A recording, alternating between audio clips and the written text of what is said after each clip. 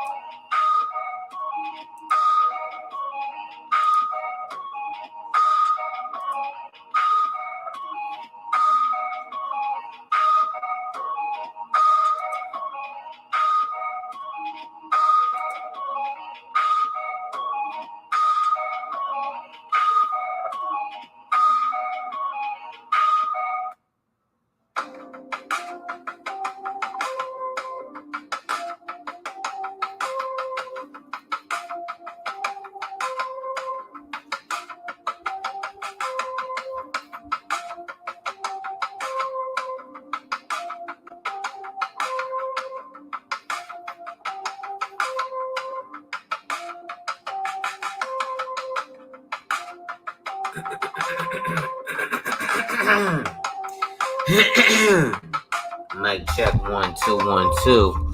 Yeah, it's your boy coming through. Yo, yo, yo, yo, yo, yo, yo, yo, yo. It's your boy, the insurance junkie, your fiduciary fella, the all-star advisor Alonzo Hall.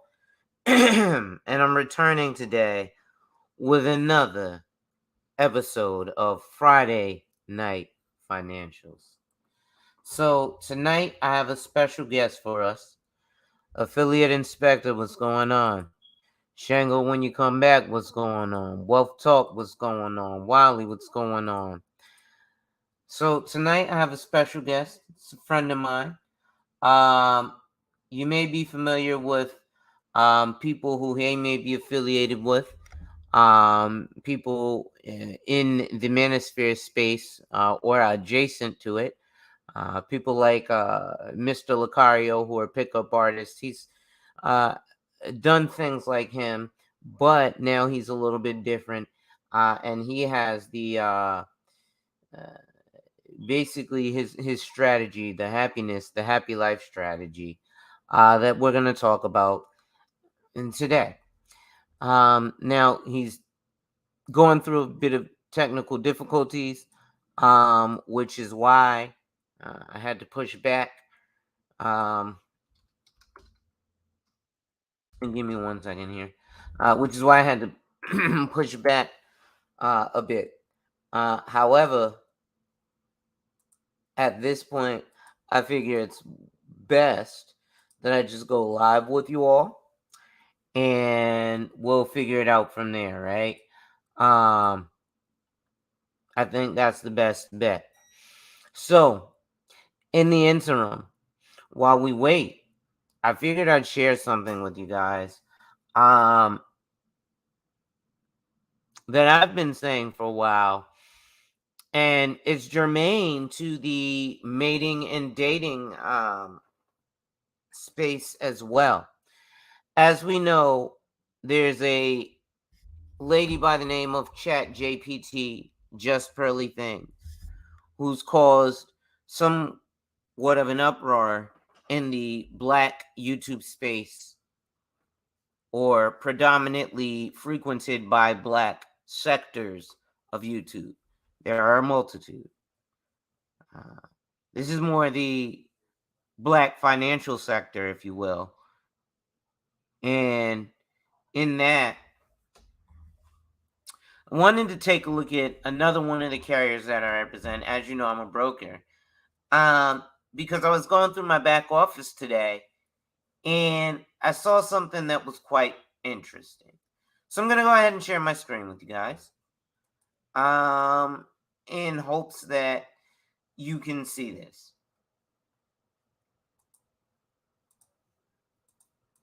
So let's see here. So as you see, for financial professionals, here's my info, because that's me. That's my sign-in, blah, blah, blah. But when I go here to topics, and, you know, some of the topics and things that we talk about, and calculators that I have to work with you, and calculators that I use in working with you to create your financial plans, I go to my diverse markets section. Women in retirement, rural consumers, LGBTQ, Hispanic, Black, and Asian. So they focus on specific markets. If you'll notice here, the Black consumer is in their inclusion and diversity markets. Ladies and gentlemen, if you're enjoying the content, make sure you hit that like, drop a comment, subscribe, and hit that notification bell so you're made aware every time I release new content. And as always, share, share, share. Lastly, to contribute to channel growth or to schedule an appointment with a licensed financial professional, the links are in the description of this video. So, as we continue, like I said, right here, They're literally showing you that they want a portion of diverse markets and specifically Black consumers. So it says, help to meet the diverse financial and retirement planning needs of your clients. Contact us. Diversity, equity, and inclusion matters. And they have a picture of a Black and an Asian woman, a Black man and an Asian woman. Okay, what's going on? How you doing today? What's up, Alonzo in chat? Right? So this is a market or two markets that are being pointed to. In 2017, the market that I focused on in real estate was the Asian market because they're one of the wealthiest groups in America. So they are probably a lot of the heads of a lot of these hedge funds, etc., who are buying up properties left and right. So diversity, equity, and inclusion matters. We're committed to being advocates for a more equitable financial services industry and world. Our Diverse Markets program is designed to showcase a variety of client demographics to better understand the potential differences and similarities among these client bases.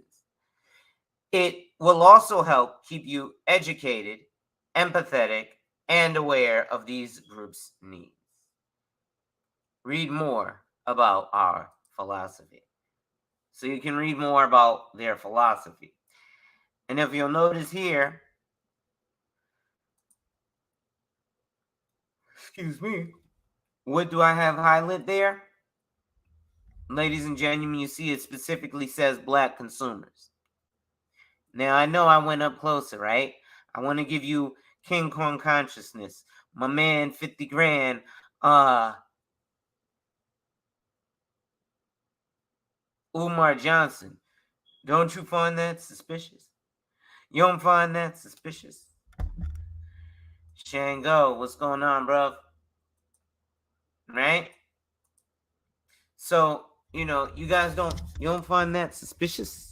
In the words of Dr. Umar Johnson. But let's get back to this. Actually, that'll take me off the screen, so you don't even need to see me at the moment. So if you'll see here,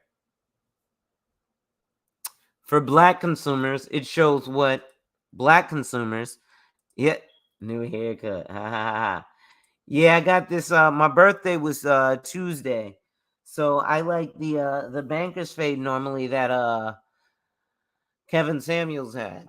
But I figured I'm younger, so I'd spice it up a bit. So I brought it back to the high top like we had in the 80's, and I got the blade brown.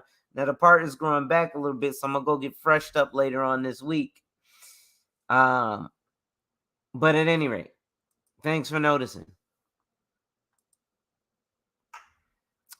So what it's showing us here is that Black people have certain things that they're concerned with. So let's see. 2021, a long-term care survey. Black consumer oversample findings. Our survey results can help you help you have meaningful discussions with your clients about LTC costs. So looking at this picture of a Black man with a beard, I now can't listen to people. He said, you look much younger. Thank you, Shango. This is what you think of now. This is the image you should look or think of when you think of financial professional and then Black men. I don't need to be completely clean shaven because Black men with money don't walk around completely clean shaven anymore. They have dreadlocks. They have braids. Now, some might have bald heads. And yes, I traditionally like a clean haircut, but I like to keep my beard grown. Well, in this younger age, as Diamond Dave was saying earlier in one of his lives, about 50% of the African American population is 35 or younger, means born in 1988 or after. So if about half of our population is 35 or under, then obviously half is 36 and over. but then that gets split. How much of that 36 and over is 36 to 44, right?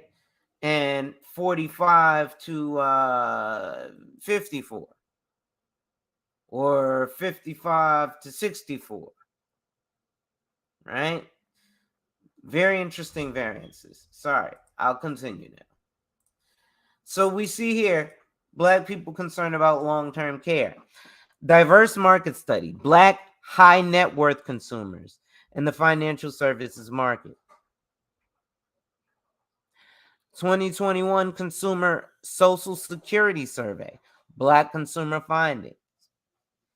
Building financial bridges with Black consumers. For younger Black generations, health and finances are a two-way street. Understanding the needs of Black consumers. So you see, they study this stuff, ladies and gentlemen. So when we have people now suddenly surprised about people like Chat JBT, or like I call her the Lily linebacker. And yeah, I'm late on it, but I'm doing a little bit of filler until my guest comes on. If he comes on.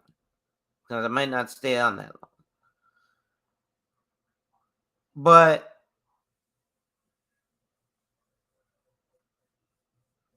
she studied what we do. She studied how we work. She studied the algorithms of that space. And then she came out and became very successful. So as you see here, financial services companies have been studying a multitude of markets. And what they're trying to do now is focus on how to capture more of the African American market. Now, according to the CAAFP, I believe it's only 51%. I'm sorry, 51%. Only 6% of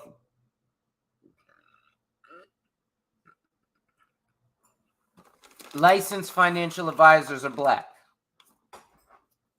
6.7% of the industry. Now, you have a lot of Wall Street trappers and Tony the Closers, and nothing against them, but they're not licensed, so there's no recourse. So imagine if somebody could come and punch you in the face and stand there, and you couldn't do anything back to them. You couldn't punch them back. You couldn't call the police on them and have them arrested for assault. You couldn't sue them for assault. You just had to allow them to punch you in the face. Well, that's what it's like when you go to get your investment advice from someone who's not licensed. It's just, oh my God, you punched me. You can't hit me back. You can't call someone else to hit me. You can't call the police on me for assault. You can't sue me for the damages to you.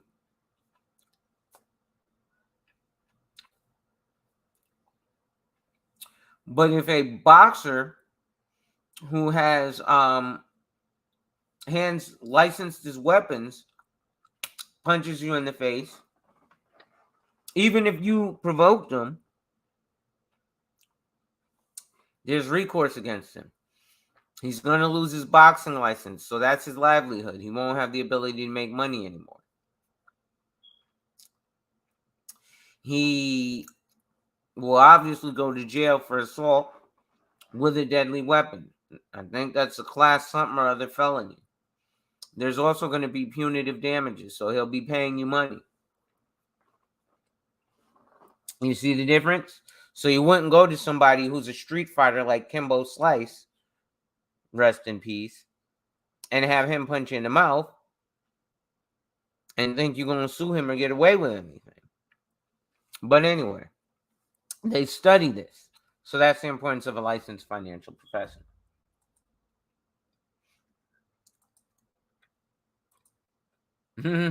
Thanks, right? So let's see. Black caregivers carry the weight during the pandemic.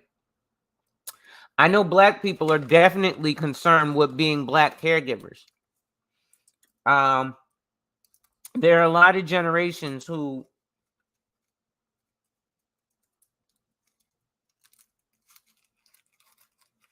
are having to take care of older parents. We're some of that generation.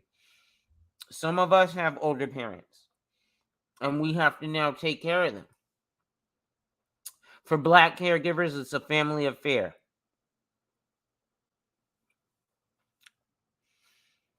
Black caregivers face added challenges.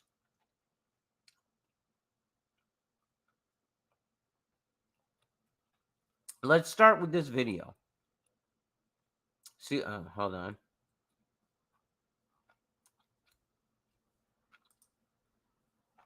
Let me stop that. Share the next screen with y'all.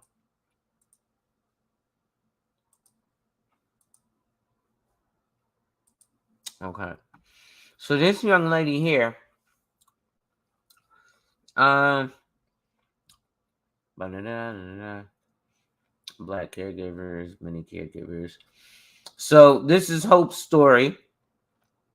And then you can learn about the perspective of Black caregivers. So let's see.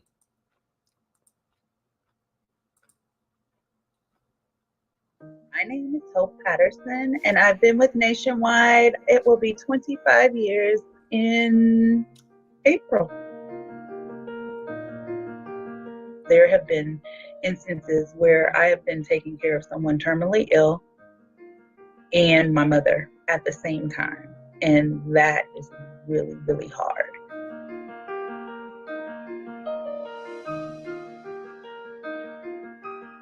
It's been a lot. So that all happened in the matter of 3 years, So just imagine, having someone in hospice and then as well as taking care of my mom. Trying to take care of them both. It felt like 24 hours a day, and trying to get up on, no sleep or very little sleep and make it to work and be able to focus and be productive. It just wasn't working. A lot of caregivers have that fear. What if something happens to me? Who is going to take care of the person that I'm taking care of? And that is the hardest part.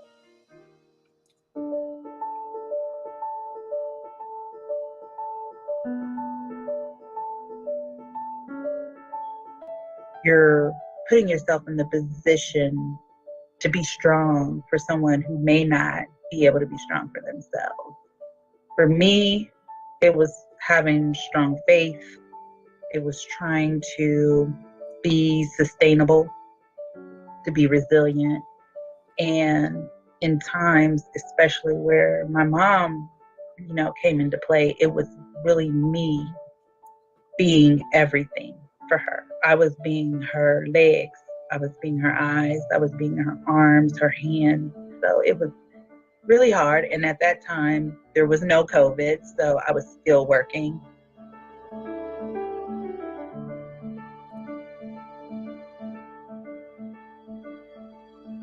It was really hard because here we are still, how do we quarantine in a house where we all have to be? So instantly I quarantined my mom in a room, doors shut, quarantined my husband in our bedroom, door shut. My son was home from college. He was quarantined in his room, door shut. And because I had to be a caregiver to everyone that I didn't want to be exposed, I was in a guest room, quarantine, and trying to still take care of them. It was really like the ultimate test of faith. I had to put on my full armor and get ready to box up and do whatever I had to fight this ugly disease. I had nowhere to go to escape. I found myself in a bathroom multiple times, just shutting the door, playing like I was cleaning the bathroom, and really just breaking down in tears. Emotionally, I was drained. So before I continue the video, you can see how here she's She's already described that she's went through a lot. She had her mother and then her in-laws both going through hospice and all this stuff at the same time. So she's taking care of them. She's got kids. She's got a husband. So she still wants to keep her love life going. She's got kids pulling at her. She's still got to go to work and be productive. There's a lot of things that are going on at the same time. Now, we're going to see how things like long-term care insurance are coming into play, because now, at least when her husband and kid was healthy, her son was off in college, young kids doing whatever, and her husband's able to work, and at least they're probably both got the burden of taking care of the in-laws and her mother. And now everybody's got COVID except for her, and she's still got to go to work and quarantine them and take care of them simultaneously. It would have been good to have some money to even be like, you know what, I can take X amount of weeks off of work to deal with A, B, C, X, Y, Z, and everybody who's going through everything. So let's continue here.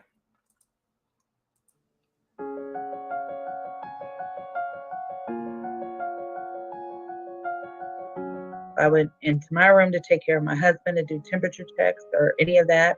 I had a mask on. I had gloves on. I had in one arm a bundle of sanitizing wipes and everything, and then walking out of that room after wiping everything down, handles and walls and anything I touched, to immediately stripping that off in a plastic bag I had in this arm, trying to get it off, to go wash my hands and get myself together, and then mask up to go into my mom's room.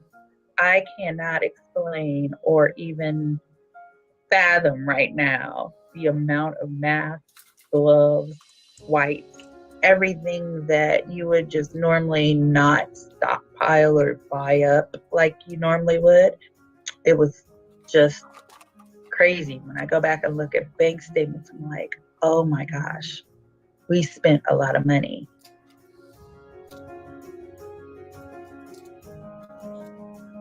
If you don't plan for it, it kind of hits you a little bit harder than if you would. So for me, being a caregiver, my message to other caregivers is, no matter how small, if you have to cut out something, put something up.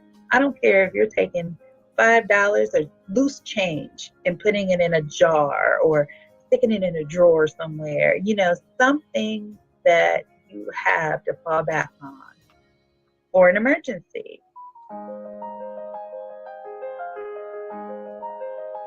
You have to have a plan. You have to be financially prepared for it all. Caregiving is a big umbrella which everything falls, whether it be setting up some type of long-term care account or some type of retirement account or some type of annuity or something of that nature to help them, plan for being a caregiver. It's really about being prepared and being aware. A lot of people always say, oh, you take care of your mom, you take care of a lot of people, and your reward is coming. And then I'm like, I'm not doing this to be rewarded. I'm doing it because as a daughter, as even a friend, a daughter-in-law, a wife, a mother, a sister, it's the right thing to do.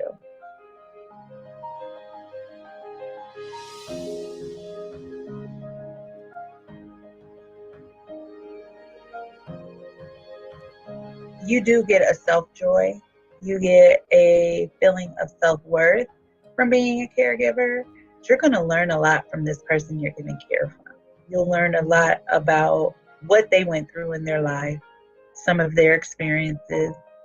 You may even get to learn a little bit about history. It actually does kind of bring you closer to that person. People that you're caring for don't always say it. Just know that they deep down, they do appreciate it, I believe. So, yeah, that makes me feel good.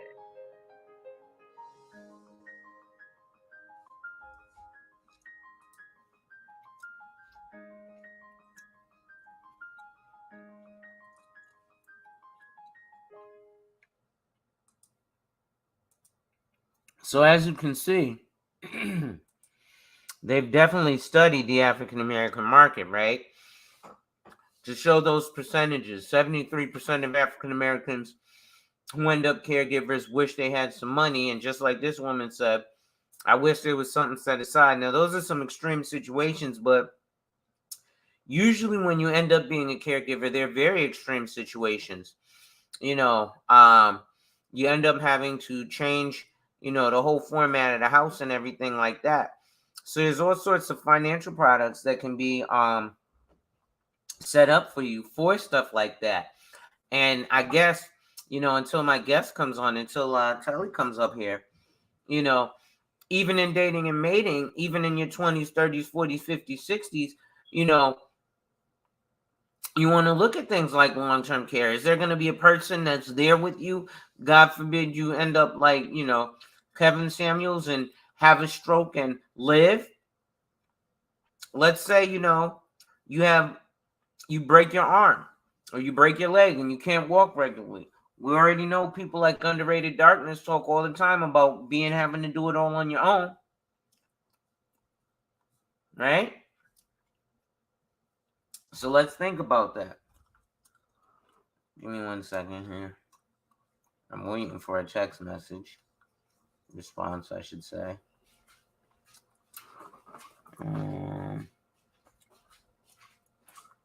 It's crazy.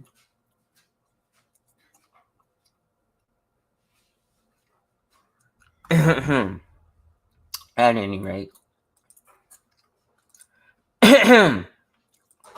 So let's continue going here.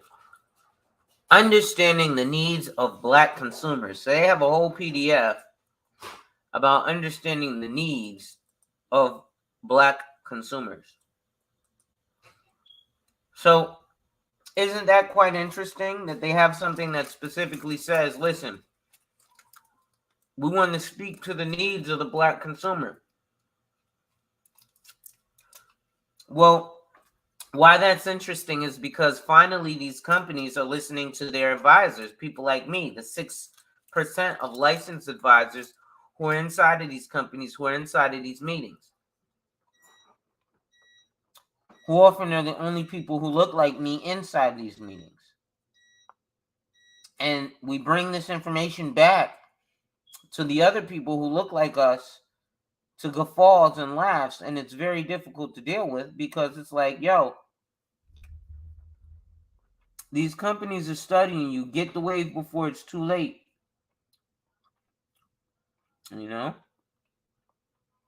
And so many times we seem to often miss that wave. And it's just a little saddening. Nothing crazy. But a little saddening. So let's look here. They have an entire PDF. They have a freaking white paper for all you guys who like crypto, right?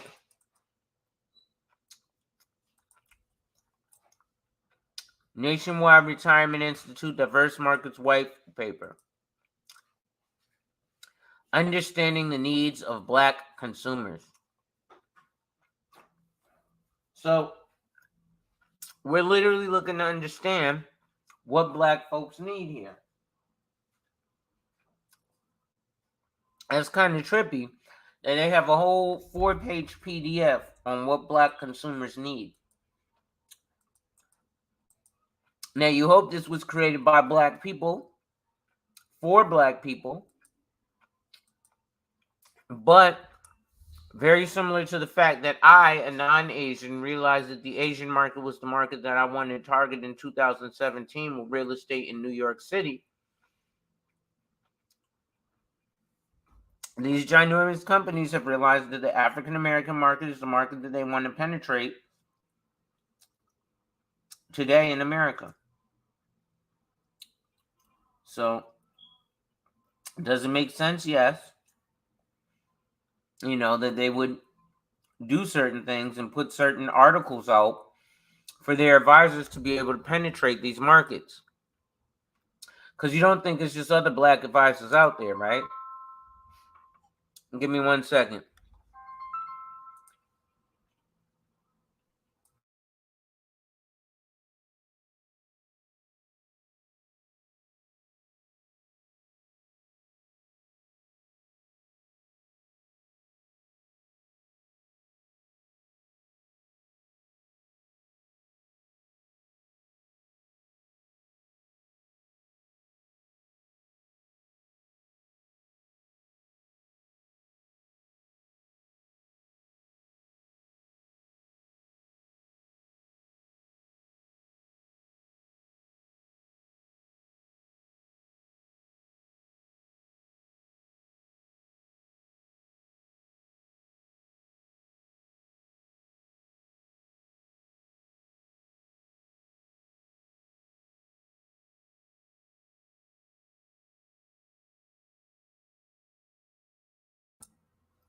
Sorry about that, y'all.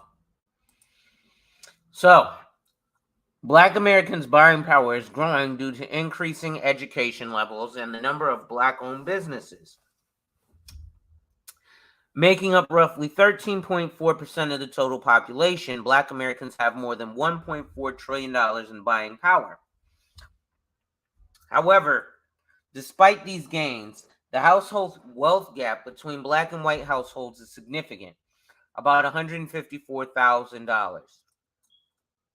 That's a pretty big difference, folks, in wealth. So, this paper will look at the numbers that reflect current disparities in opportunities for Black consumers, as well as recent research points that points the industry toward a more equitable future, better serving the Black community through increased access to Black financial professionals and thoughtful outreach by non-Black professionals. So basically, if the industry is 6% Black people and the country is 13% Black people, how heavy of a chance do you think Black people really have in terms of getting quite the service from other Black advisors? It's not highly likely, to be honest. It sounds weird, but it's a reality.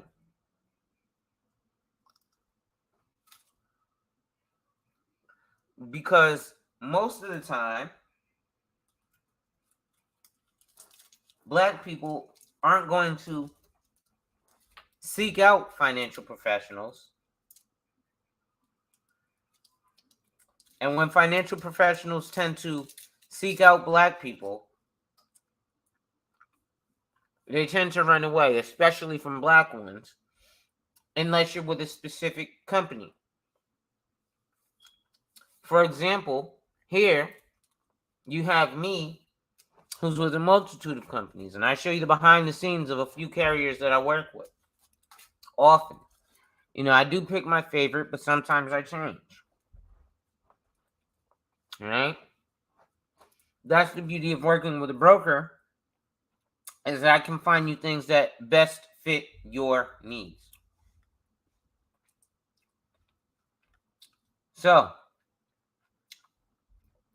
statistics reveal the problem.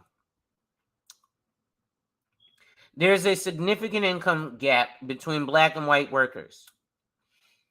Black males earn only 87 cents on the dollar compared with white males. Black females earn 63 cents for every dollar earned by white males. I don't know why you would compare Black women to white men, but that's one of those issues that people tend to have in the O-spheres. It is important to note that factors have not been controlled for these wage gaps. So we're not comparing same job title and experience, but the discrepancies speak to social barriers, opportunity gaps, and occupational differences. In 2018, the median income of Black households was roughly $26,000 lower than that of white households. Now that's pretty incredible. Hold on, folks. I have my guest here. Telly, what's up, brother? Hey, how is everybody? Sorry for the delay. I was on Suvian time, and I guess everybody else is on Eastern Daylight Time. So a little mix up in the communications. My apologies, but hopefully I can make up for it with a little bit of wisdom. All right, cool. So, ladies and gentlemen, we were talking about, dating and finance in your 20s, 30s, and beyond. Definitely, we looked at the financial aspect, and we definitely took a look at, for specifically the Black community. So, Telly, just to catch you up, I was just reading a little bit of an article here from one of the carriers I represent nationwide, literally showing understanding the needs of the Black community. Because of things like this, I was looking at my diverse markets, and they literally have, boom, specifically for Black consumers. And so we were taking a look at the understanding the needs of Black consumers and reading what it is that it seems Black consumers are specifically concerned with. What's going on, Nicer? And so that actually, especially with this tab, for younger Black generations, health and finances are a two-way street. So that correlates perfectly. In fact, that correlates perfectly with, kind of how I wanted to bring you in. Because you definitely speak about not just mating and dating, but happiness in general, right? And happiness in general obviously has an effect on your dating life. Um, so if you would, I don't know that if in the bio everyone is familiar with your information. So firstly, ladies and gentlemen, if you're enjoying the content, make sure you hit that like, drop a comment, subscribe, and hit that notification bell so you're made aware every time I release new content. And as always, share, share, share. Lastly, to contribute to channel growth or to schedule a one-on-one appointment with a licensed financial professional, the links are in the description of this video. So as we proceed to give you what you need, we have our special guest here, and he is the designer, editor, and CEO, founder and CEO, excuse me, of the Happy Life Strategy. And he's been around for quite a while, done some publishing. So I'll let you tell them a little bit more about yourself. I'll go ahead and zip my lip for a little bit, and then I'll get into asking you a couple questions. Go ahead while I pull up the questions. Just tell us a little bit about, background of who you are and what you do.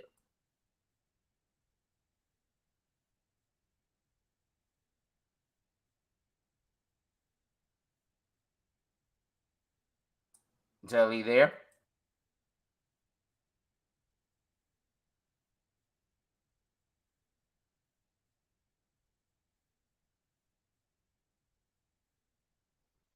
Hello, can you hear me, Alonzo? Yep, I Can hear you?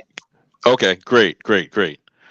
So I originally um, came to this um, initiative and way of life through actually the dating and relationship coaching sphere. Um, my background is that I used to be a dating coach, single men. I expanded to single women.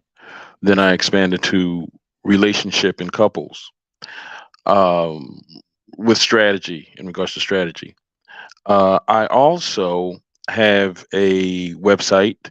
It is called the love and sex news.com. And it's news, knowledge, opinion, and advice about the two things that everyone wants. In doing this website, I kind of gathered a lot of information. And what I realized is everybody wants love. And right from the start, I've always wondered there's 8 billion of us. We all want love, but how many people know how to find it, get it, keep it? And you find that very few do. So I've been on a lifelong search and journey on to figure out what that was and how it manifested itself. Along that journey, what I realized is while that is key and paramount to life, there's also other fears, also other spheres. And these realms are mental, spiritual, financial, physical, uh, happiness, and all of these things balance. What I've realized is that you have to balance life, and life is balancing. It's very the paradox is very interesting because you have to balance, and what you're balancing is you're balancing your life, you're balancing career and work, you're balancing yourself, um, you're trying to then juggle family, friends, um, romance. So it's you're balancing and you're juggling, and then you try and find someone that you're balancing and juggling. They, are doing the same thing, and we're all doing this right from the start at a young age. And how many of us have had good, solid role models? And even with that, you still are going to make mistakes.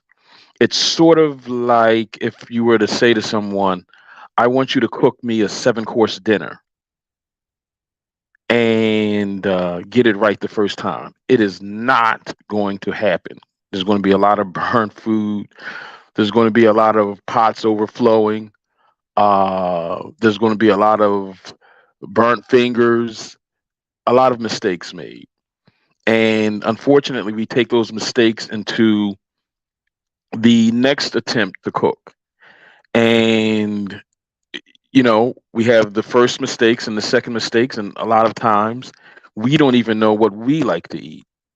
So it takes time and experience. Unfortunately, by the time you have a little bit of experience, your life is basically over.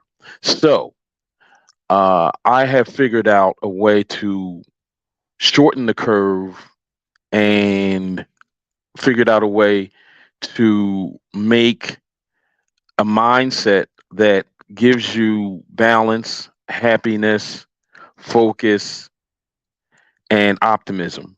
Uh, Peace of mind as well about the past, the present, and the future.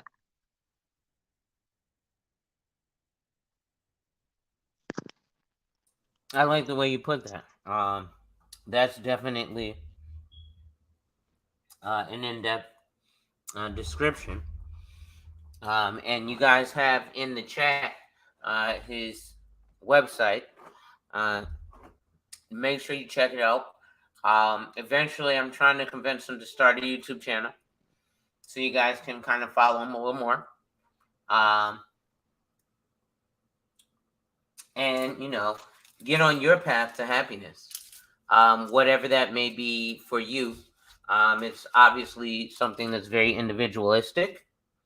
So, your happiness is not mine and vice versa, though they may coincide. Right, right. I try and help people. I feel as though I'm in the fourth quarter of life, and I have been so blessed and fortunate with all of the good vibes, all the love, all the encouragement that I have been given. So I just want to give that back.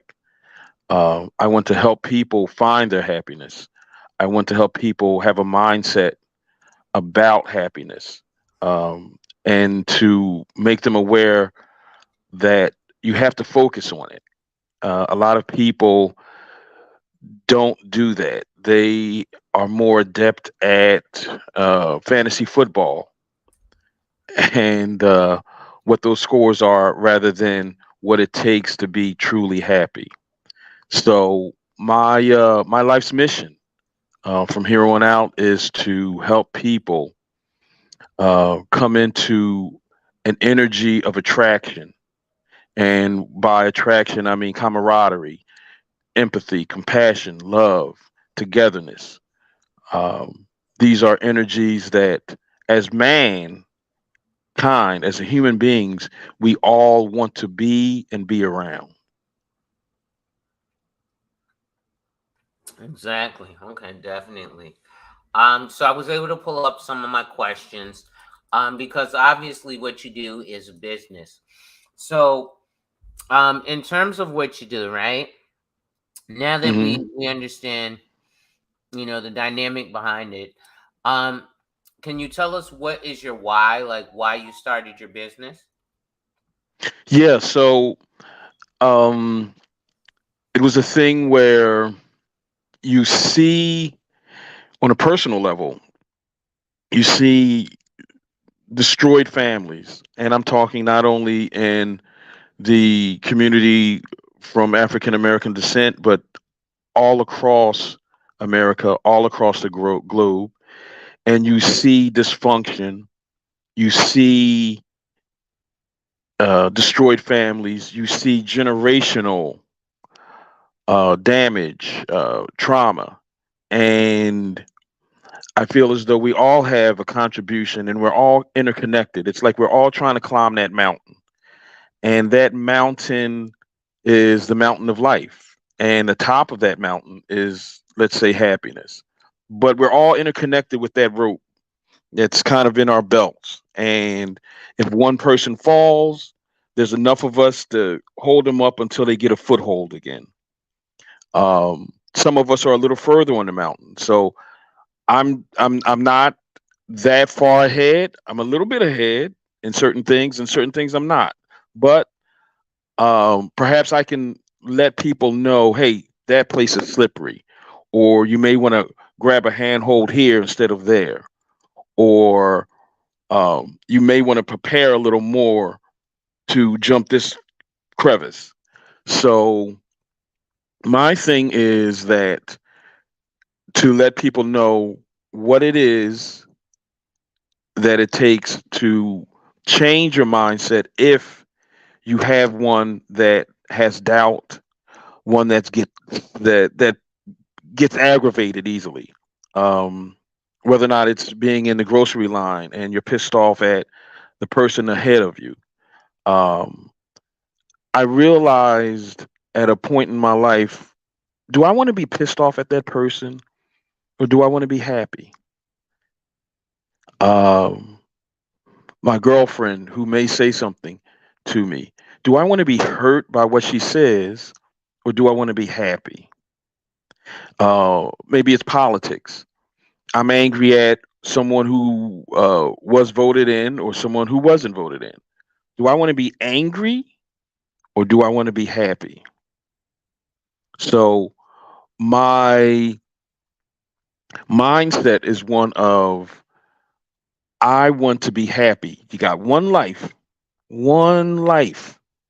You can spend it being angry, pissed, and in energies that are repelling. Or you can take this one life, and we are blessed to have it. We are blessed to be here in this age and time where we have so much, so much. I want to take that time that I have and apply it to attracting energies, apply it to being grateful, apply it to laughing, loving, living, learning, listening, listening to my mind, body, soul, heart, spirit. I know if I do that every day, I'm going to be happy.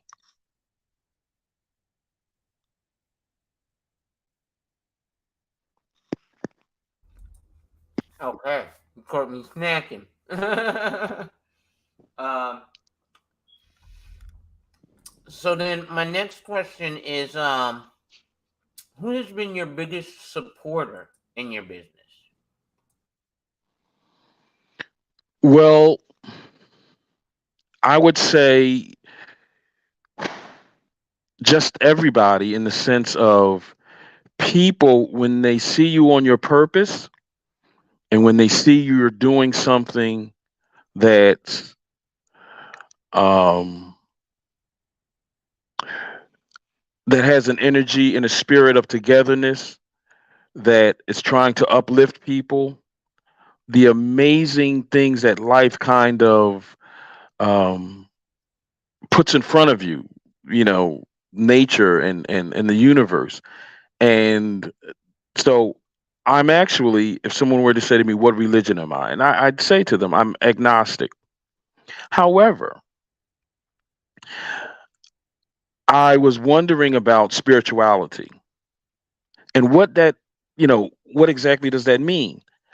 So, um, and how to quantify it. I think it's very important to have definitions about things. For instance, what's the definition of a relationship? Uh, of course, there are individual things and you season to taste, but there's also a basic ingredient. And that basic ingredient is a relationship is a needs fulfillment exchange. You have needs and your partner has needs, and you agree to fulfill each other's needs, either overtly or covertly. The more needs you can fulfill, the better the relationship.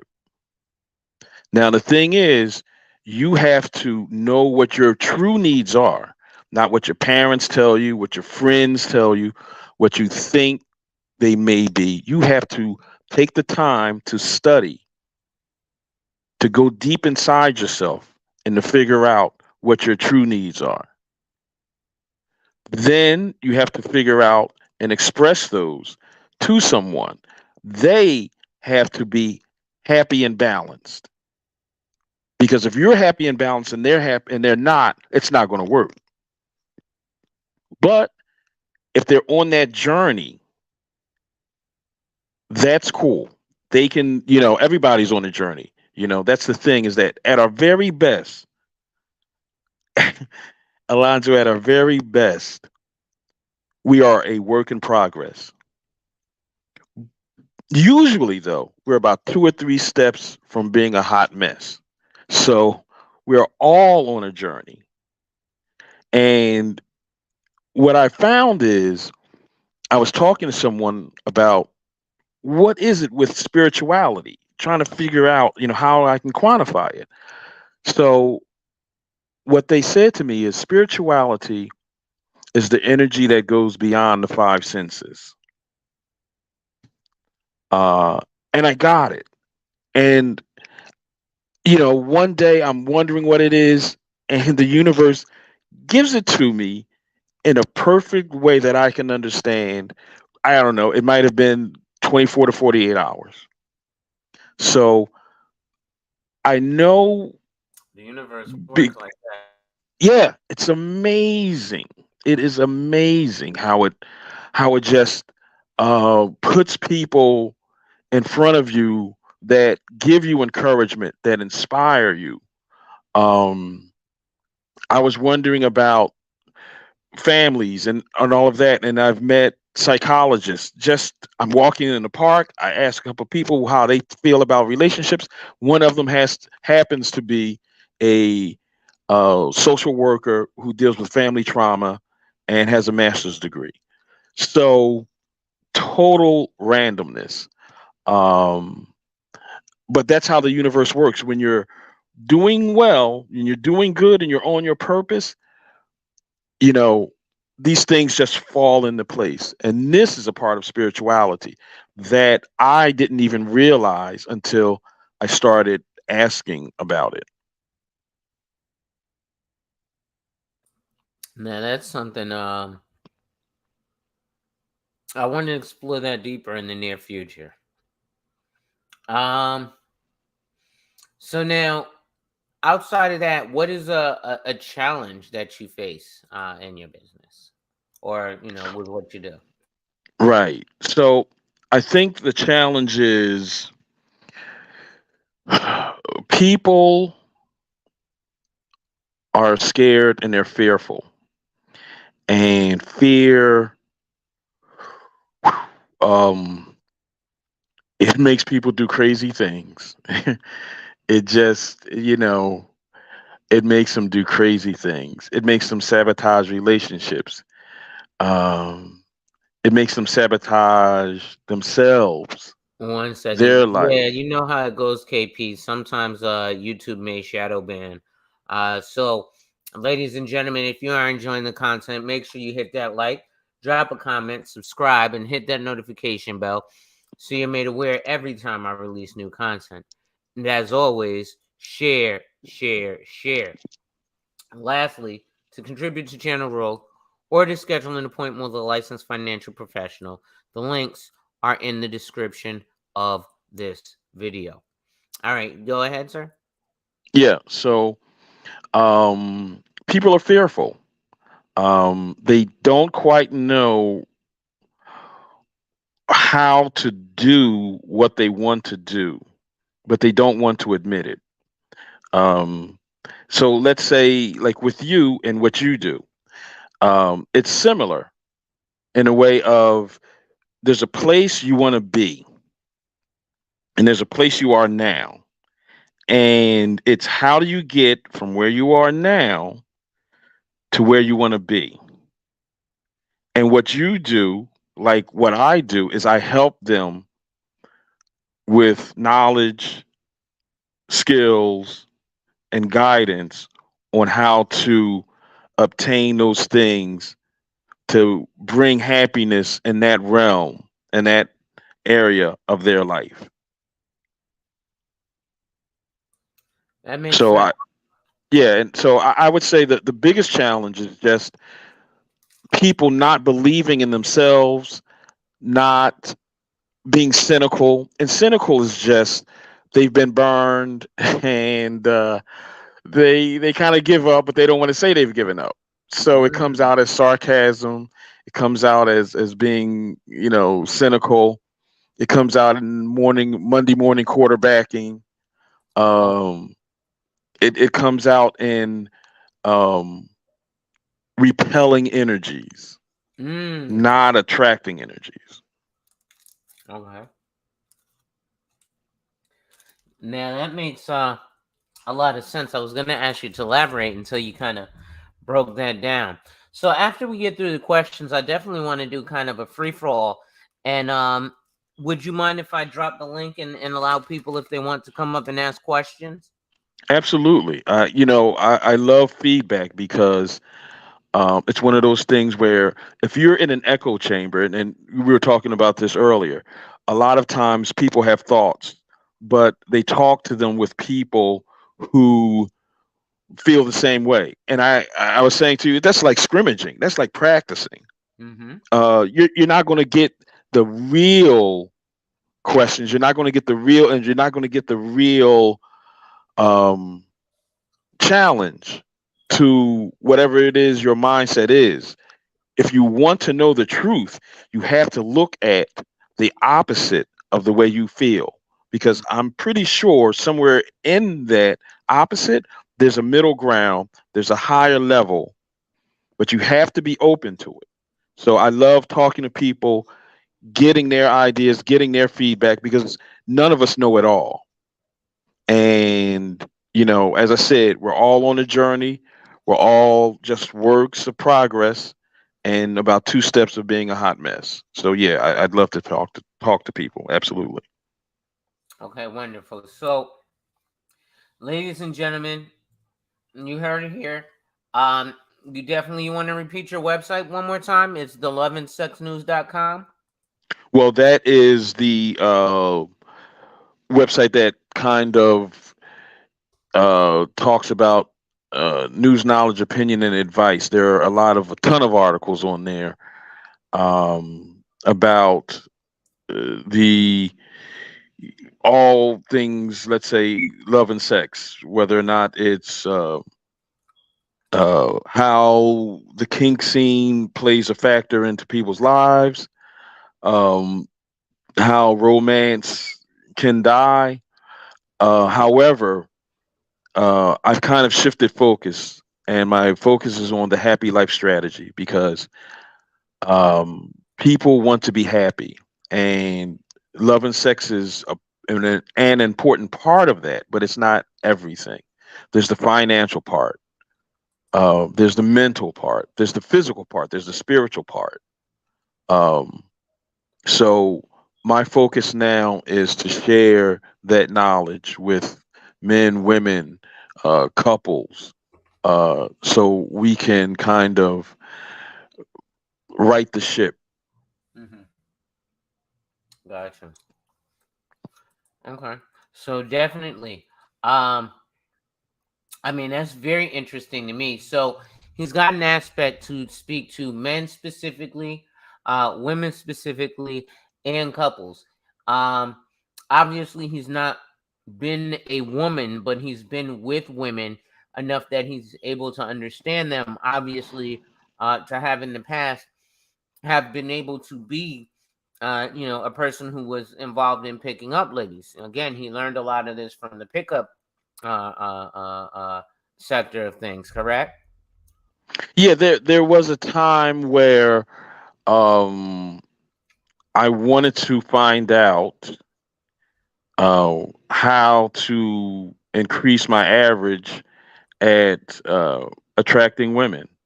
Um, I knew I could do better.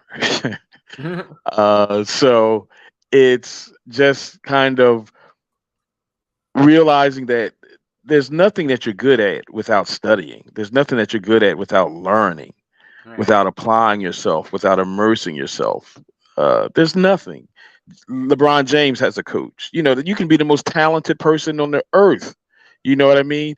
And Yeah. you still need to learn a little bit of a technique to give you a little more of an edge, whether or not it's running. Usain Bolt has a coach to teach him how to run. You know what I mean? Mm. Michael Phelps had a coach to teach him how to swim.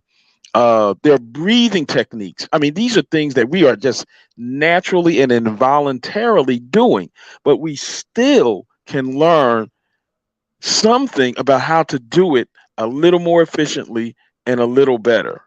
Mm. Um, Tom Brady, uh, uh, goalies, they have um coaching on how to improve their sight. Right. You know what I mean? So there's nothing that you do that you cannot learn something and learn a technique to get better at it. So I figured if I want to have love in my life and I want to increase those chances, I better learn something about it. I better Mm. learn. So that's how I got into it. Okay. Well, that's definitely cool. And that makes absolutely a lot of sense. Um, so let me ask you this now, especially with what you do. What does the phrase "Do you work in your business or on your business" mean to you, and which one do you do? Work. I am blessed enough that I have found that they're both the same. Um, in the sense of there is a technical side of business, uh, and I have a curiosity about that. And then there's the and let's say that's the science side, and then there's the art side, which is connection with people and figuring out how to reach people and how to bring those attracting energies into something that people can understand. So I am constantly learning because I've kind of tuned myself into learning. So it's one of those things where it's when you have a radio station and you're dialing and there's 29,000 stations, but you kind of tune yourself or you tune a radio station into what you want to Mm. listen to. So I want to listen to, let's say, at certain times, financial information because, no matter how spiritual we are, Mm-hmm. Con Ed says you got to pay me in dollars, Mm-hmm. you know. So You can't you can heap be praise on a spiritual, poor bottle. right, exactly, right. So there is a part of that. Yeah, Uh, God said, "Let there be light." Content said, "Pay for it." right, right, and so it's one of those things where how can I, and it's all mindset. It's all mindset. So it's how can I do this to make this interesting to me? And once again, in doing the happy life strategy, I'm trying to figure these things out, and the energy comes to me throughout just from all over. So I'm listening to something and I'm talking to someone and they're talking about gaming. Mm-hmm. And I'm listening to this and I'm like, yes, look at it as a game. Mm. And if you look at it as a game, you don't mind if it fails. You don't go, oh no, I'm never going to play again. And you throw the, you know what I mean, controller down. It's, oh wow, I got to this level. But Yeah. now let me see if I do this, can I get to the next level? Mm-hmm. And you're ready to play again tomorrow. And you're ready to play it again the next day. You know, Man. there might be a little bit of frustration every now and then, but you never give up on the game. Mm-mm. So I want to learn about everything. And that is my mindset. Is I look at it like the 5 L's. I want to live, I want to love, I want to laugh, I want to learn, and I want to listen. And if I do those 5 things, and that is my criteria of growth, because with growth is movement and movement is life. When things are, when they stop moving, they're pretty Mm-hmm. much dead. Mm. Everything is moving because everything is changing. So movement is life. I want to move. I want to live. I want to live at a level that says, I got this one chance. Let me do all that I can to grab that chance and to maximize it and to leverage it. Mm. Okay. Think I got maybe two more questions, and then I just want to start free flowing. So what is your favorite part of what you do? Um, Teaching and learning and laughing. You know what I mean? Uh, I look at everything and laugh. You know, my brother had a brother I lost uh, end of January to cancer, My condolences. and thank you. And one day I find myself crying about it, and then I said to myself, wait, what the hell are you crying about? He's the one that's dying. He's the one in pain. Like, Mm. you know, here you are crying. It's like, you know, you're not feeling any pain. Mm. So, you know, I had to laugh at myself. Um, if there is a hell, for me, I'll be perpetually trying to find something because I'm always losing shit. Mm. So, um, I just, you know, you have to find the funny in things. You have to find laughter in it. So, um, laughter is a good part and a big part of my connection. Um, and just teaching people and seeing when they get it and them going, yeah, I got you on that. I didn't think about that. I got you on that. I understand that. And vice versa. And vice versa on that. Where I go, oh, yeah, that's it. I've been trying to find that answer. I didn't think about it in that way. Damn, thank you. And that type of energy that goes back and forth between people, it's amazing. And the feeling you get from that is amazing. Mm-hmm. So that's beautiful. Um, that sounds like a fun part because we're like the feeling you get from that is amazing. And I can even correlate that to, with what I do for a living. For example, with insurance, it's kind of a bittersweet feeling, right? Hmm. And a lot of agents haven't gotten to do what I have, which is deliver a death benefit check, right? So imagine you're, some black kid walking into a funeral of people where, vastly nobody there looks like you. You don't know anyone there, so now everyone is looking at you suspect. And you walk up and you're asking for the widow. And that's a freaky moment because they're like, what are you here for? And then you reach in your pocket, and are you Jane Smith? Yes. Here's an envelope. Now, I mean, they've changed it since, but, here's an envelope. Right. Oh, my God. John left me $250,000. Oh, my God. The mortgage is paid off. I can buy that new, Mercedes Benz, and I've got money left over for retirement. And my children, like, wow, the relief of, because we all, have that nagging, damn, did I do enough to provide for my family? And most of us know we haven't.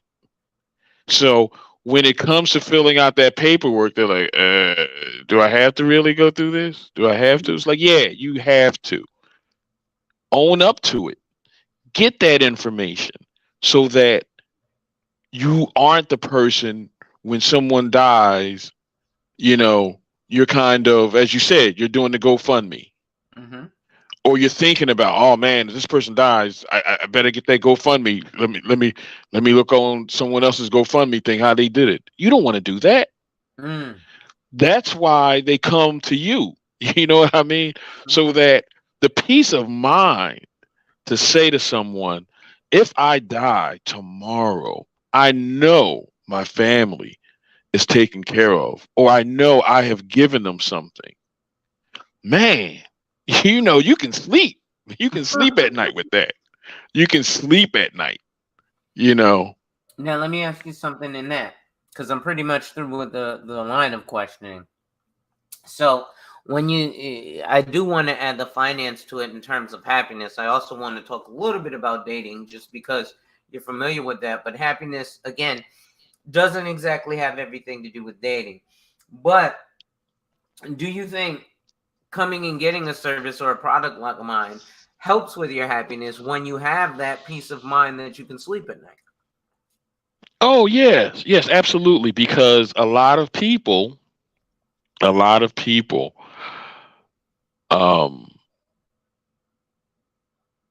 of the keys to life is focus. If you can focus on something, you can kind of figure it out. The thing that I think people don't realize is that life is a challenge, and, everybody has challenges. The only people that don't have challenges live in the graveyard. So everybody has challenges. And along with those challenges come opportunities, you know what I mean, to learn. In the dating realm, right?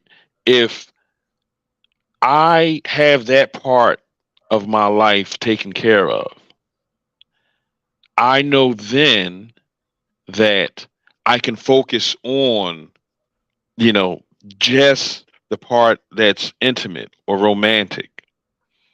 I know if I have provided for my children, then they can get the partner that they want, not the partner that they need. I don't want my daughter to have to be with a guy because he has money. He may be an asshole, but he has money because I didn't leave her money. So now she has to scramble and do things because I didn't do. So I want to make sure that I put myself in a financial position so that when it comes time for my daughter and my son to pick a mate, they are doing it for the right reasons, because there's nothing more important than your mate selection. Mate selection is generational. You can get a new job, right? The person that you lay with, the person that you love, that the impact upon you, the impact upon your world is immeasurable. So if I can put those things together as far as finances go, then that's one less thing that I have to that's one less thing I have to worry about. Then I can concentrate on the things that are the other spheres, the other areas, the other facets that mean something. So I want to have that part taken care of. Okay, definitely. I think that makes absolute sense. And like you said, there are a lot of, people who listen. I'm up at night. That's actually, I did a poll on my channel earlier. And the question was, what is your biggest financial concern? Debt, the cost of real estate, caring for aging parents or children, or planning for retirement. Resoundingly, it was planning for retirement, 50%. Wow. Wow. Everything else Wow. was everything else had 10%, but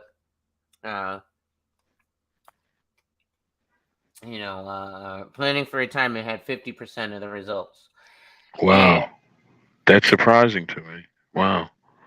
but what people don't think about in planning for retirement, a lot of these things are all rolled into one. Because Everything is connected. Yeah. Yeah. in planning for retirement, you need to be concerned with the cost of real estate. Because, the average age of a first-time home buyer is about 52. To lock yourself into a 30, now 40-year commitment. Right. I remember you saying that. Yeah. When you were teaching me some things, you were saying now that they have these longer term financial vehicles.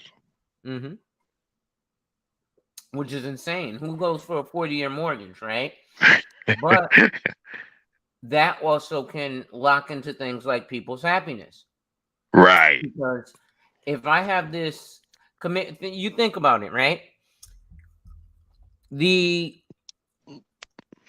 In my world, we call them the the basic things, right? Get a 401k, retirement account, blah blah blah. But they're the status quo items, right? So that's an IRA and a 401k. These are tax deferred instead of tax free. And that's a different story. Give me 1 second. My man Sheed came up. So, we'll get pointed to those tax deferred instead of tax free buckets. And I think, there are some strategies that get missed. But I'll pause there. Sheed, what's going on, brother?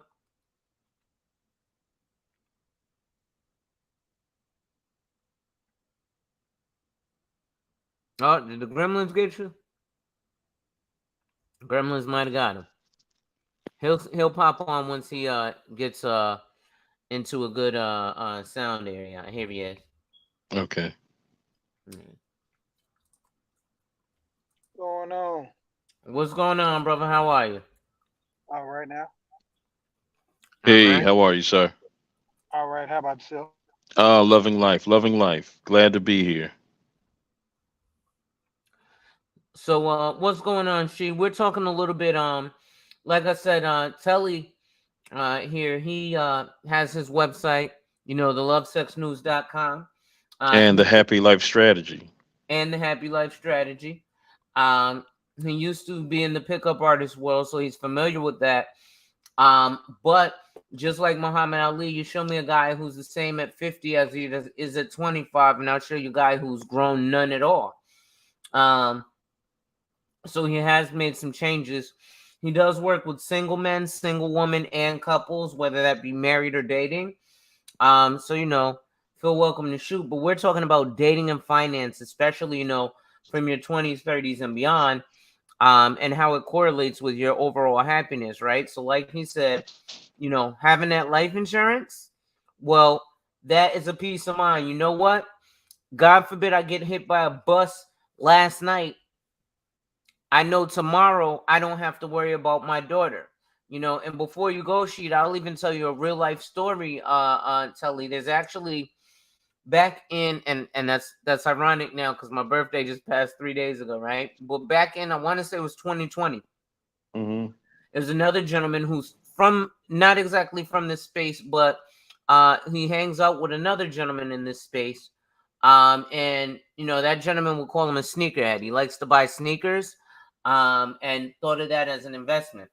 Anyway, long story short, he and I had actually sat together, and I showed him a life insurance policy for as little as $100 a month. He was like 52 years of age, just purchased a house and a King Ranch Ford for about the same price, so 150 grand each. So he's 300 grand in the hole. He had a daughter who at the time was 17. Fast forward to spring of 2022, he died of COVID. His daughter was now 19 in college age. She was now left with the car note, mortgage, and the expense of going to college. Miss Queen, what's going on? So now at this point, what does she do? She's obviously not financially stable. She don't know nothing about the King Ranch Ford, so she's probably going to sell the car at a loss. And there's no way she's going to sell the house at a loss, being bought just that recently. Yes, thank you. So ahead, smash that like and share me out, sis. I appreciate it. Right? So with that, where does she recover? So that peace of mind was something that unfortunately he thought he may have had, but he's probably turning in his grave looking, seeing that, God forbid his daughter's getting her cheeks clapped by some dude in a wave cap with a buy here, pay here Benz with 300,000 miles because he had 40 bucks and looked like he had some money. And, she was in a desperate position. We've seen it too many times. Sorry to get so graphic. But go ahead, fellas. Yeah, I was thinking, and you just, pointed up something that I hadn't thought about because I lost my parents early. But, there's that part of it, as you said, about retirement, and you did the poll, but a lot of us have parents that are older, and people are living longer. And man, that's something where, you know, you want to do for your parents. You know what I mean? How many people who you hear make it financially and they say the first thing they did is they bought their parents because they know they owe their gratitude to their parents. And for your parents to get to a place and time where they need you after all they've done and you can't deliver for them, that guilt that's eating you, how can you be happy? How can you be happy? How can you have peace of mind?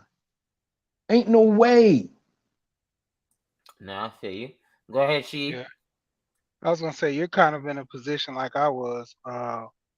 My mother and father died when I was young, and I was raised by my grandmother. I think it was about 6 or 7 years old. I think seven, 6, yeah, 6 years old. Mm, And the crazy part about that was, my dad had a lot of stuff in plan. He was in the military, so the military was able to give my grandmother some money and all that stuff throughout our to becoming adulthood at 18, and had some things in play for us a trust. But with me, I was like, if anything was to happen to me, how could I do that for my kids and I didn't go to the military? So mm-hmm. my great grandma always talked about life insurance. So that's why I was like, well, get life insurance because I had the what was it, like the Gerber plan, one of them term life when you was a kid. My Right. grandma, she cashed out on it when I got older. I think it wasn't worth nothing, but probably about I think $300-400 or something maybe because they was paying the bare minimum on it to where because when we stayed out west, you was only expected to see on average 21. Most of those kids in Cali and New Mexico, Arizona, if you could get It's past wealthier than 25, you was you. doing good. Right. Yeah. Right. And so most didn't live to see 18, and some of them barely hit 21 because game banging was rampant out there, and that was the thing. So the plan was set up. Hey, if you ever get popped or anything, hey, we get a little money to bury you and stuff. And so I'm like, what could I do for my kids? And that was when life insurance was presented to me because my great grandma, she always say, you don't want to be a burden to nobody. She was like, Right. get you some insurance. And Right. then, when I came in this space, like I tell Alonzo, I'm like, Kevin always talked about being the breadwinner and the provider in the family. So you mean to tell me if you're the one that's beating your chest and telling everybody, I'm the man, I got the responsibility, I should run the house, but you're not responsible enough to get life insurance for your family to where if anything happens, life still goes on, whether you dare or not. But the Right. Right. bills, will supplement for the life insurance. So, Mm-hmm. that's why I never get that when I hear, that's why when a guy start talking about how they running stuff, I can tell if you got life insurance. Because I pop those questions out. You got life insurance? Yeah, I got. How much you got? Uh, you off the back. I'm telling you. I'm like, I got three policies, 100 some thousand, another 100 some thousand, three on that one, and I'm looking to get more, and going from there. It's just like when you start stuttering, that's like, hey, what do you work at? Why you want to know? You probably stay in somebody's basement. You probably don't have a job, and if you do have a job, it might be embarrassing to where you don't want to share it. I mean, stuff like that. Like I tell people, hey, I drive trucks. Hey, come on, like, hey, get them off. That's why I tell them, hey, Mm-hmm. man, this life insurance is for my family. If anything ever happens to me, my family's good.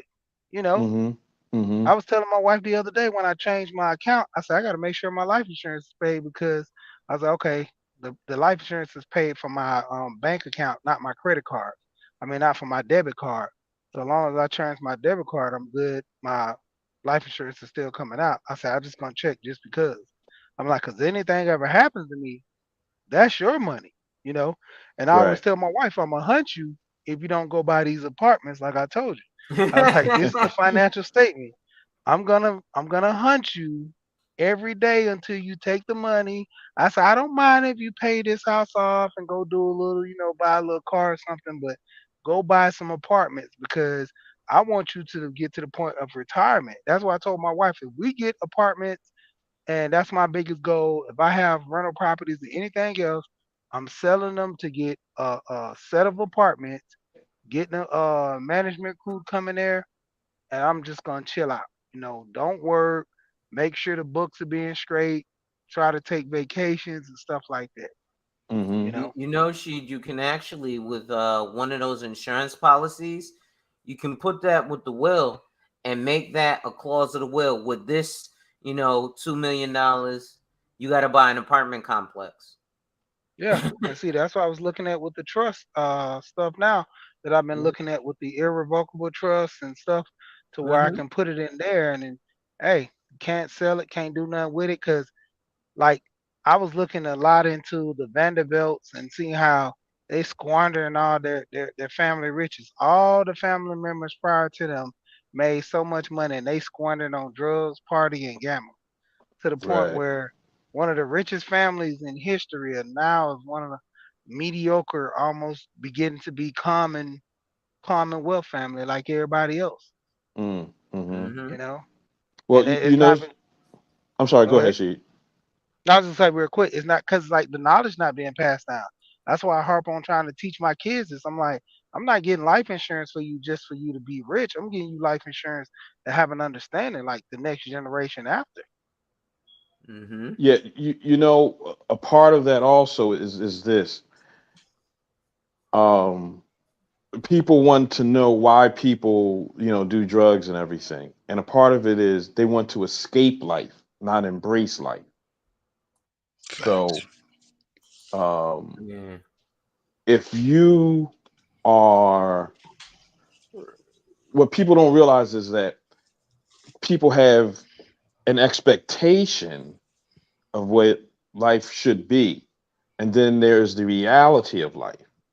And I suspect with a lot of people who are rich and are on drugs and that types of things, they don't have, and they have never been taught about having a purpose, about attracting energies. And those energies are the ones that you're giving. Because, it's better to give than receive. Because when you give something, you know what I mean? The feeling you get is amazing. If you're giving something of value, which is not necessarily a car, it's giving knowledge and hope and love. You know what I mean? If you're giving those things, man, you're living. You're living. I don't think a lot of times they were taught that it's the basic things. It's the gratitude. You can't be mad or angry or depressed if you're grateful. Cannot. They cannot exist at the same place. You know, if you are grateful for what you have, no matter how much or how little it is, right? That is a start of, okay, then from there, I can work this. Even if you can't do a $1 million policy, you can do something. And that little bit of something may be just enough to give your next of kin a little bit of breathing room, just a little bit of breathing room. And that might be the breathing room that they need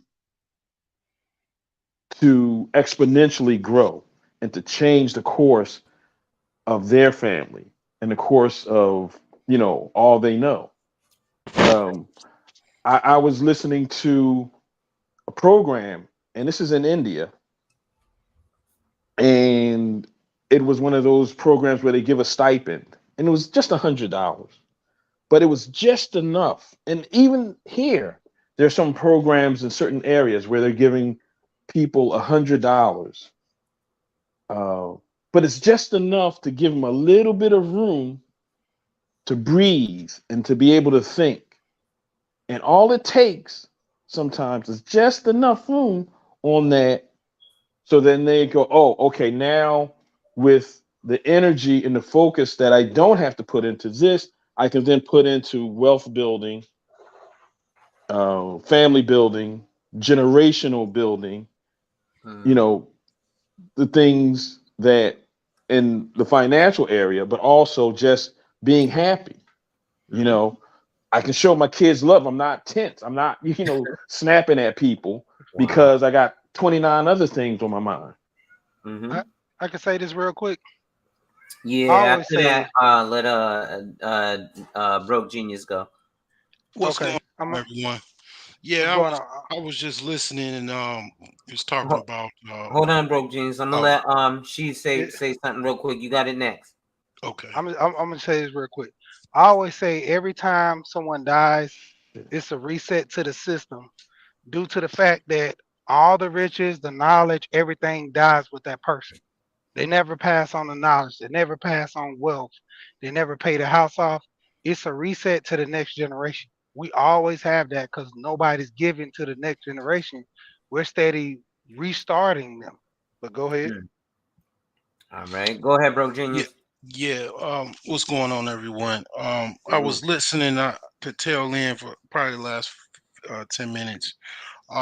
To piggyback on what the gentleman said about the drug use and the rich guys or rock stars or whatever entertainers.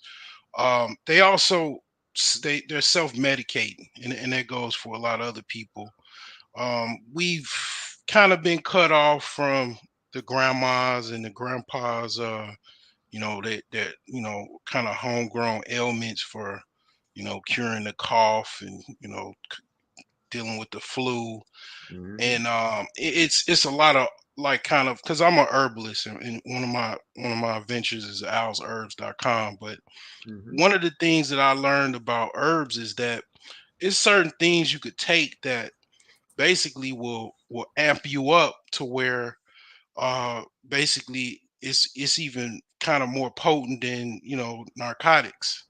It's things that'll mellow you out. It's things that will kind of give you a daze, to where you don't have to take certain things like that, hard narcotics and whatnot. And also a good herbalist will be able to get people off drugs, detoxify their body, uh, wean them off of the drugs like heroin and cocaine and whatnot. The best of the best knows how to do that. Um, so yeah, that's what I was just trying to input. The other guy left. Okay. Yeah, his phone probably died. He's new to StreamYard, so he don't know it drains your phone. Oh yeah, facts. Yep. So yeah, man. Herbs and your health is your wealth. Health is before wealth. I'm all about the sacrifice and the long hours and the profits and the meetings and the networking and business and investments, and that's my shit. That I love that shit. That's why I came here. I saw you alive. I was like, oh, fuck this, fuck these other losers. I'm talking about this money. You know what I'm saying? Always. You know, that's part. I made that more of a priority. Um, than not. Than past than I did in the past. But yeah, man. You gotta look at it like, if you sick and what I'm saying, you got a lot of money in the bank. What are you like? It's this white dude. I don't know if y'all saw it on social media. He ain't the first person to say that. The thing I saw it on Instagram. He asked a couple, um, what basically how much is it worth to basically get up the next day if you knew you weren't gonna get up the next day, how much would that be worth for you? What's the value amount that you would pay to be able to get up the next day? Like, if you had 24 hours to live, basically, what would be the value of that? And it's kind of like one of those brain kind of like thinking questions, like, kind of blow your mind. Like, one of the most valuable things we have is time and air. Without air, within seconds, you're out of here. You know, one of the things that we get from our parents. I don't care if your mom was on crack or heroin or both, or both your parents. One of the things that they gave you was the opportunity to breathe and some more time. You know what I'm saying? So yeah, it's a lot to it, man. But I'm gonna let y'all go. Um, Yeah. That, that, with that saying, they had a guy, and I told my wife, I asked her this question. I said, so the guy said, well, if I give you $1 million, would you like that? And he was like, yeah. He said, what if I give you $10 million, but it's a catch to it? You die in 24 hours. My wife was like, well, I wouldn't take the 10 million. I said, why not? She was like, I don't want to die. I said, I'll take the 10 million. She said, but why? You will die. I said, for one, nobody knows their time of death. So I can take it head on, live life to the fullest for that one day. And then two, my family will be sick. I die a happy man knowing that everything that my family need is gonna be there, as far as the money, and then the knowledge will come with it, because I'll set up a trust or something to where they only can get the money in portions. You know how many kids get thousands upon thousands of dollars and die, suicides and drug overdoses? I'll set the money up to where it's in a trust. You only get so much per year, and then when you get to a level of maturity, you get the rest. And you got to go through courses. You won't have to go to college if you don't want to go to college, but you will take some technical courses. You will learn some things about money. You will have to invest so much into it. After you invest so much for a year or something, then you're able to pull it all out if you want, or leave it all in. But the more you have this knowledge, the more you have an understanding, like, man, I can't mess this up. So, that was my biggest thing when I heard that. A lot of people said, man, I wouldn't take the 10,000. I'm like, why not? Everything that you want for your family, would it be worth it? That's a serious question for some people because some I'd still want to see tomorrow though. So I see where there's a conundrum for some. Um, what's your thoughts, Telly? How do you feel about it? Well, for me, um, I'm thinking that I'm gonna think win-win. I always try to think win-win. So I know if I did that, my family's gonna miss me. My family's gonna be hurt. My family loves me enough that they don't want to see me go. So I want to live long enough so that I can see them do the things that they need to do and grow. And I know they want to see me, you know, and we're going to work the other part out. You know what I mean? It may not be, they may have to start a little behind, you know what I mean? But we can work on that. The one thing you cannot get back is life. You can get, you may be able to make the 10 mil. And let's say you don't make the 10 mil. Let's say you make 2 mil. Let's say you make 500 grand. As long as you're doing something that you're happy about, as long as they're doing something that they're happy about, then $1 billion doesn't matter. Either way, what matters is if you're happy and they're happy. That's all that matters. Well, in that, what she said makes a lot of sense because he said, I can die a happy man. And for me, it'd be doubly happy because I know anything they need will be taken care of in the future. And just to be a little cynical, the funny thing is, if you take the $1 million, you can still go get hit by a bus as soon as you walk out the door. At least with the 10 million, you know when you're gonna go. I'm I'm just adding a little comic relief, but seriously, it is a plausibility. Broke genius. What about you?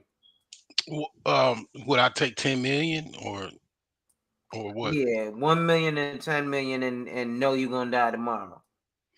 What's the difference between the 1 million? With the 1 million, you not gonna die, or The 1 million you just live on regular till whenever uh, you die, but you know I'll you're take gonna that. die tomorrow.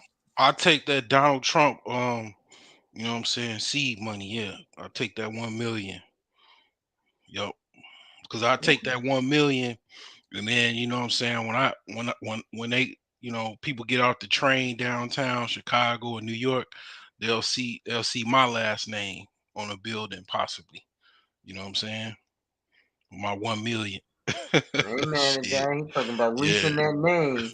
You know what I'm saying? Like, yeah, Donald Trump, like in case nobody know, like Donald Trump, he got more than that, but he got $1 million, like I think for his like 18th birthday or something like that from his dad.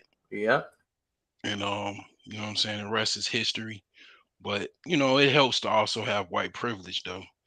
But yeah, $1 million, I can do some things with that where I can pretty much set things up right away to kind of catapult my businesses and ideas that I have, as well as buy some real estate, put it into some brokerage firms, kind of kick things off. And I'm not trying to tout, myself, but that's one of the things I learned at an early age is how to take a dollar and to turn it into, you know, I was selling candy, as you know what I'm saying, with my homies and stuff in high school and stuff, selling. Then I started selling nickel bags and dime bags when I got to my junior year in high school. Um, Allegedly. yeah, well, yeah, well, it's illegal in Illinois now, but yeah, man, I always been in. It's part of my sign. Like if a lot of Virgos, they into money. You know what I'm saying? Like one of the richest men in the world is Warren Buffett. You know what I'm saying? It's something about a Virgo males primarily. One of the things, I know some people probably don't believe in zodiacs and stuff like that, but um typically Virgo males are very much about money. They're money men, like Nas. Nas is, rapper, slash angel investor. We money men. Like Capricorns are that like that too. Um, so yeah, it's just part of my sign, man. I'm a hustler, you know. Yeah. And, and that was like one of the biggest reasons why he asked that question, because it was the whole thing. If you value time more than money, you would want to do something with your life. And that's what he was trying to drive out of everybody, because 9 times out of 10, the average person will say, I don't want the $10 million. So he said, well, you value time. You don't value the money, because if you value the money, you'll take the 10 million and die. But if you value your time, why you're not doing that with your life in order to live to either make $10 million or provide for yourself or do better with your life? Right. So that's the question. hmm hmm Yeah. Yeah. See, I think, it's an unfortunate thing, but um, what I found is that there has to be a balance to live right. Get one shot on this. It has to be a balance. And so often we chase money, right? And we leave the other things behind. But those are the things, right, that really matter. Because everybody who has money tells you that. I was listening to something Shaq said. He said, man, he said, when my wife left me and took my family, I'm sitting up there in the house alone. He said, I was crushed, money all over, but I don't have love. I don't have my family. I did the money thing to have a family. It's the money is only a vehicle to get to a place of freedom so you can have love. People chase the money, never get the money, never get the family, never get the love. We have to stop chasing something, right, that is not going to bring us happiness. Happiness is the ability to love. Happiness is not is an attracting energy, right? Camaraderie, connection, spirit. I'm not a biblical person, but I do know some of the Bible, and it says a person to get into heaven that's rich, eye of the needle. I'm screwing that all up, but I'm sure all of you know what I'm saying. Only to, a rich person, the chances of them getting to heaven. So what I'm saying is this, that the balance has to be, yes, I want money, but it's what do I want the money for? And I just need enough to give me the freedom so that I can love and have experiences that are powerful and emotional and connected to humanity. Fair enough. Yep. Um, Yep. I think that makes perfect sense. And one of the things, ironically enough, again, I want to focus a lot because I'm introducing Telly into this space. I had to bring my second self up onto the panel because I suddenly got struck with the munchies. So I'm about to make me some fried rice as we talk because I haven't eaten in a while. But I think again, leading to happiness in not just in finance, but I think the financial aspect of it was pointed out. It does have a lot to do with happiness, but time to be able to and even enjoy the money or not is very valuable because, as we all know, if we had uh, 10 bazillion dollars in our pocket right now and a terminal illness that said, look, no matter what drug we give you, you're going to die unless you pay us $10 bazillion and 1 cent.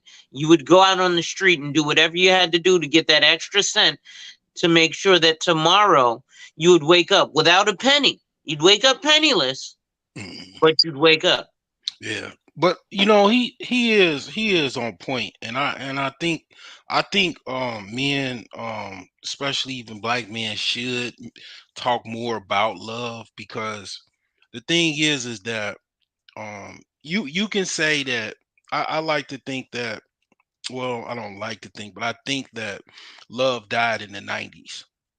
And the reason why I say that is because it was just some type of push, whether it be due to current events, all kind of different economic pressures and chaotic pressures in the world. Love became toxic. It became something that you don't even talk about. You could even look at the music, rap and R&B. Even Tank said that I put a video on my channel about how black people can't really express love and get exposure like other cultural groups and stuff like that.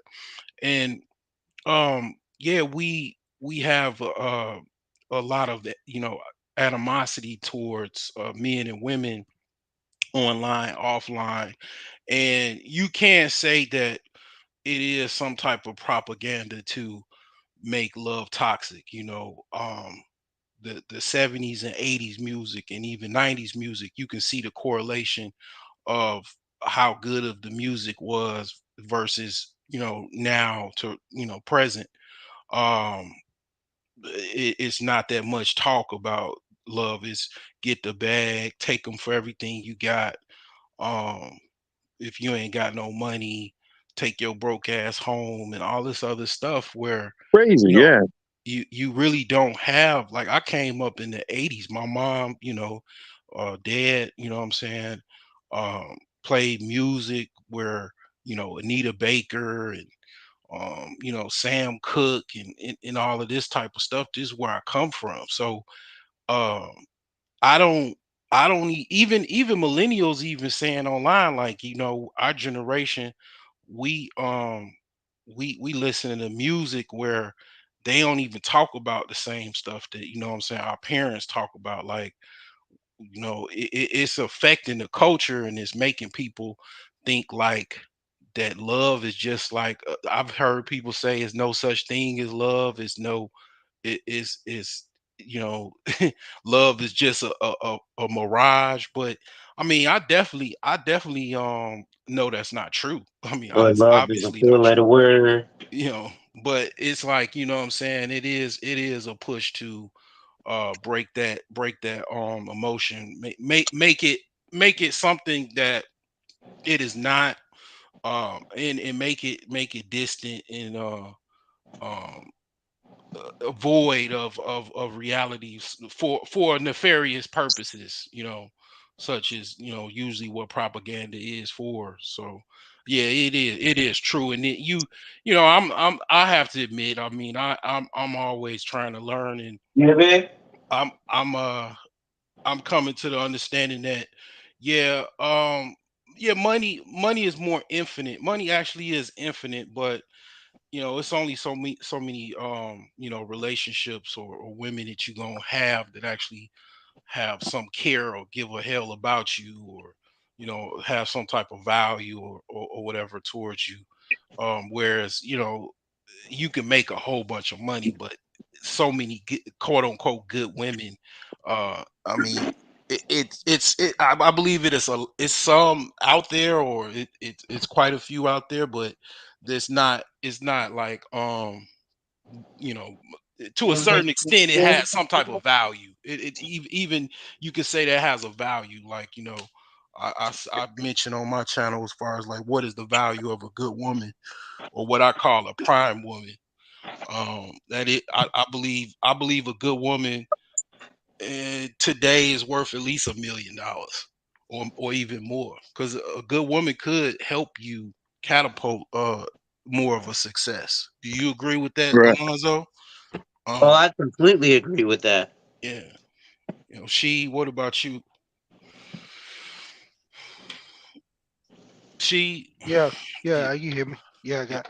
Yeah, when it comes to that, a good woman, A real good woman, I don't think there's no price on it. You can't even put a price on it.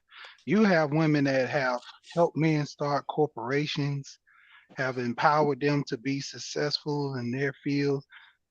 This guy I moved, he was I would say engineer or something.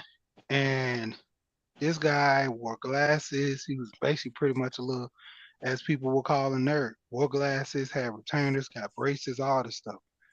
Mm. And his wife was like, got him to get his teeth fixed. She made him start wearing contacts versus his glasses. She made him dress a certain way. And she was like, yeah, my husband was a big nerd when I first met him. She was like, but I souped him up, made him look this way. And dude, he presented himself well, carried himself, but that was the whole thing. Like she converted him into something that was different that, and it uplifted his career. Like we was moving him into like a $700,000 house. She didn't work. She helped him pretty much budget the finance. All he did was work, she made sure everything was taken care of as far as money wise. Pretty much like with business, they had side business. She ran the side business, made sure, the houses, the rentals that they had were paying. And I'm like, dang, and she did all that just on the side of him. But basically, if you look at it, he was the one that run the show. He would say, well, how much is this property doing? And she's like his secretary, running it off to him. Yeah, with this house, we'll be able to pay this house off in the next 3 years. They put a huge down payment on it. And the only reason they didn't pay the house off, because she was like, basically, why would we put all the money up front when we don't have to? Right. She Yes. even she Use the yeah, money, leverage it. yeah, Yeah. Yeah. yep. And she OPM, even baby, OPM. yeah, Yeah. because she even looked at the area and she seen that the growth rate in the area was so big. I think because she was telling me like numbers, like yeah, the growth rate in this area, every 5 years go up this number.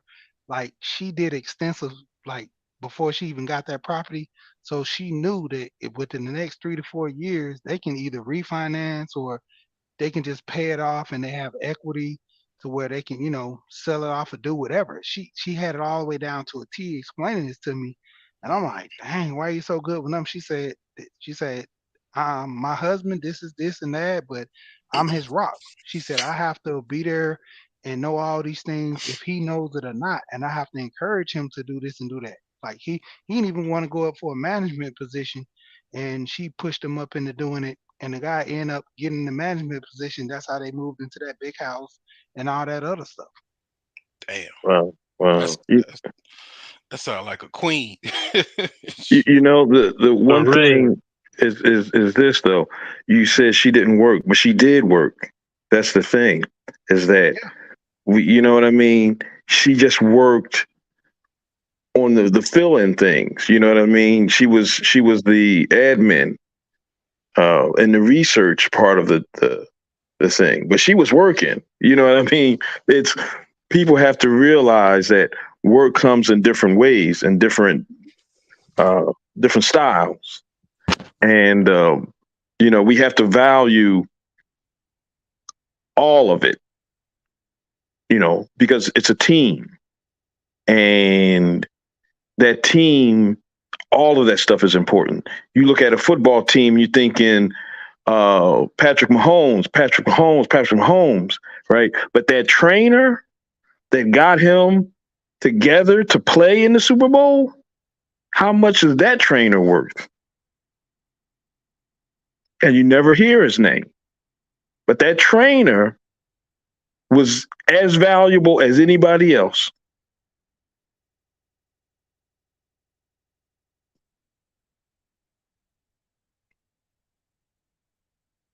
yeah. You could say the same thing about Steph Curry. His trainer, he had bad ankles. Dude, he's jumping out the gym now, shooting threes, going crazy. Those trainers play a big role in him.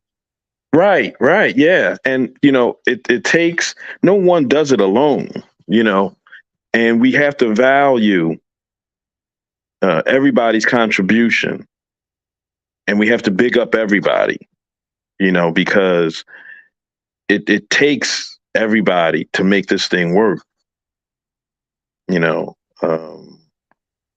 It takes them all. It takes everybody. Two people come to mind: Hillary Absolutely. Clinton and Michelle Obama.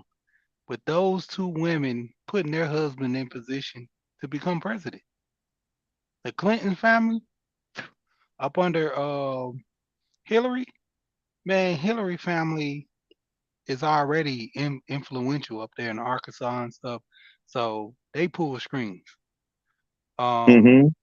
More or less on Obama's side, his mother and them, they were into the politics and things. I mean, to stay in Hawaii is not cheap. Just start there. So we know what that leads to offhand from that. And then going forth, having a good woman beside them, encourage them, knowing certain things, putting them in position by rubbing shoulders with certain people. You see how Bush, every time he gets around Michelle, he melts like a little kid, dude. Yeah, yeah. Hawaii is the most expensive, volatile, upwardly real estate market in the United States. I mean, it's literally the closest to paradise as far as like where you could live in the USA in any territory. I mean, second will probably be Puerto Puerto Rico. Rico. Yeah, Puerto Rico. Yeah, but Puerto Rico is not technically a state; it's a protectorate. Territory. Yeah, territory. So yeah, yeah, Hawaii. Hawaii, I've been there once when I was in the Navy. It's the weather is like lukewarm. Um, it's not dry. Like Texas got a dry heat, Hmm. hardcore kind of humid, dry heat that's hot. It's like super hot. But Hawaii, it gets hot, but it's like lukewarm because it's surrounded by water. You're on an island. It's literally the closest thing to paradise. That's why when you pe- one of the- when people get married, they they like to go. Well, maybe back in the day, I don't know now, but they usually go to Hawaii for their Yeah. honeymoon. Yeah. Yeah, I was in Hawaii before the pandemic, and wow, just as you said, you get those tropical trade breezes, trade winds coming in. Yeah, it's wow. Yeah, yeah. Something to be experienced, huh?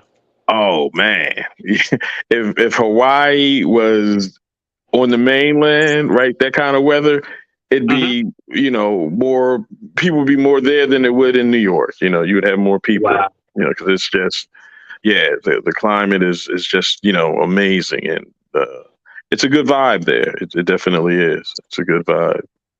Yeah, but it's expensive as shit to get a gallon of milk. Yeah. Oh yeah, because they import everything, so you know, uh, and then the real estate, it's only a limited amount, and uh, the big market for it. And, Hmm. I can imagine. The houses.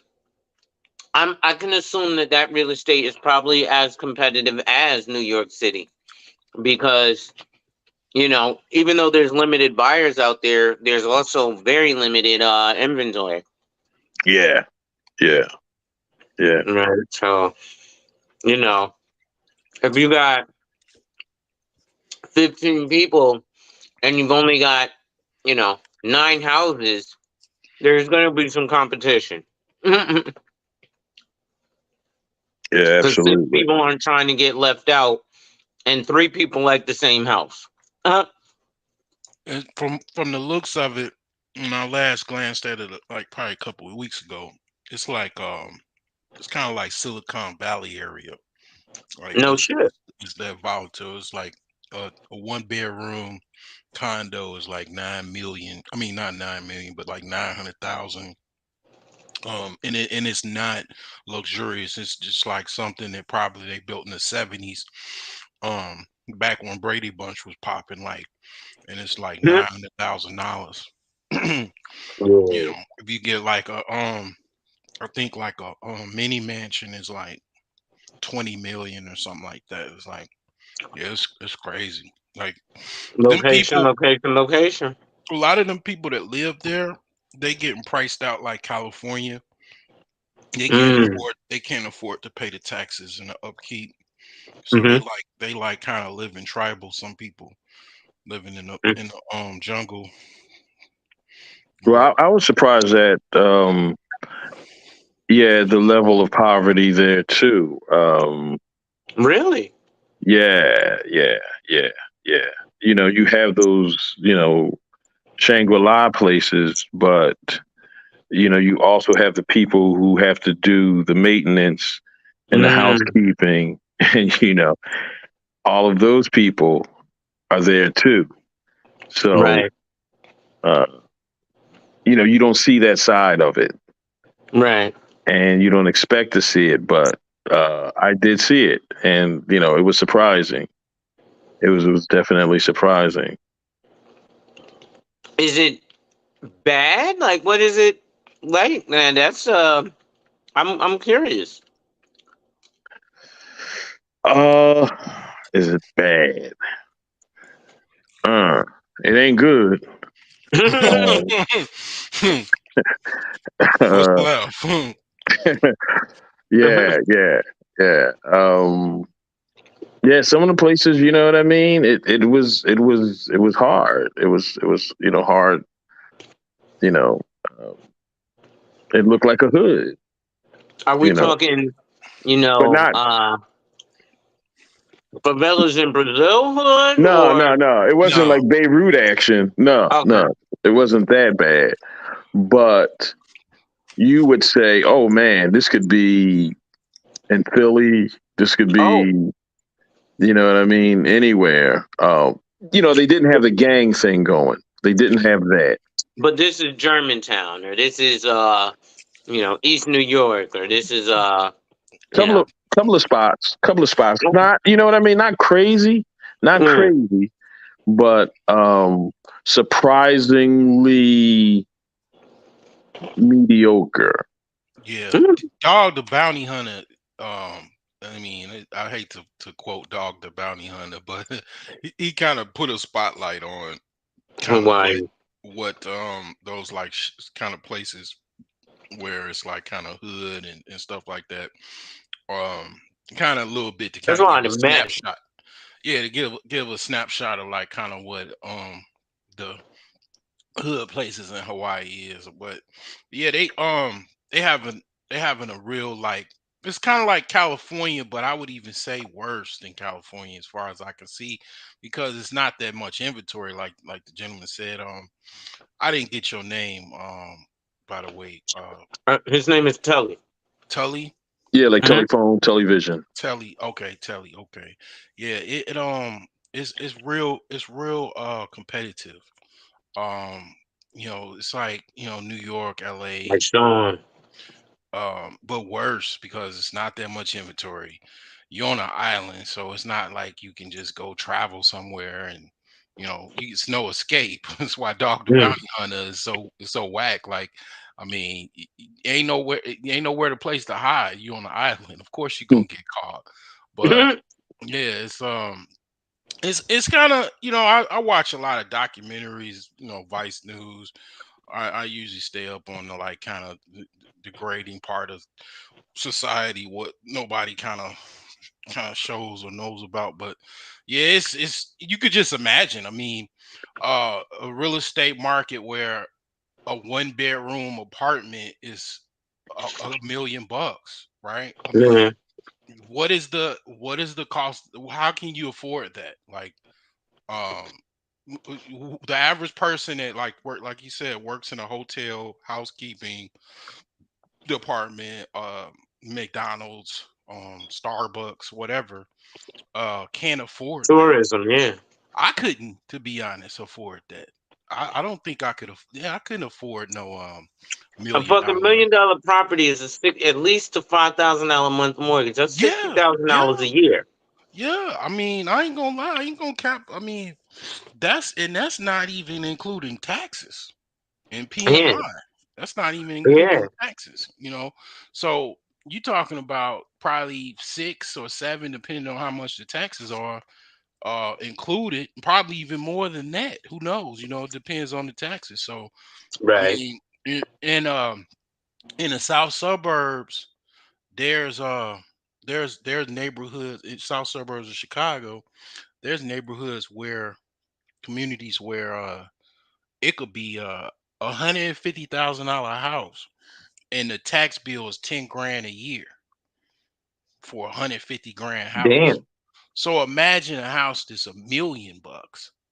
You know what I'm saying? Michael Jordan, he got his mansion in and it's in Highland Park, Illinois. It just got burglarized by some little, local young white stoner dude. Um, it was like pretty much I think he was trying to sell it for, I think they stopped on the market for like about 14 million, but the tax bill alone was is like $200,000 a year, just for the taxes. Um, and then of course he got to pay for upkeep and all of that. But yeah, I mean, That's why he sold the damn Bobcats. I don't think so. But I mean, he's well diversified. But the thing, in my opinion, but the taxes is, I mean, just the taxes alone will price people out. I mean, that's why they bring up the tax. I mean, raise property tax bills so they can push people out. That's one of the main fuels for gentrification is raising taxes.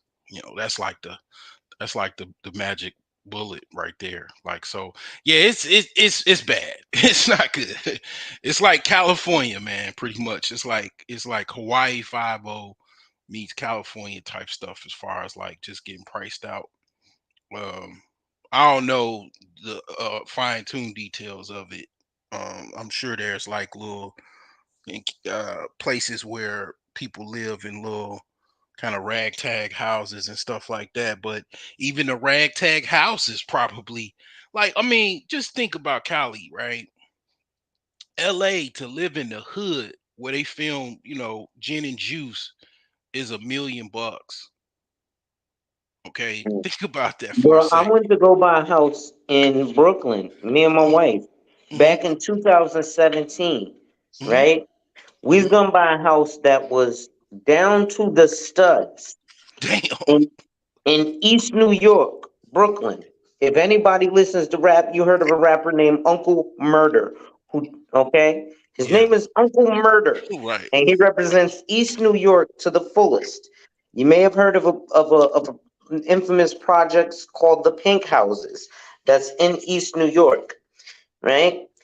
That house that was down to the studs in East New York, Brooklyn in 2017, they wanted 799.99. Mm. Mm. Right? So it was down to so you had to go in there and put everything in down to the studs, $800,000. Right? And this is in the hood. So, like you said, those tactics are there. a You million know, dollars. Okay, like let's just take let's just take the lowest figure, $700,000. You wanna go with Indiana or Illinois or both? let's go What with you can get? Illinois. Okay, you can buy even still now. You can buy a mini mansion,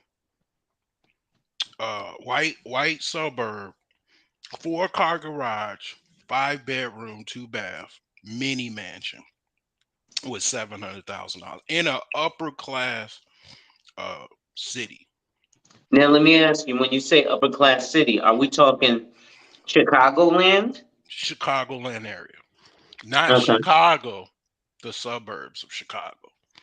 Yeah, so Chicagoland, Hmm. the suburbs. Yes, Now, can we get that in Chicago? Chicago would be even better. You can get a condo in the heart of downtown, maybe a 1 bedroom, maybe two. Um, which is the most expensive um part of the state of Illinois. Okay. Like that's where everybody in the world comes. You know, they come to Chicago, they going downtown. It's not as big Okay. as New York, but that's the creme de la creme of real estate in Illinois, is the Chicago Loop. Is But the Rockefeller Center and all that in that area? yeah, like that, like state Michigan, or Michigan, and just basically Michigan Avenue. That's the Okay. that's like a one block from the lake, you know. Got it. So that's like the creme de la creme of real estate. So like to get a house, to get a single family house, you can still get a nice single family home the north side of Chicago, which primarily is where most of the white folks are. Um decent kind of like decent house that's not a fixer upper, move-in ready, marble floors, everything renovated, move-in ready. You need a single family home on the north side somewhere. If you move like in the hood with like the south side, 700 grand. um I mean, you can live in Bronzeville, which where I kind of sprung forth, when I was where I came home from the hospital kind of thing. But well, I didn't come from the hospital. I came home from the hospital on the north side of Chicago, but I lived there when I was a baby or toddler, in Bronzeville. But it's like that's the expensive part of Chicago too. It's the South Side. It's near the South Loop, which is you got the North Loop and the South Loop. So you can get a building, multi-unit building, like 2 flat, 3 flat, for about 700 grand. Might need a little fixing up. Um, to get a single family home, shit, you can just get one built. It's like you'll be the it'd be like the Taj Mahal. I mean, on the South Side, you could pick anywhere you want to go for like 700,000. That's You could usually pretty what. much buy the block. Yeah, like like yeah, Gary, Indiana, you could buy an entire block, an Damn. entire. I'm talking about every house on the block, damn near. Um, both sides of the street. Yeah. 700,000. No, He I'm said not kidding. both sides of the street. Both sides of the street, Damn. entire block. Yep, and still probably have enough room left over. Um, just to put things in perspective, you know. Wow. You know, Yeah, now I gotta hit the lottery and I'm gonna go buy a block in Gary, Indiana, just cause on both sides of the street. white Shit. folks already doing it. They buy Wow. both. You know how that goes. Like they buy Yeah. real estate portfolios in a package. Like Yep. they'll like this. I saw one dude on Craigslist. He was selling a portfolio, basically a real estate portfolio of about 15 different properties. Some were lots, some were multi-unit buildings, some were single family, some were like tear downs. But it was like 15 properties for like $300,000. I mean, some of them they're still sitting today. I don't know what happened, who bought it, but I mean, yeah, they buy entire portfolios, real estate portfolios. They send you a Yeah. Excel sheet with the property pins, addresses. You look them up all you want. Drive by there. Yeah, that's how you do it. If you get to that level, you literally you'll be like Dan Gilbert. You'll be basically buying up the most of the city, and Right. you'll drive up prices. th- each one you fix up. But yeah, I mean, that's crazy, man. You know, I don't know. Like, I mean, like, why would you live? I mean, to I don't know. Like, that would be a good experiment. Like, I mean, if you had the money, if you're just rich, like, Hmm. what is the value of buying a house that's in a well-to-do upper class community in a real estate market that's relatively low versus buying a a little apartment where Biggie down the street from where Biggie grew up. Mhm. um or a hood, or by like wherever the hood is going, where the projects is in New York right now, like down the street from there.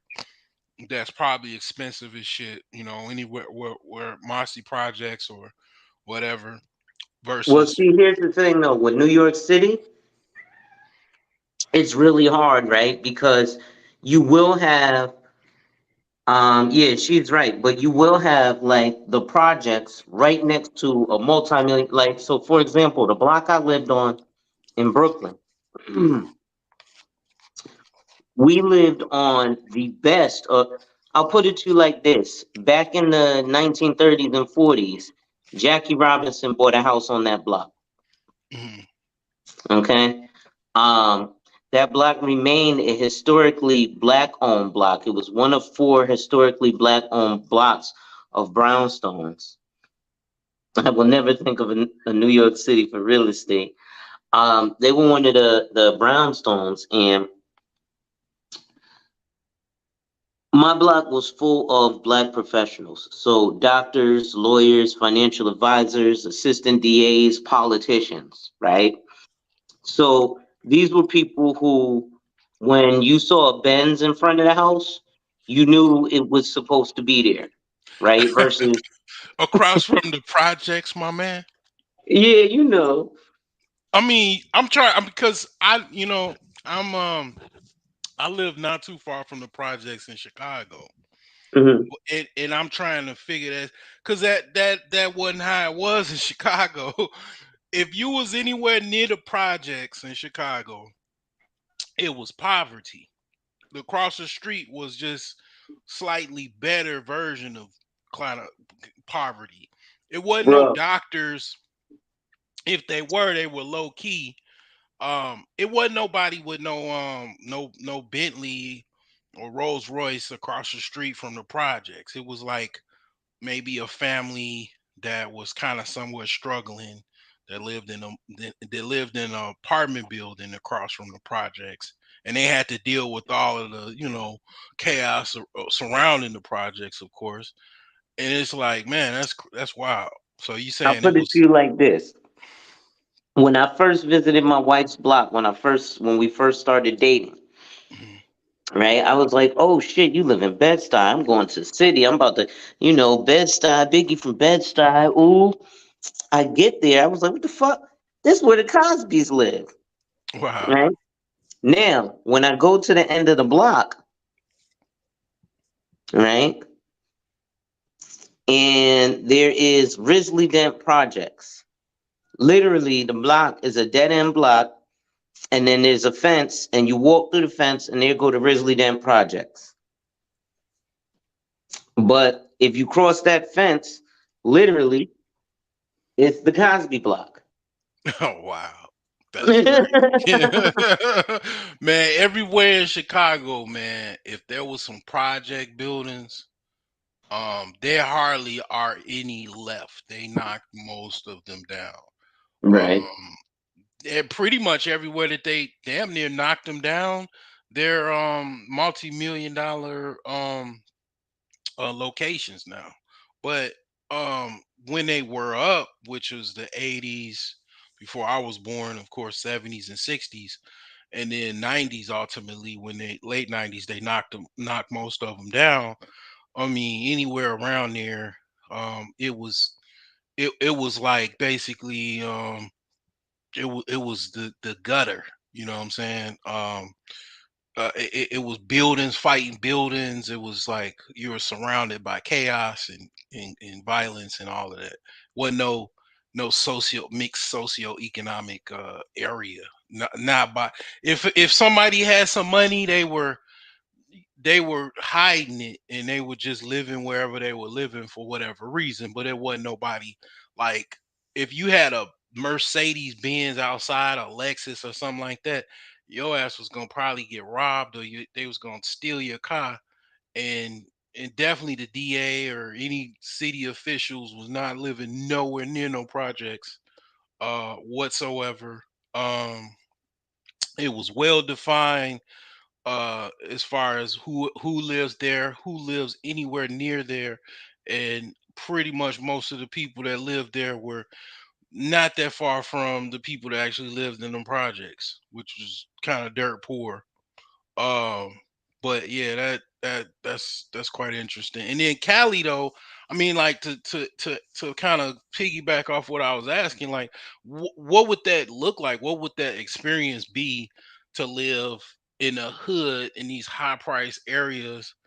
LA, live in a hood where Snoop Dogg and Ice Cube and them was hanging out, or even Compton, where these homes are expensive or whatever, almost $1 million or $1 million. What would that experience be like versus um it'd be like an experiment, like you know what would that be like to live in that versus a upper class community that with the same amount of money to New York or whatever like that.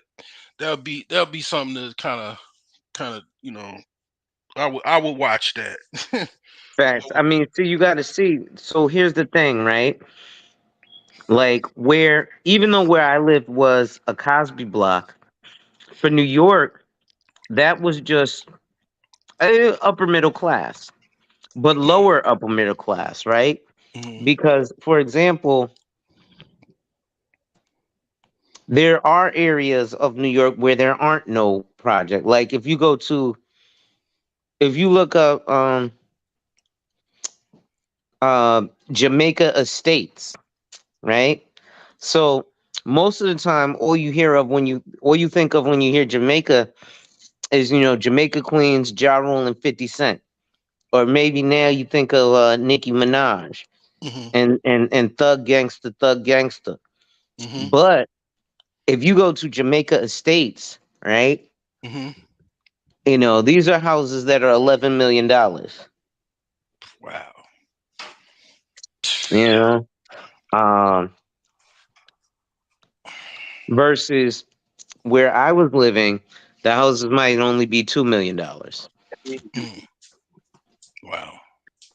I mean, how does that, like, I mean, dude, I'm trying to make sense of all of this. Like, is it just, I mean, who's it's no poverty? Like the people living in the projects, they not in poverty. Like they just live in the projects. They got money, and some people got money, and I mean, like, Well, here's the thing: New York again is a completely different beast, right? So everybody's got money. Like prime example, right? Shopping at Macy's is and isn't a big deal. So what do I mean by that? If you live in the city, mhm, right? mhm, Living in the city, you have to understand because it's different from because I'm not from the city, I understand how people look at the city. So when you're from the city, right? You now understand the distinction of boroughs, right? So like for example, in Illinois, folks from this part of town have this type of accent, and folks from this part of town have this type of accent. You be, oh, I could tell you from over there. mhm, Why? Because you talk like this, mhm, right? So it's the same thing in the city. I could tell somebody who's from Brooklyn versus somebody who's from Harlem versus somebody who's from Queens versus somebody who's from the Bronx, mm. Wow, wow. right? And each one of those are all separate boroughs. And so they're all like separate cities. So to all of them, the city is Manhattan, Mhm, right? mhm, And then Manhattan is where if you have money, that's where you go, mhm, right? Manhattan means money for everyone in New mhm, York City. mhm. Then you Is that where Billionaires Row is? yeah, Okay. That yeah, it's in Manhattan. our comparison in Chicago to that is the Gold Coast. Okay. That's like kind of like north downtown area, or kind of near north side, going to the Okay. north side. Yeah. Not And too so far North from Chicago is the more expensive than South, right? Uh, you don't want to say North Chicago. You want to say north side of Chicago because there's a city called North Chicago, and Okay. actually that's kind of the hood of the northern suburbs. Okay. Um, it's like it's kind of tripped out because the northern suburbs is actually the richest. Um, yeah, it's the richest suburb of Illinois. I mean, yeah, you can even say Illinois, but it's the richest suburb of the Chicagoland area. That's where Okay. that's where your mansions, your old 1800 um your 18th century cottage English cottage estates and stuff like that, like in Lake Forest, Illinois. That's where the Bears practice facility is. That's where most of where your NBA player, your Bulls players, Bears players, their real estate agents, their agents, they drive them to live up there because that's where the money, that's where all the not all the mansions, but that's where a lot of the mansions are. You know, high price estates. That's where the money is, pretty much. I found that out when I lived there. I was like, wow, I didn't even know all of this existed, and I was like, oh, okay, this is where the money is. So, um, Mm. but yeah, that's the Gold Coast is the equivalent of Manhattan. It's very small. It's not as big as Mm-hmm. Manhattan. But that's where you're like Sam Zell. Okay. He's one of the biggest names as far as real estate in the United States. That's where he would live. You'll see the white guys that's in their 60s that can still, get one off. They'll be walking with their 35-year-old wife with their infant kid in a stroller and shit like that, and they're like some multi-million dollar trader or something like that. Yeah, Okay. yeah, Okay. So yeah, I mean, see, so Manhattan, anywhere in Manhattan, you pretty much know you're gonna be dealing with money, yeah. right? Mm, But then it's even sectional in that, right? So for example, if you go to Brooklyn and you go to, like I said, East New York, that's pretty much the hood, right? But now, even there, you still got houses going for down to the studs, $800,000.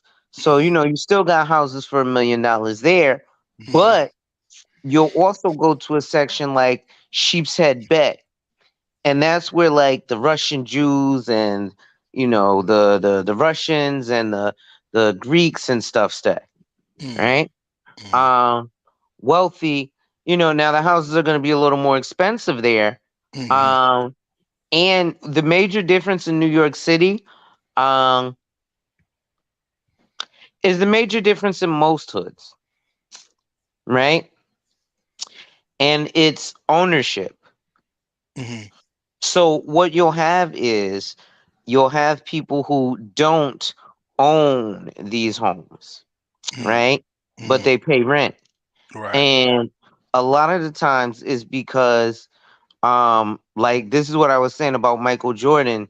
Mm, Even though he's good, people keep money in the family generationally. mm, So they have the house, their kids have the house, their kids, and so on. mm, And so that's how you're able to keep rent control. Or what a lot of people do is they get on uh, housing assistance programs. There's a mm. lot of housing assistance in New York. Hold on, real quick. Okay.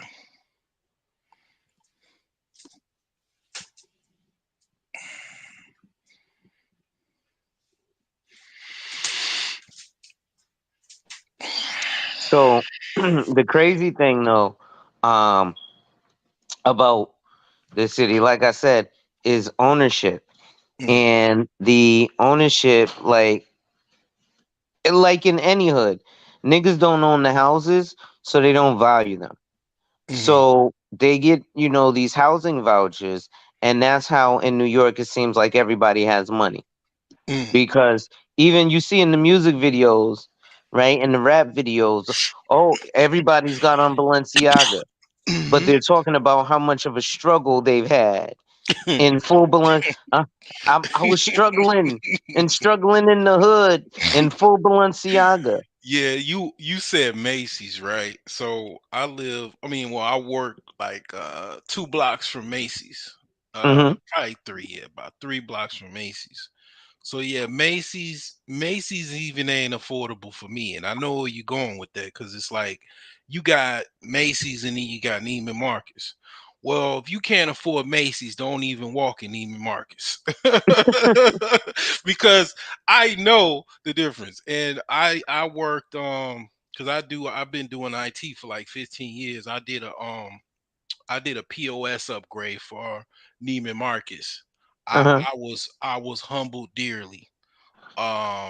Because that's where all of the stuff is. That's where, like, Macy's don't they ain't got no Louis Vuittons like that, as far as I know. Nah. The Louis Vuittons is in Neiman Marcus, and and like in Macy's, you gotta ask for the prices. Neiman Marcus got all their price tags on there. Yeah, for these red bottoms, $1,800. You know what I'm Uh-huh. saying? Cash and carry. A suit jacket, 900 bucks for just a blazer. A t-shirt, 150, for some like brand you never heard of. Um, yeah, Gucci. What, you want some Gucci loafs? Okay. 1,300. You know what I'm Yeah. saying? Like, you ain't got, like, Yeah. I ain't, I man. ain't got it. Yeah, I work. I Matter of fact, I worked at a Neiman Marcus over the summer for I was out of work for a minute, and I did a Neiman Marcus for like I didn't have to hardly do much. It was the same stuff, POS work, and it was, just one day, and yeah, I was looking at the prices and stuff, and it's like, yeah, man, it's a humbling experience. Macy's is also a humbling experience, depending on how much you got, because Macy's ain't cheap either. It's like you said, Uh-uh. it's not cheap. It's expensive. If you're thinking about, like, in terms of, some brands that because they still got Michael Kors, they got Boss, Yeah. Hugo Boss, uh, all that other stuff. Tom Ford, I think they got. Well, um they just started getting Tom Ford and Thomas Pink. yeah, yeah, Um, yeah. but even that, like, you got to go to certain, like, for example, in New York, right? If you're depending on the borough you're in, there's a Macy's at your local mall. So if you're Mhm. in Brooklyn, there's a Macy's downtown Brooklyn. If you're in Yeah. Queens, there's a Macy's, on Jamaica Avenue. If you're in Bronx, there's a Macy's at the Bronx Mall, Mhm. right? But if you're in Manhattan, you go to the Macy's on 34th, which is the flagship. Mhm. So that one, they have everything. Mhm. And Mhm. it almost mirrors Bloomingdale's on 59th, right? Mhm. I tend to like to shop at the flagships personally. Mhm. But you want to talk about a humbling experience, bro? I'll tell you this. You could Google them. I was I didn't even walk in there for shopping purposes. I walked in there because I was doing some background acting at the time. And we were doing a shoot for a TV show called Person of Interest. Mhm. And so the scene was the end of season two, or the end of a season and the beginning of the next season. And it was where I guess somebody came in and shot up the mall. So they rented out the bottom floor of a store called Bergdorf Goodman. First of all, that shit sound expensive. Yeah. Bergdorf. Good man. Shit make you think you gonna go in there, see the price, and say Bergdorf Goodman. uh I'm looking But this shit up now. I'll give you an example. Um, we was down there, and yo, I'll tell you what, man. I love working in movies and TV and film. Mhm. I've been on a couple movies. I've been on TV. I was on Power. Um, I was on a bunch of episodes of Law and Order. Met Michael B. Jordan, Ice T, a bunch of folks. Oh, 50 okay. So Cent, Funny, yeah. you like this dude I went to high school with. He do local acting, but he's Hmm. like a background, like you say, like a background guy. He worked in the show series Southside. He Oh, did like word. Chicago. NYPD or something like, or not NYPD, Chicago PD. Yeah, he does that type of stuff like too. I thought Yeah. about doing it, but Yo, I you never. should do it, bro. It's good money, right? And you ain't really got to do shit. Here's the job, right? So minimum, generally, they pay you they pay you $8 an hour for 10 hours, Hmm. right? Because if you're non-union. If you're union, you got to pay. I think it's $3,600. What's going on, Tamika? I think it's like $3,600 to join the Union. I mean, Screen union. Actors Guild or some shit like that. Yeah, Mm. but you get paid more if you are on SAG and you get more jobs. Hmm. But especially when you first sign up, because you're a new face, they're gonna send you mad work, and you should just take it. And Hmm. it's 80/10, right? So they pay you $80 for 10 hours worth of work, but you are rarely there for your 10 hours, right? So also they got this thing called crafty, which is craft services. You want to make sure they have craft services there for you, but always bring money too. I'll tell you why in a second. So you go there, right? You can work for your whatever hours. Then they give you a voucher and they sign the voucher and you can leave once they sign your voucher. So they'll have you literally the job is wear this, stand here, shut up. Most of the time you ain't got to do shit but stand there wearing the shirt that they told you to wear. And Hmm. then you get paid $80. Plus, they have this thing called craft services, right? Hmm. So what that is it's catered breakfast, lunch, and dinner by professional chefs. Hmm. And most of the time, breakfast you could get a la carte, so you could get what you want. My first episode ever, I went up there. I was like, "You can't get whatever you want." It was like, "Yeah, you can, and it's free because you're working on the show." Hmm. Word, yep. I went. I was like, "Let me get steak, egg, and cheese on a roll on a burrito on a burrito roll." Hmm. Okay, with steak, egg, and cheese burrito roll. All right, how much? Steak, egg, and cheese burrito roll. All right, don't tell me again. Took that shit, walked off, started eating, chilled, stayed for like another 2 hours. Still didn't get on stage, was just sitting there, but I'm getting paid for it. So I'm just sitting on my phone. And then finally they called me to the set. I stood there for 20 minutes. I don't even remember what I did. Then they said, cut. All right, check in. Everybody checked in. All right, sign out. Boom, boom, boom. Next week in the mail, I got a check for $80. I was there for like 3 hours. Hmm. All right. Went back. Then I started going more. And not only do they have that for craft, but they have fully catered meals. So what they do is they let the cast and crew eat first. So the stars of the show eat first. All right. Then, the people who work on the show, the cameraman and everything, they eat next. Then they call the SAG people to eat.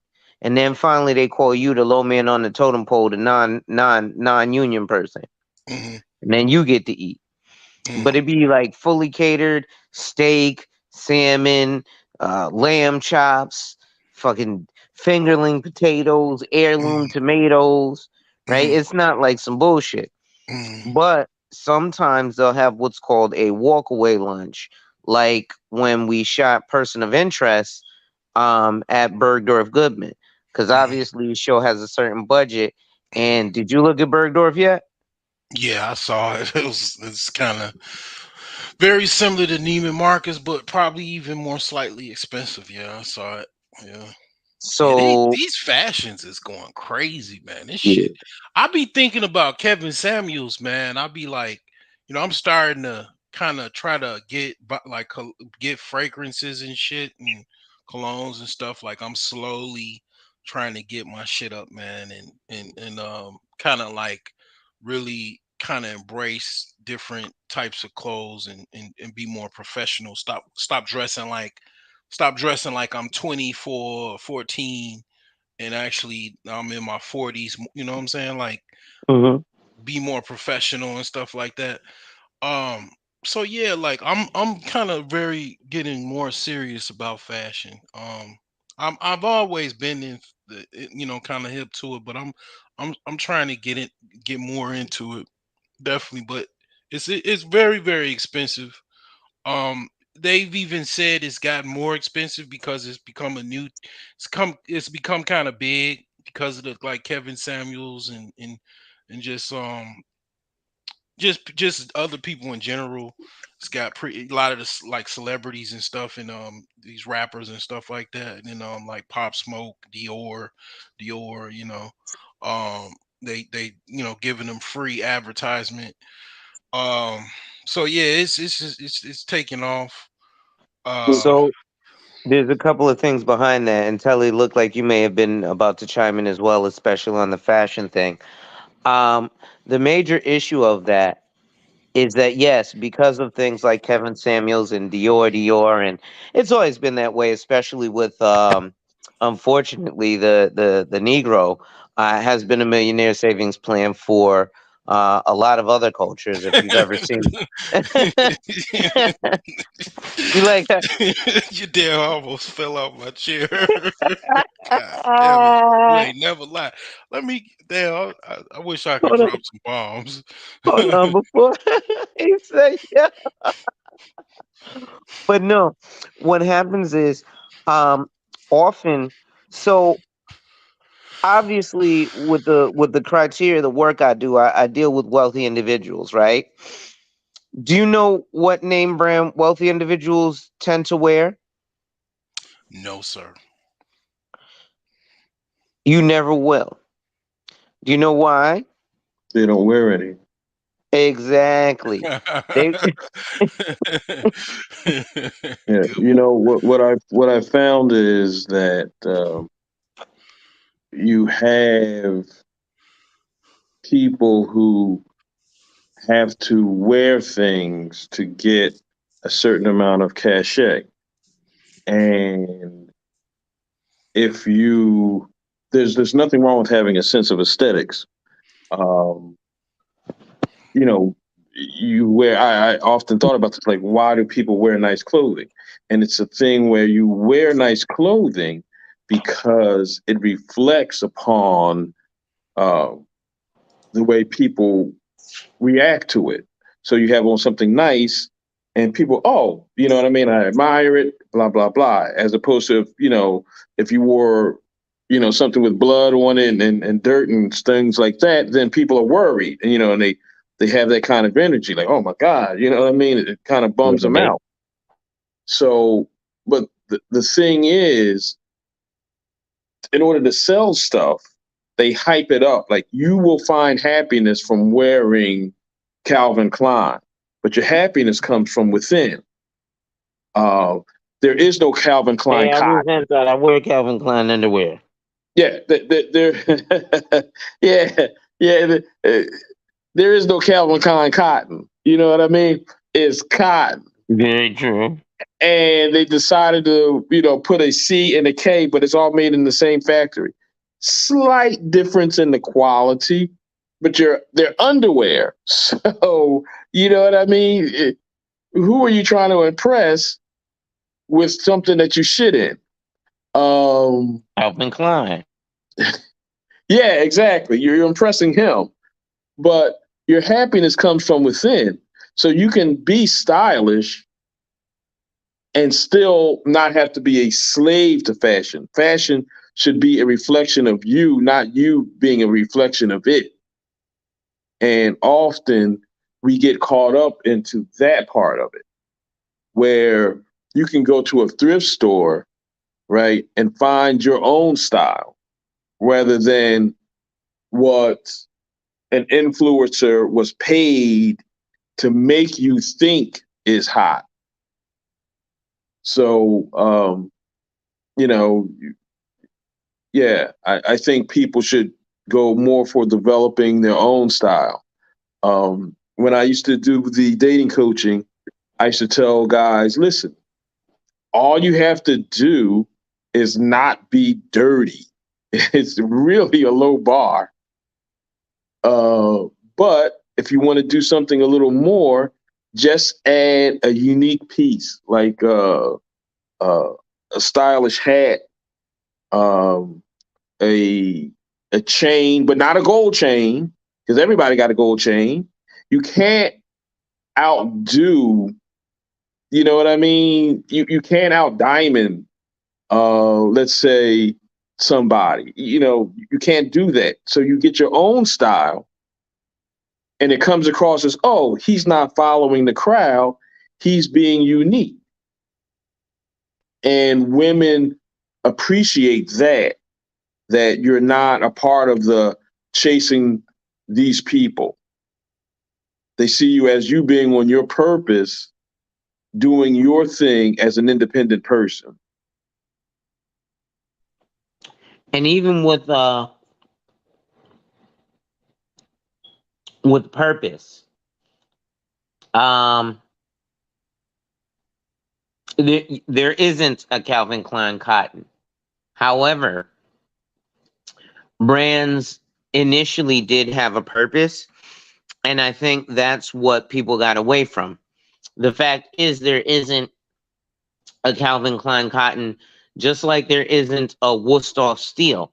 However, the way Wusthof makes their steel so that it's durable and keeps its edge and doesn't rust and doesn't mold and has the perfect balance and is easily sharpened and everything that comes along with this great knife um, is the reason you wear the Calvin Klein underwear. But we've gotten away from that. And now, brands used to have a purpose. So if you wanted leather goods, luggage, you bought Louis Vuitton. But that was for luggage, not for belts and t-shirts and sunglasses, right? If you wanted a good trench coat, you got London Fog, aka Burberry, right? But again, you didn't get them for blazers and sunglasses. Personal shot at my picture, right? But so even that, there used to be a purpose for the brand, and they were known for XYZ lane. But again, due to fashion, now if there's something with a name across it, it's that. Prime example, I like Michael Kors is a brand I used to like when I was a little more portly. Their suits fit on me a little better. But I also like their watches. The reason I like Michael Kors watches is because, yes, they are fashion watches, but the main reason is because Michael Kors watches are made by Fossil, and Fossil is a quality watch brand. But they're not going to catch the eyes of, the general public, especially with what I do for a living, as, oh, that's a Michael Kors watch? Actually, it's Fossil, but it says Michael Kors. Add pieces that have value, sometimes appreciate value. So quality is value. Loud money equals no money. Yeah, so um, I think those things have a factor in it too, in regards to what. I like I Yeah. like I like shitting on niggas. I like shitting on Oh, I do everybody. too. I mean I hate to sound like a pompous snob because I really don't have the money to even really back that up. But But I, when you I can, you do. when I can, the little I do, and that's what makes me so dangerous because the little stuff that I know and I know how to dress. I went to modeling school when I was in high school, and I just never really pursued it or anything. But I mean, I absolutely love like going to thrift stores and shit like that and buying certain things that look nice and still has a little flair to it. And then I'll buy little goods and whatnot at the stores. And I absolutely know how to shit on people with little amounts of money. So imagine what I'm saying, a more lucrative, what I'm saying, amount of money. That's it's over, man. It's, I ain't even got a word about it, but yeah, I Well, see, absolutely I remember I went to Dwayne Wade uh party downtown Chicago in like 2007. Man, I Mm-hmm. walked in that motherfucker, man. All eyes was on me, and I still remember that shit, man. It's like I like doing shit like that. Like I was like Cinderfella for one night. I bought like I spent like damn near $200 on an outfit or some shit, and that was expensive back for me. But man, I was fucking absolutely, man. I was killing it that night. I had my Thanks. drop top Mustang too, and Ooh. man, man, it was a bunch of models in there. Cause see, here's the thing, like it's parties that people go to, and then there's parties that like celebs throw and shit. And one of the things about these, when I found out about these celeb parties, is that they pay models, or they have their little chicks or whatever that they all be hitting on the side, and they let them go to the party to jazz it up, to be a pretty, to add to the pretty faces that's already there, and Mm-hmm. jazz up the party. But they really paid models. You know what I'm saying? Like Mm. that's really what they are. Like they not just regular club goers. They're paid models. And I peeped that, because I used to work with Dwayne Wade's brother at a kind of small private school. Wasn't even really a private school. It was actually like a alternative school for kids Okay. with behavior problems. But yeah, I mean, that was back when he played for Miami, and he just signed that $100 million contract, I think, or whatever. But Mm-hmm. yeah, he had a party downtown near Rock and Roll McDonald's, Mm. downtown Chicago, and that was like my first celebrity party too, because I ain't never really went to no celebrity party. So yeah, it was live. But yeah, I love this. I want to destroy you. I want to be the best dressed motherfucker Yeah. wherever the fuck I am, if I could. Cause I mean, I've But been see, here's dingy, the thing: when too. you get to a certain level, like with labels and shit, you get to a level where, and this is why, like the most label you'll see wealthy people wearing for the most part is Hermes, right? But Mhm, other than that, the easiest way to do it is to get bespoke, right? If you go to the hood and something bespoke, I'll give you a story, right? Speaking of Michael Kors, mhm, I remember I had this olive green Michael Kors suit when I was working in Dumbo, mhm, at this CPA firm, mhm, and there were these two black chicks and this one Russian chick, mhm, and that I worked with, and the two black chicks was trying to clown me, and they thought I got, the suit from Payless or something. mhm, And like, mhm. who wears an olive green suit? Ew, that must be a cheap suit. Blah blah blah blah. Yeah. They walk away laughing. Mhm, The Russian girl comes up. She goes, "That suit is Michael Kors." mhm, I'm like, how the fuck did you know? I mhm, can tell from the cut. mhm. Yeah, cause Kevin Samuels mentioned it, like, these chicks, man, that want high value guys. Well, not all those guys are into fashion. True that, but like the ones that are, they're into certain things like art. They collect art. They collect different pieces and stuff like that. And Mm. they're into fashion, and also even watches. Like, you know, I'm gonna throw you a site that I saw, like, I think a couple weeks ago, and it's very humbling, and it's a jewelry site. I think it's in New York too, and they sell used jewelry, and you got these watches that's like $250,000 and $700,000. These like Oh, they got to be on the 47th Street, yeah, these watches by the what's that guy, Audemars Audemars, or and then Patek, the other one is I can't Patek think of Philippe. it. I can't think of it, but they got this I can't think of the watch, but it's basically like what I was saying is that basically and I forgot what I was saying, man. The watch, the watch. I was thinking of the watch, and then it threw me back to Is what I it was saying Jacob? before there. It's not Jacob. It's let me see, man. It's It's one of those watches with that they be talking about. The rappers be talking about, like Jay-Z and all them. Audemars. No, it's not that. It's not that. It's actually Drake be talking about it. Oh, what is it? Ben something, right?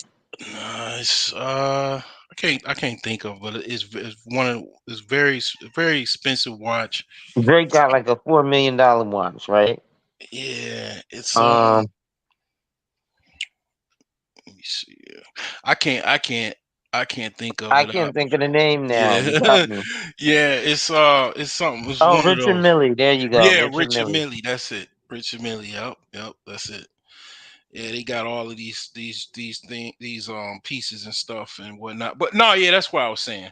So like, yeah, you want a high value man, but you don't know what high value men buy.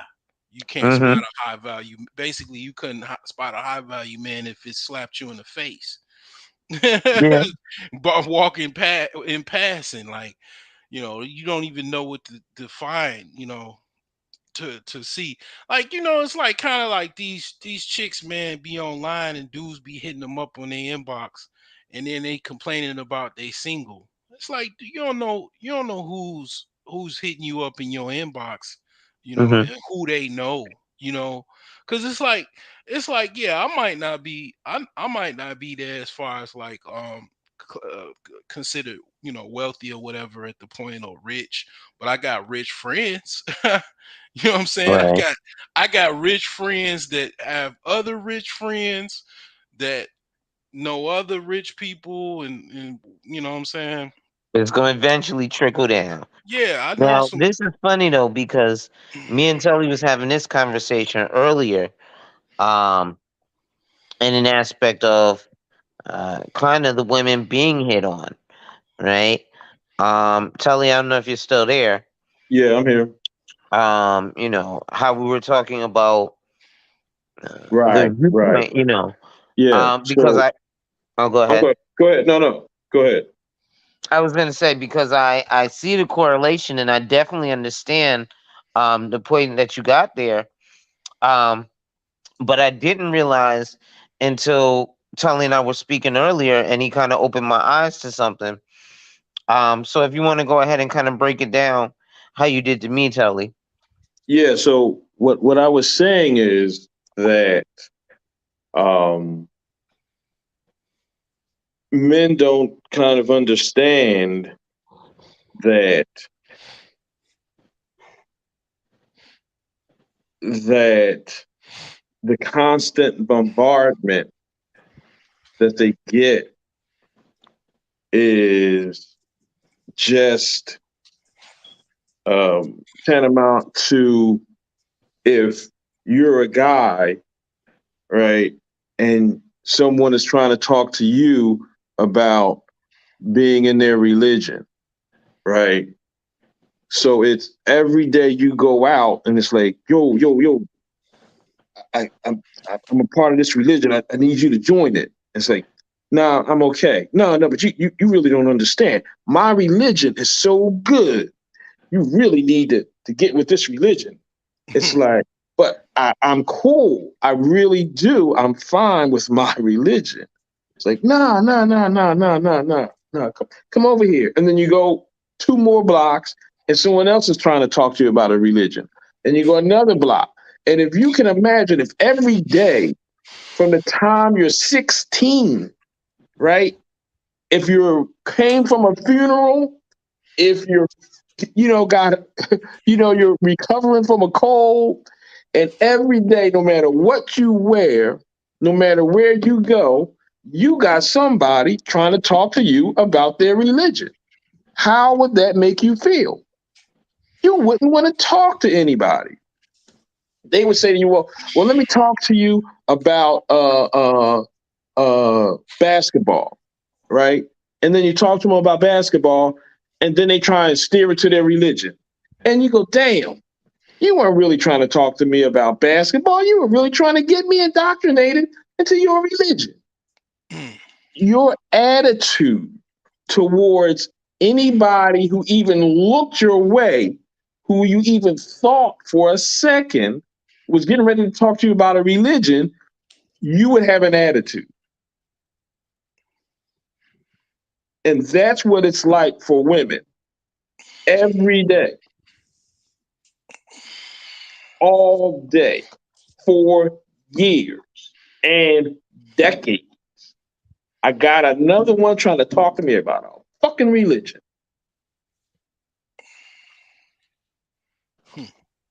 So that added some perspective too, because I still understand what Broke Genius is saying, and I'm gonna try and break down the aspect that I completely agree with about what he was saying. Because in terms of what Telly is saying, I completely agree, and now see um, where that can be a frustration, right? Every fucking day I wake up and you this religion, nope, I got a religion. Well, this religion, well, no, I'm already a devout follower of Apalakalaka. Oh, well, your religion says you could visit other churches, right? You could just test the church and see if this other religion is good for you, right? That's the same Right, as, oh, well, you can't have friends. No, I'm good. I'm a devout apocalyptian. right. And it's a thing of, oh, you want me in your religion just so I can give you some of my money. You know what I mean? You aren't Mm. really looking at me as a person. You just want my money. You Oh just want yeah. me. You know what I mean? It would Hmm. turn anybody off. Yeah. I It would I make you have to admit that. suspect. Like, does he really want me for me, or is he just trying to get me indoctrinated so he can get something out of me? Mm. Now, on the other side of that, something Broke Genius said that again in pointing out kind of the experience I had, and I told you my dynamic earlier, Tully. Mm-hmm. Um, the experience of not being able to tell a high value man if it slapped you in the face, right? Yes, not all high value men are going to be into fashion, but in wanting a high value man, there are certain subtleties um, that high value men will give off that they're high value. One, they're going to know how to dress. Prime example, I'm less than 6 feet tall. I have no business in a 3-button suit, right? So my jackets need to be 2 or 1 button. Now, if I was my height but portly, I have only the option of 2-button suits because a 1-button suit is a slim European look, right? But even still, believe it or not, you have to know this type of stuff just to do business. Because believe it or not, even aesthetically, the guys are judging you who need to give you. Oh, he doesn't even know how to dress. And he wants me to give him $1 million, and he can't even wear a super 180's thread count suit, you know, Mm. or what have you, right? Knowing that, you know, all black suits ain't made the same. Right. You know, the black suit you get from Payless is not going to last as long as the black suit you get from Nordstrom, right? Right.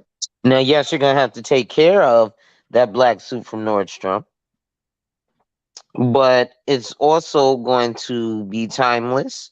So you can wear it now or 10 years from now, right? So what he's saying about them, a woman not noticing a high value man if it slapped her in the face. So I can understand the frustration and the blinders, but at what point do you look up and say, "Well, I noticed that guy's a religion that I say I want, or that religion practices some traditions that I say I want. Maybe I should go visit their church." I'm really I don't go to church or a non-denominational, but I tell everybody that I am a devout apocalyptian, so they'll leave me alone. Mm-hmm. Mm-hmm. And Well, I'm also a devout apocalyptian. well, the thing about it is you have to kind of break that down into what is considered high value. I think that um, you know we have this focus on materialism, and it's not making anybody happy because happy is not about material. Um, a Well, I mean high that. value person is a person that has attracting energy, is a person who um, people respect and people love. That's what high value is. You can be Louis down and people think you're a fool. You can be coursed up and they think, you know what I mean? Oh, he's just narcissistic. So none of that stuff matters. What the high value person is a person who has attracting energies that people say, wow, I respect that person. They're kind. Think about what women say in their profile. I want someone who's funny. I want someone who's kind. The women who want those other qualities, why would you even want that? Why would you even want someone who's going after the wrong thing? the aesthetic, big button, a smile, slim waist, pretty face. It's Yeah, it's I uh mean, it's situational. I mean, everything is in nuance and perspectives and Oh situational. no, definitely. yeah, I but mean, we it, we have to we have to look at what we're doing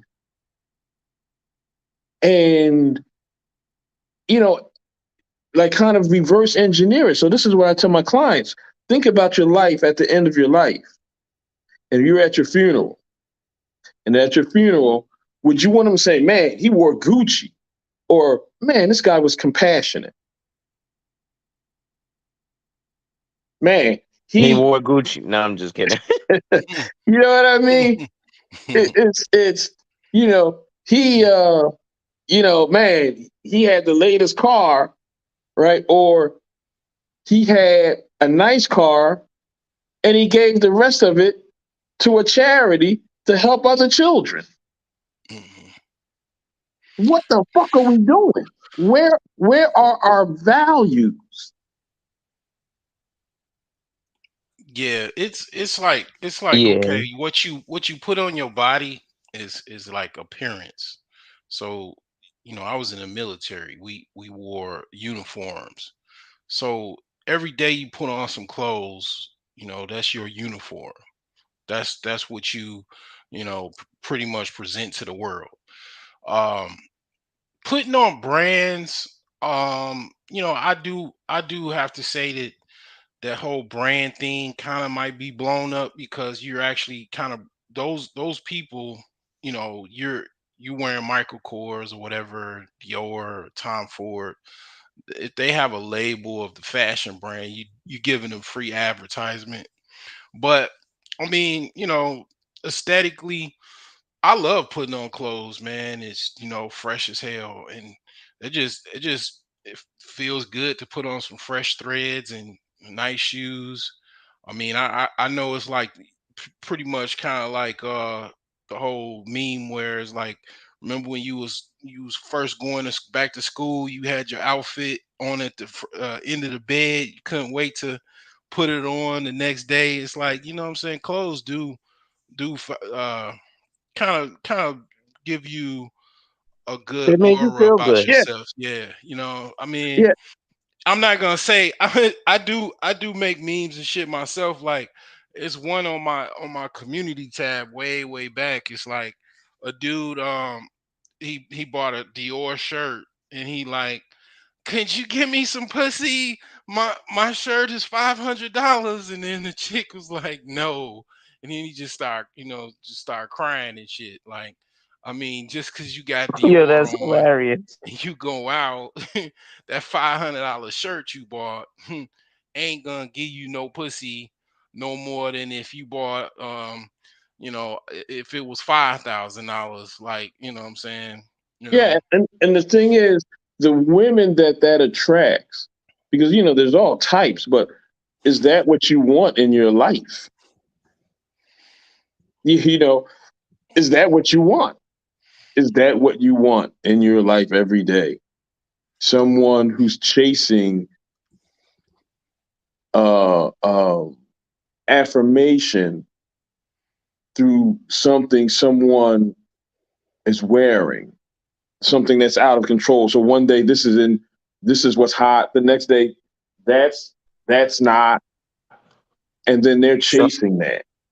so if Who? I can, inside of that, um, Ninja, your shirt looked like a dish rag. um, inside of that, I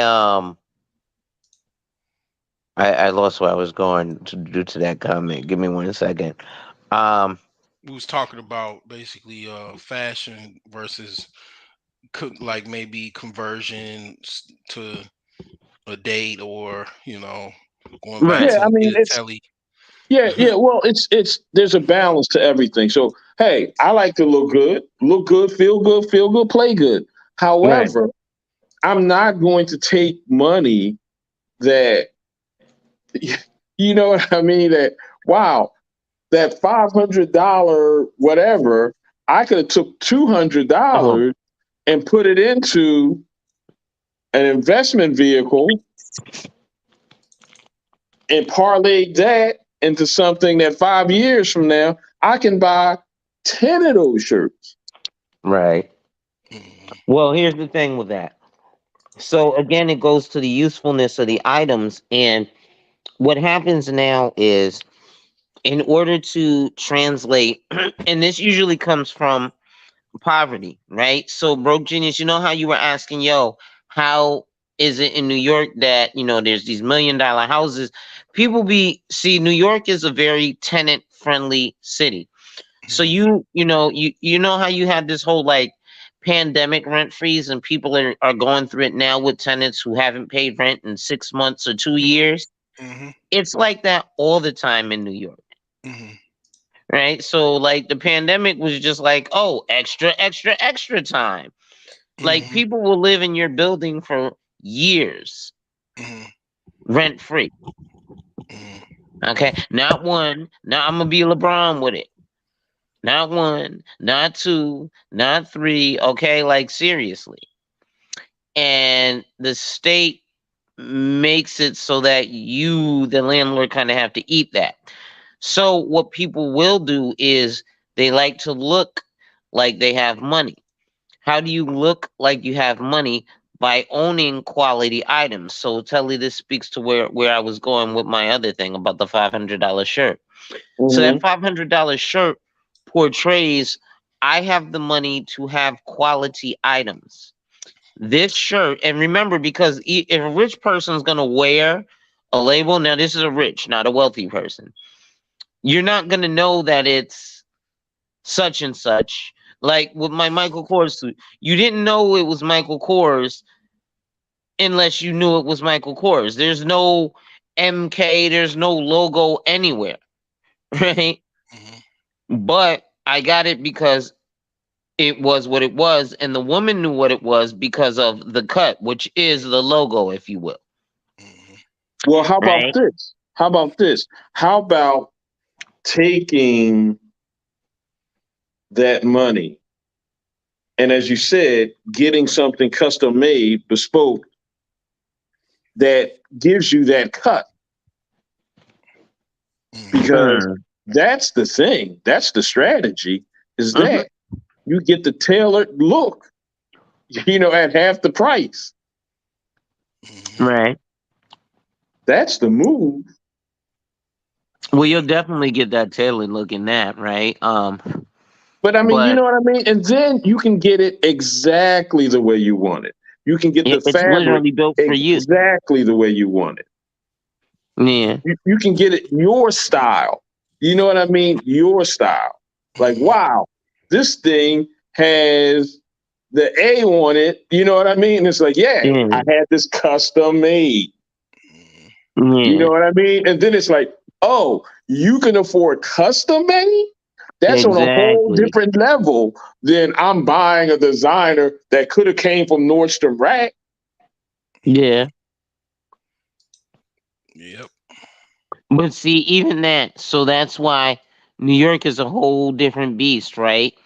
Because like Nordstrom Rack is that's common in New York. Like we go to Nordstrom and Lord and Taylor and stuff. From the people from the projects, bro, are No, shopping at Bloomingdale's and Lord. They're not shopping at Bergdorf, but they are shopping at Bloomingdale's and Macy's and Lord and Taylor and Neiman Marcus. They're all there, but the level of money is different in New York.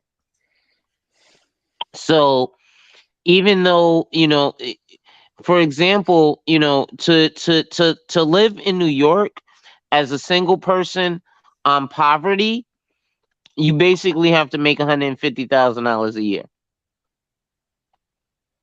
So, the numbers are different, right?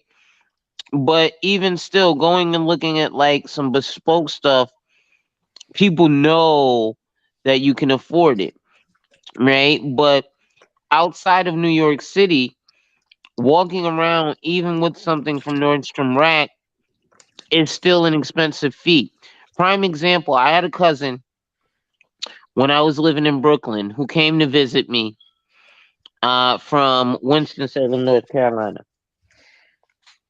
And so we went out to Manhattan and we went to see, well, not the Twin Towers, but the Freedom Tower.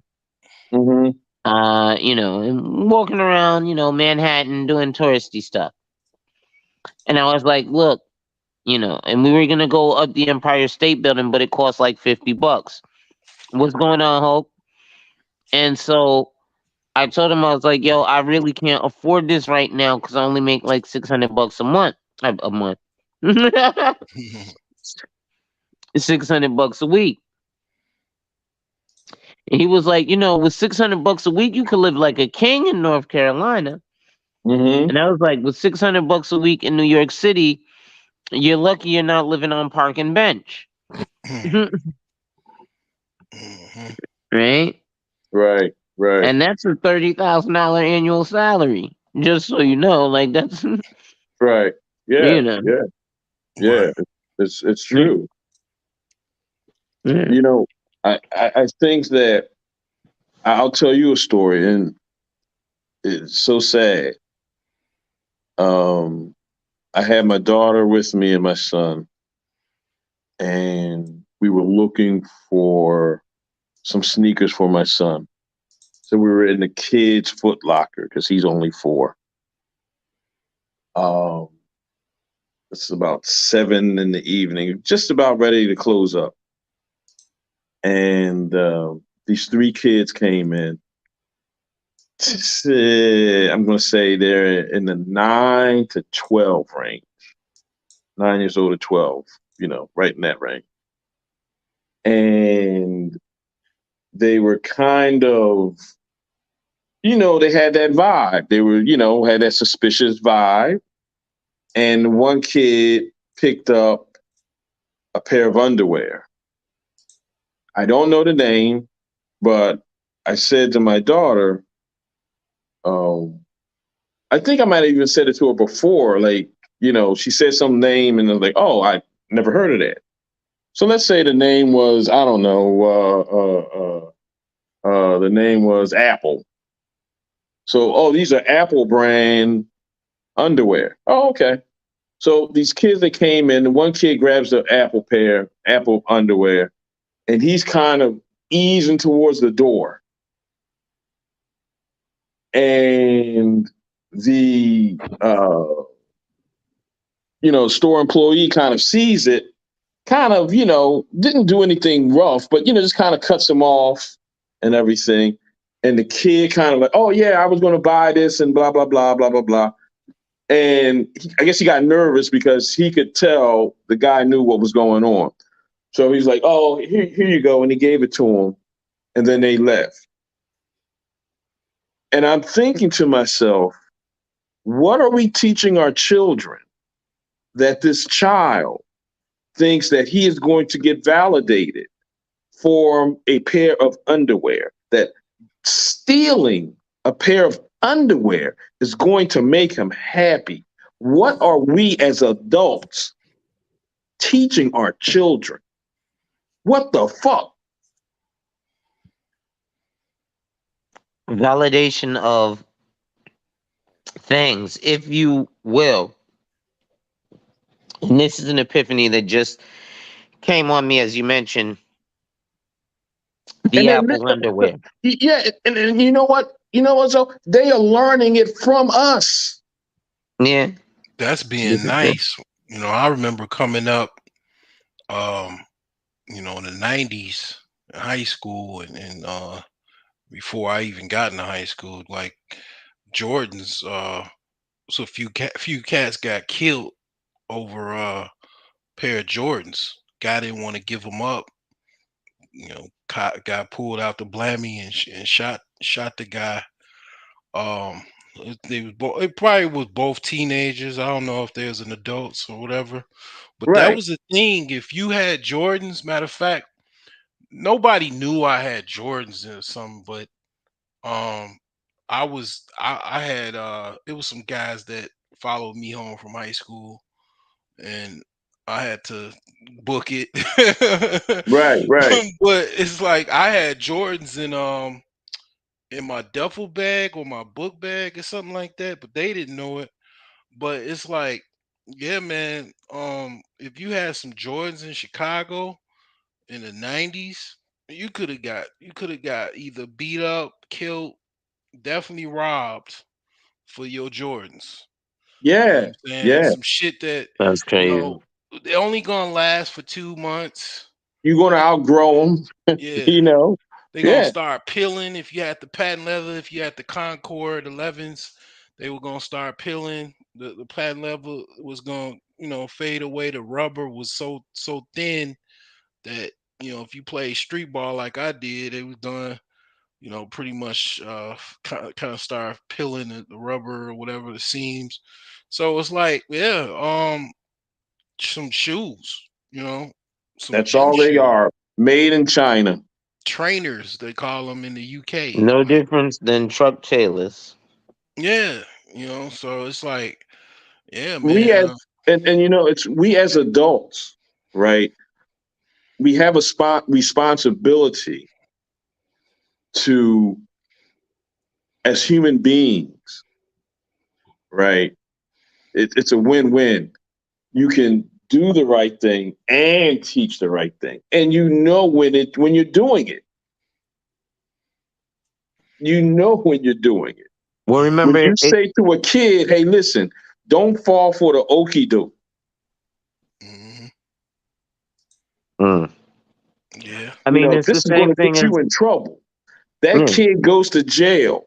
The 9-year-old, he mm, does something. He's not learning because he's in, you know what I mean? He's in juvie or whatever. He's right. not learning. It sets him up for failure. And you may not meet him then at 9, but maybe 20 years later, when he's 29, you're going to meet him. Then you ain't gonna want to have met them. Yeah. But now let me ask you this, and this ties back into finances and happiness, and dating because you need to be selective about who you date, right? Um, Often, single parent household, they aren't around to avoid that boy from going to steal those Apple underwear because he's a kid and kids are going to do kid things. So he's going to be not even have someone there to intervene or explain to him the pitfalls of stealing the Apple underwear. Mm-hmm. And that's because his parent is forced to work, 2 jobs, and both, 2 hours away via city bus, from their home. So she's in another town to be able to purchase the Apple underwear for the child. Um, Right. so yeah, I guess you do say that's our fault because he wants the Apple underwear now, not in a month when you've saved up 3 paychecks to purchase the one pair of Apple underwear. Yeah, we have to teach. It's just some threads, okay? They will not make you happy. What will make you happy, short term and long term, is getting the grades. When you get the grades, you'll feel good about yourself. When you feel good about yourself, you'll get the better grades. That cycle keeps on going, and you get the momentum of discipline, people admiring you, people connecting with you. Wow, this kid is on the move. I want whatever he's eating. So it's one of those things where we have to, because we're all connected. We're all connected. We have to. There's something like I have one of my courses that I'm going to be teaching is how to pick the right mate, right? And it goes first of all what a relationship is. Then it's once you define what it is, it's whether or not you truly are ready for it. Because you have someone else's heart, feeling, soul locked up into this. Are you ready for that responsibility? Then from there, it's if you are, then what type of relationship do you want to have? Do you want to have a friends with benefits? I'm not saying there's nothing wrong with it, but just be real with it. Do you want to have a friends with benefits? Do you want to have a closed relationship? Do you want to have an open relationship? Just be real with it. If you say, I don't even know, at a certain age, you don't know. And you can say, well, hey, listen, let's do this. We'll play it this way. We'll revisit it, to see where we are. And then we'll take the next step. But then once you define what type of relationship you want, then it's let me find a person that will fit and go along with the type of relationship that suits me, suits her, and we're doing a win-win. This is what I would tell my sons, and what I know at 42 years of age, as far as me personally. I know this is other guys as well. I wouldn't even mess with a woman unless by default I already know this is at least a woman that I'm okay with having a baby with. Just on a biological level, I'm okay with if she got pregnant, we cool. And we already can come to a page of things and some type of understanding. But if this chick got pregnant a month from now, I'll be like, okay, I'm okay with that. If Right. I'm not okay with it, no.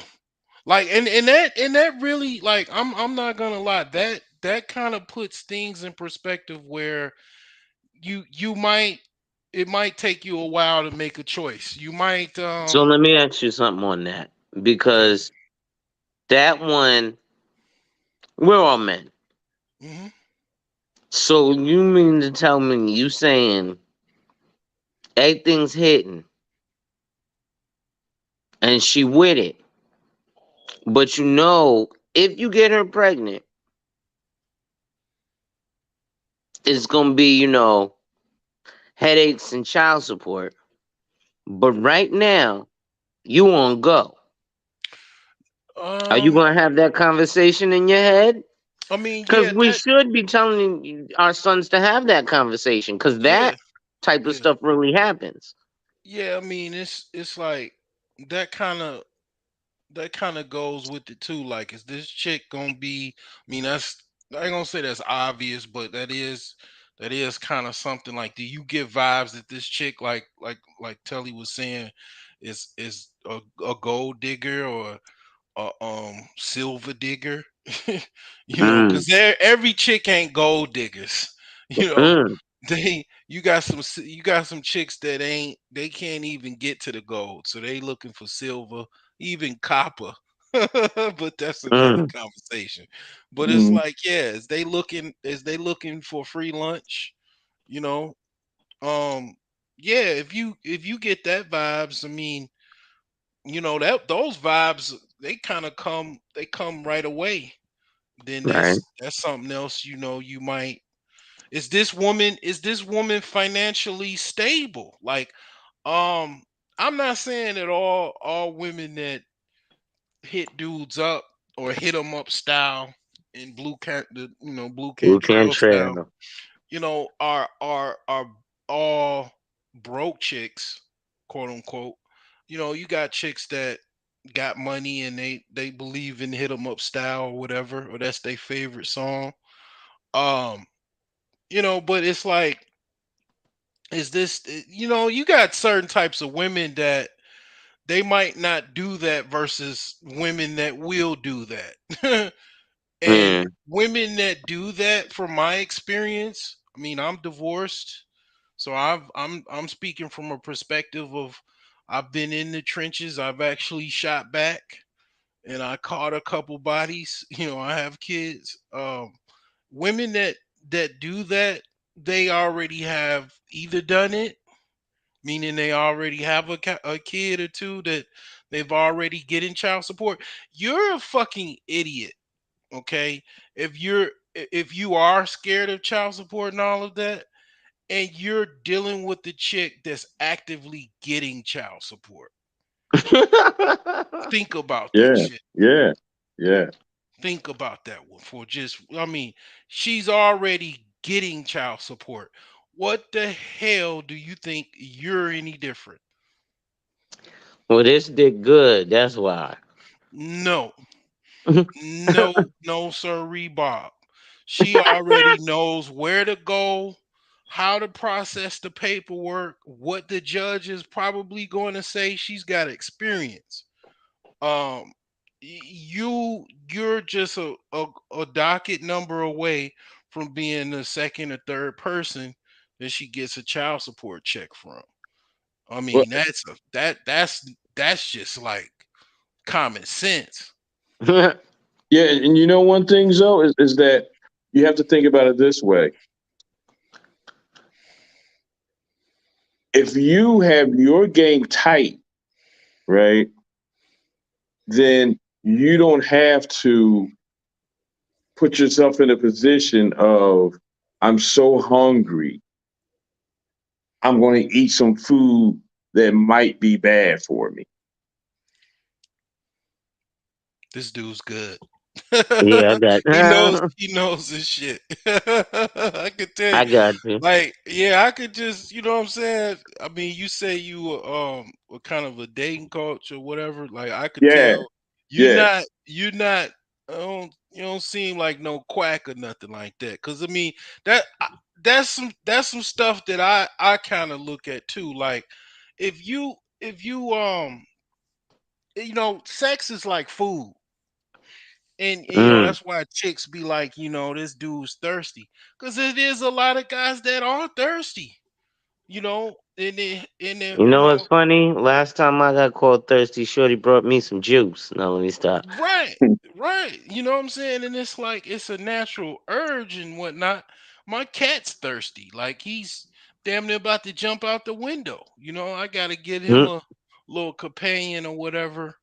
But it's like, yeah, I mean, it's a natural thing and it's hard, you know what I'm saying, to not be thirsty. But you gotta learn how to control those urges and whatnot. You know, do what you gotta do to fulfill them the best way you possibly can. You know, choose wisely, right?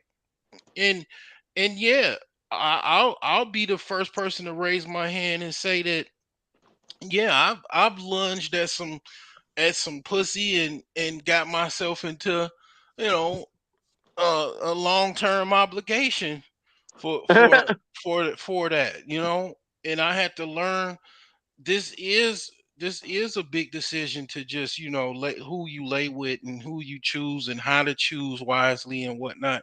um After the fact, you know. Mm-hmm. um Man.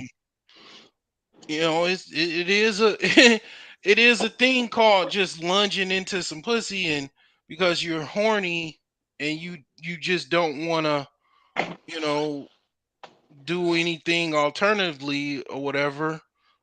So you just basically go at the first chick that hits you up or winks at you in passing, you know. Yeah, Um, yeah. Man. You know, it's one of those things where if I have my game tight, right, which is what I should be doing anyway, right? So mhm. then you can have people that are offering you bad food, but it's like, oh, I eat all the time. I eat when I want to eat. So thank you, but no thank you. I got snacks right here, by the way. There you Thank yeah, go. thank you, but no thank you. You know what I mean? I got someone who's about something, and her and I we feed each other. I'm good. Mhm. I'm good. Thank you Now, for the here's the offer. thing, though. But I'm gonna pass on that. I'm gonna pass There- on that because I don't want to get poisoned. There's a lot of single guys who are looking for their entree, right? So they're looking for their current meal, Mhm. right? And they're a bit hungry, right? So now they're walking Starving. along and they're starving, yeah, and they don't know, what the good meal is like at home because they don't have it. So how do they discern? How do they put themselves in position to be like, hey, I'm not this isn't my style. I need someone who's really gonna be a nutritious meal, not a cup of ramen. Right. Mhm. Well, what happens is you can do things where there is. I say to clients, you do it in a way that it's good before, during, and after for both parties, right? So that no one is feeling, oh man, I shouldn't have done that. There's no regrets. It's a before, it jumps off, it's cool. During it, everybody's happy, and after, there's a pleasant memory. If you do it that way, you can kind of experiment. Still, you may not know. Maybe it's chicken, maybe it's beef, maybe it's fish, maybe it's lamb, maybe it's turkey, right? But at each restaurant you go into, you know how to act so that they don't mind that you've come into their establishment and had a meal and that you two shared a meal. In other words, no twerking in the turkey leg hut. No, I'm just kidding. Go ahead. Yeah. Yeah. So, you know what I mean? It's one of those things where it's like, hey, You know, it's funny. I was on a cruise once, and I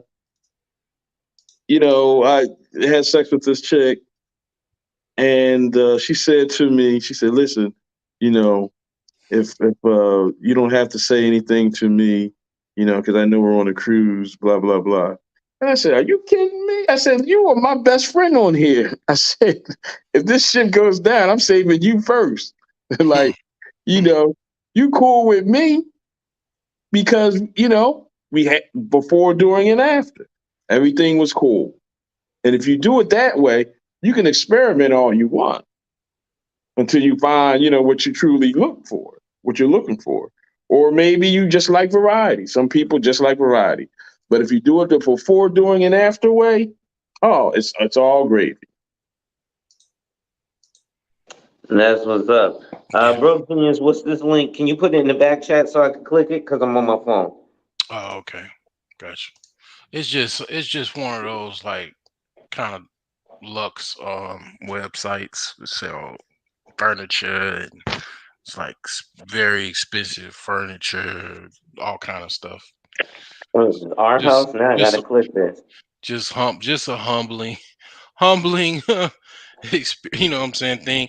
But yeah, I learned after the fact to a certain extent. One of the things I got conscious or whatever, back in early Man, get the 2000s. fuck out of here for a table.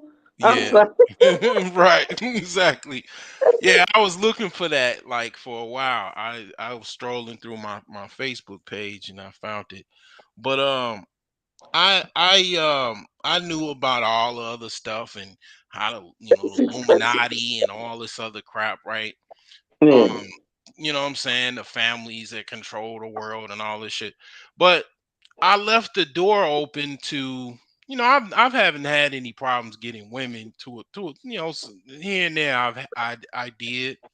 I'm not gonna front or cap, you know, um, for the internet, but um I've always pretty much I'll just say this. I had problems more with money than I had with women, but um the way I left the door um crack was I didn't know what I knew now as far as like different things as far as kind of what women do, how women manipulate men, um quality women versus women that are not that much quality.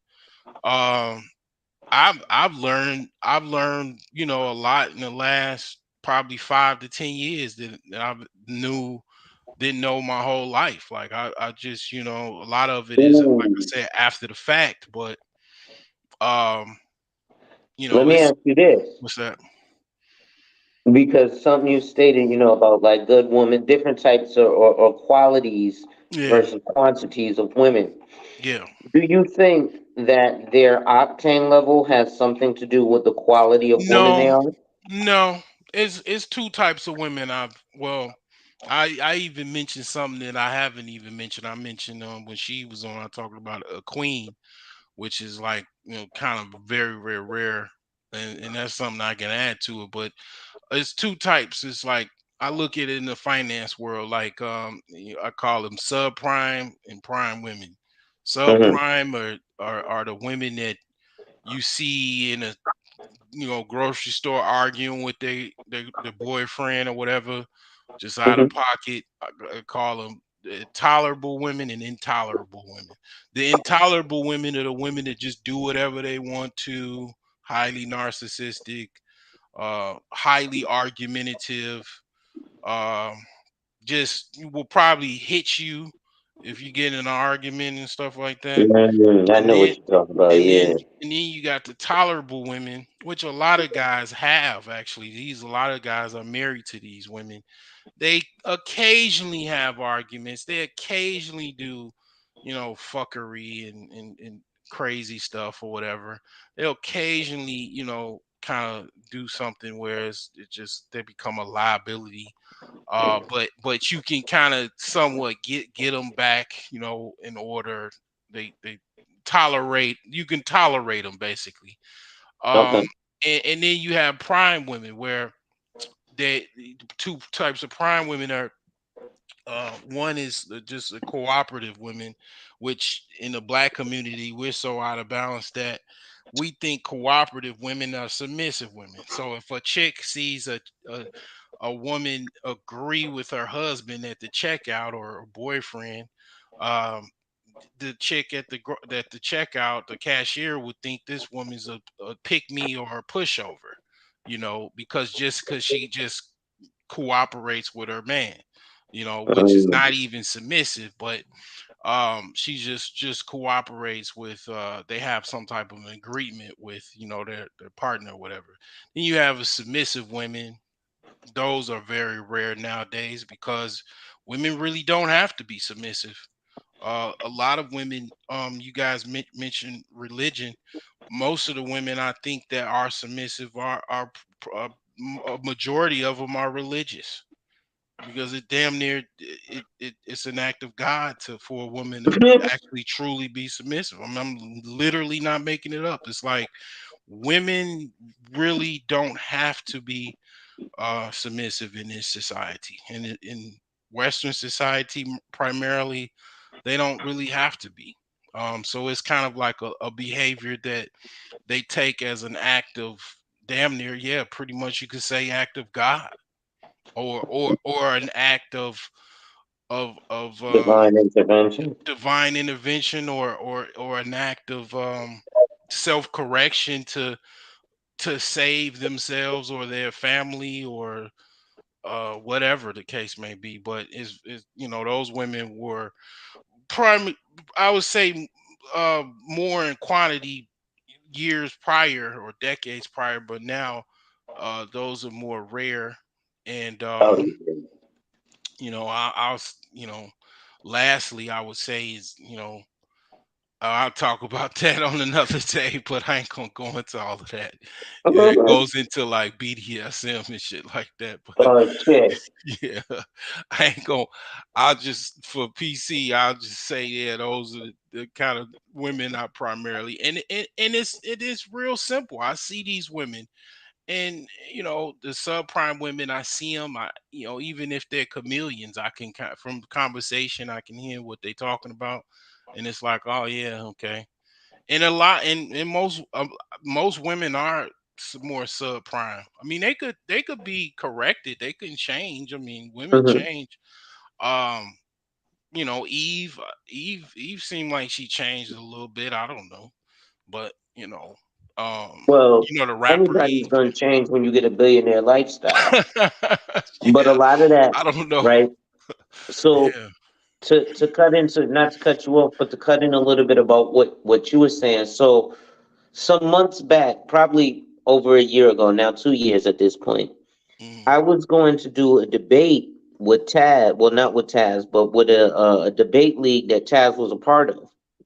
mm, And my topic, I had to debate on the pro side of divestment for black women from black men. I know this isn't specifically black, but mm. I'm black, they black, so it is what it is. That's what I'm gonna talk about, right? Divestment.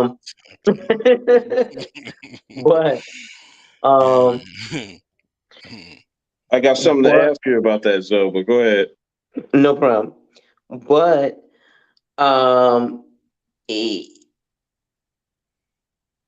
there's a lot to be said about why um the women are the way they are, and a lot of that, so that whole Eve thing, a lot of that has to come with socioeconomic standards and even things like their health, right? So their health is affected a different way, so that may even change the way that they uh Mhm, do their makeup and their hair, et cetera, et cetera. mhm, So now FYI, I personally am completely like, I don't believe in interracial dating personally. But if you do it, there's fine by you.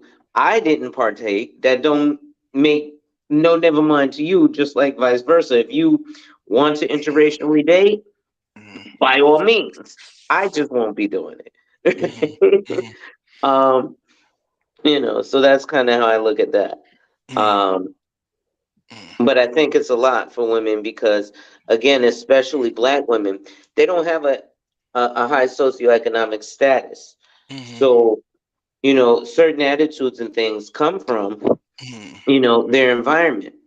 And Mhm. let's be honest, I do have a buddy who works in corrections who's explaining that there's a lot more women going to jail, in their young age, right? Mhm. 17 Mhm. to Yeah. 24. Yeah. Yeah.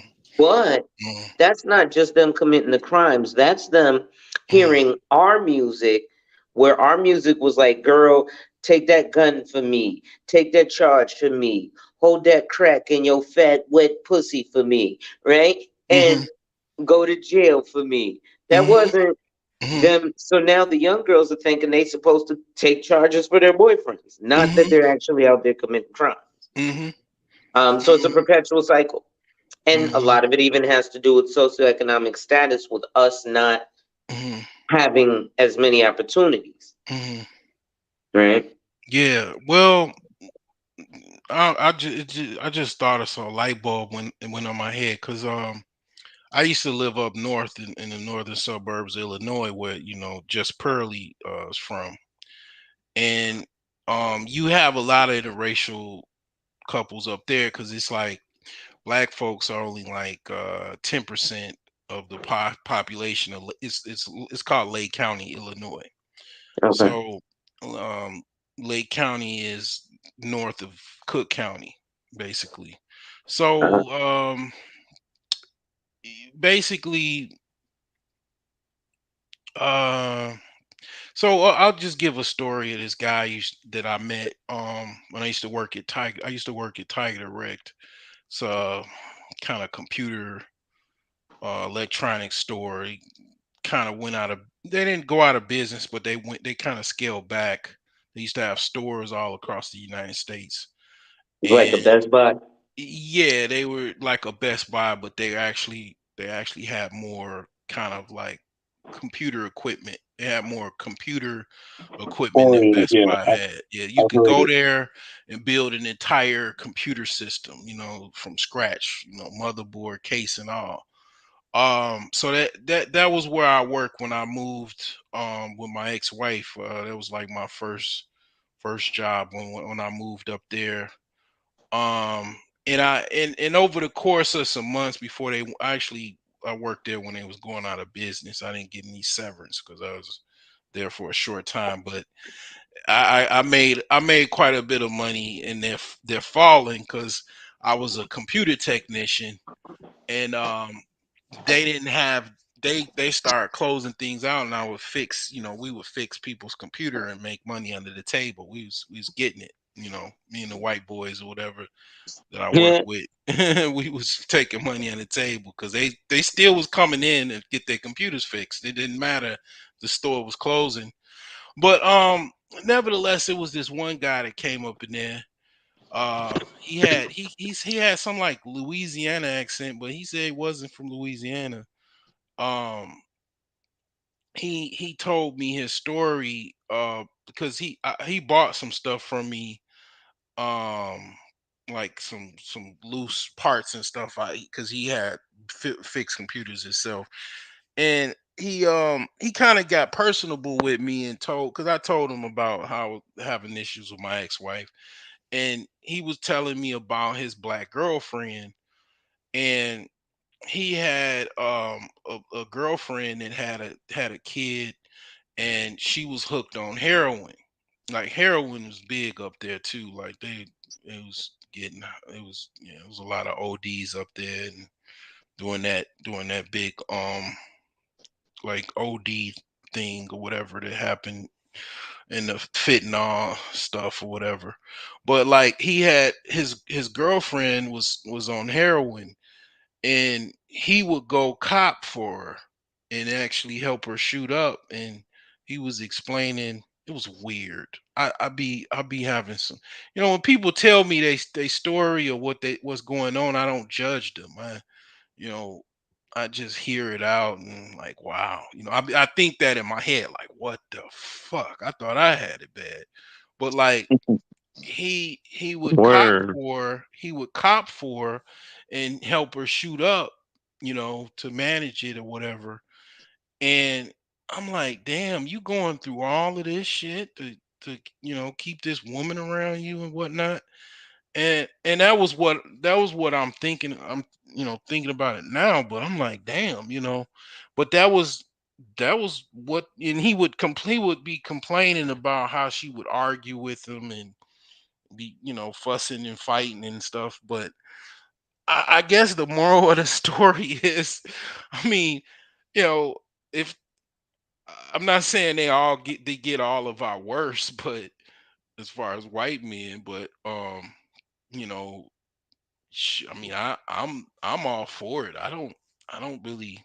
I'm impartial about it. I don't really talk about that. Um, you know, the whole wealth and power argument. We could talk about that. I mean, white people still have the wealth in this country. They have the power. They have the resources. Yeah. Women are drawn towards whoever holds the stick. And they still holding the stick. Their legs are crumbling, and and their hands is Oh trembling yeah. holding the stick, because you got the Asians, Mm-hmm. you got geopolitical issues in the world, and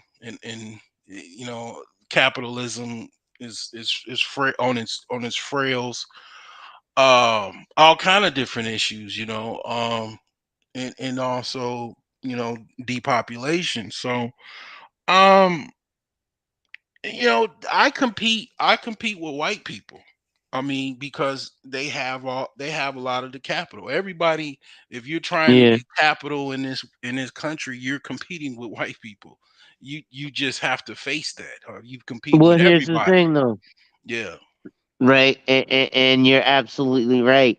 But um, it's something you said that popped off in my head. I wanted to jump in, but I wanted to kind of let you cook too. Yeah, yeah, yeah. Um, You're competing with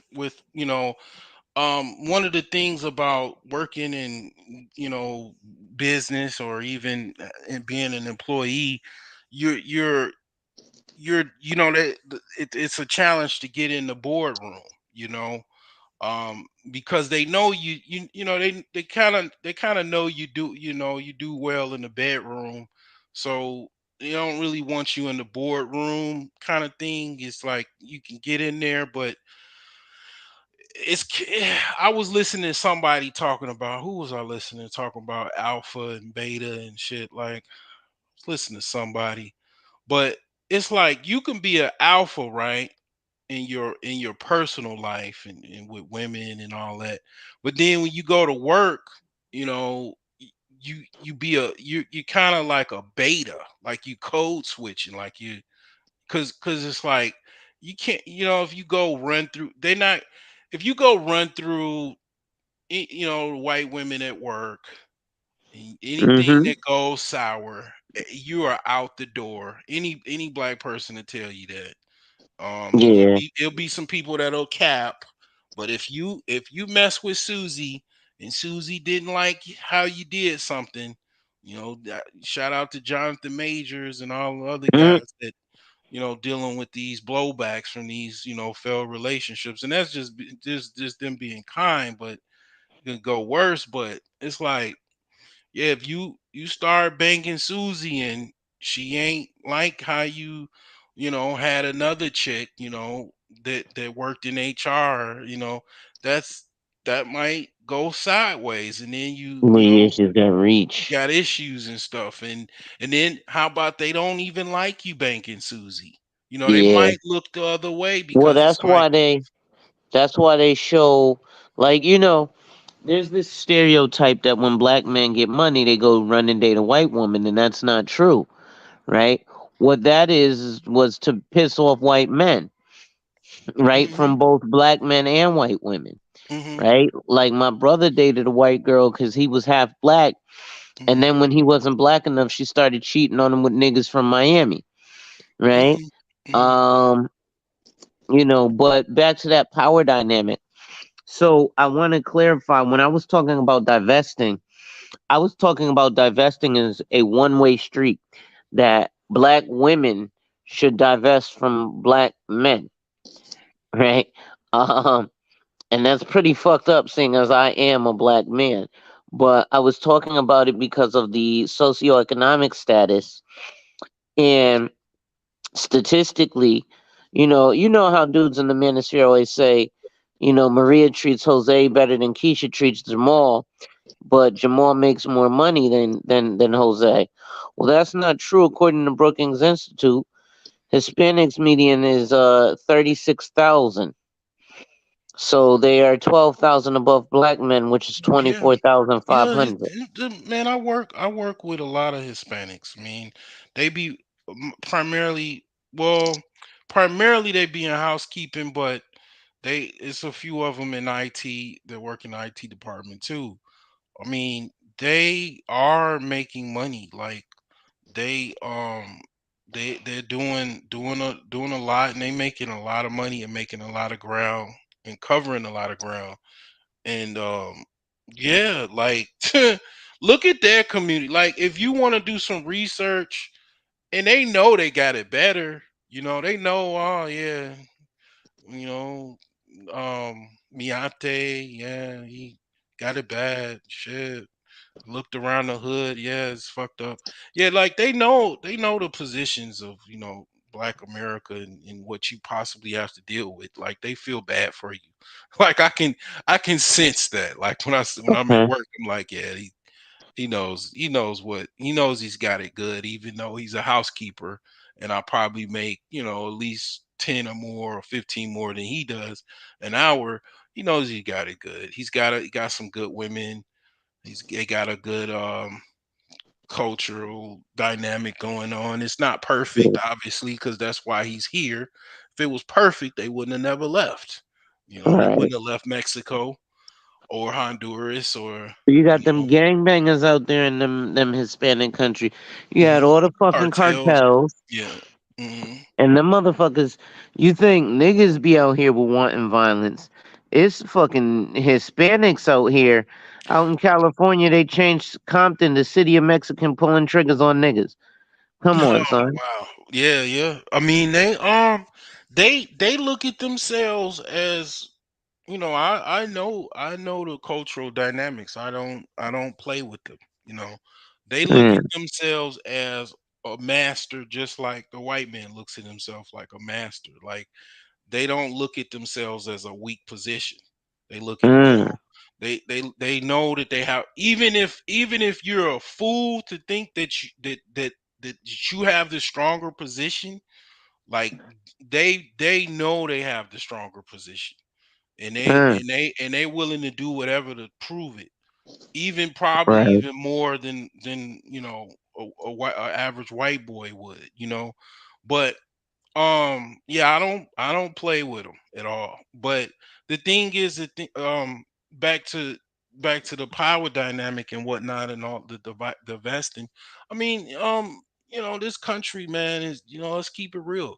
It's always been divesting. They brought them over here from Africa to Well, to divest. That was the original divestment movement, was in 1500s, from the West African slave dungeons. You know what right. I'm saying? So they already always had, first dibs, and they think that way. Like a white dude, even if you're married, he looks at your woman like he can have dibs. He might not say it, but Mm, that's the way he looks. Like, you know, um, even your position, in this country, they used to always, all the blues songs and shit like that, all of the hard times. mm, Like a lot of time that goes into kind of the whole pimp and hoe dynamic. A lot of times, like, prostitutes used that was the people that would actually make money in the community, the right. prostitutes, because black people really got out the slums as recently as the 50's and 60's. Most black people came from the South, and they Right. came back to the north, and they lived in slums. They didn't have a lot of money, and even before that, in the 30's and 20's, black people were surviving in the cities, in like Harlem and Chicago, Bronzeville. You know, they had the number runners and stuff like that, the Right. brothels and stuff. The whores made money off of the white man wanting to get them, have wanting to have sex with them, and Right. they brought the white dollar um through their vagina, you know what I'm saying? Like literally, Right. like, so it's always been, that way. And then my great grandfather is a Scotsman. I mean, I know what he looks like. We got family pictures on my mother's side. He married my grandmother, my second great grandmother, and they had children, and my grandfather and whatnot. Like, so the dynamic was like black people were seriously struggling. It was a few that had some wherewithal and whatnot, but black women, they were, they had to kind of almost get with white dudes for survival in a certain instance. and Mm-hmm. and BGS will tell you about the World War II babies. Black man came back home, and then he seen his wife got a little light skinned kid, because the dudes in the town was having their way or whatever. You know what I'm saying? Like, I mean, Mm-hmm. I'm not saying that I have a weak mindset about it. Like, oh yeah, you can. I mean, ain't no white dudes coming after. Ain't never came after no women I've been with. You know what I'm saying? But I mean, it's like I myself, I will engage with a white woman. I mean, I've done it. I mean, just So as I've done it in the recently, past too. Yeah. yeah, as recently as what, last year. I mean, I didn't have to colonize or enslave them to do it either. They just called me. Uh-huh. Actually texted me, and You did joke her a I little seen. bit though, right? Now let me stop. Nah, I choked her waist while I was pushing it forward, but that was about it. But yeah, I mean, I fuck back. You know what I'm saying? I'll fuck Maria too if she called me. You know what I'm saying? Uh-huh. I'm a United Nations equal He's a opportunity T-shirt coming citizen. all sizes and colors. I have I'm jonesing for Indian women. Right now Uh-huh. I've been jonesing Well, for a minute. let me ask you something, Zoe. Yeah. Uh-huh. I ask you something, bro. So, Zoe, you said you're against interracial dating, right? Uh-huh. Okay, so are we all one race? Yeah.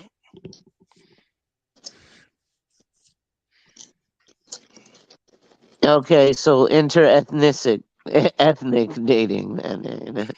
No, he said, are we all one race? Uh, n- no, I don't think so. You don't think we're all one race?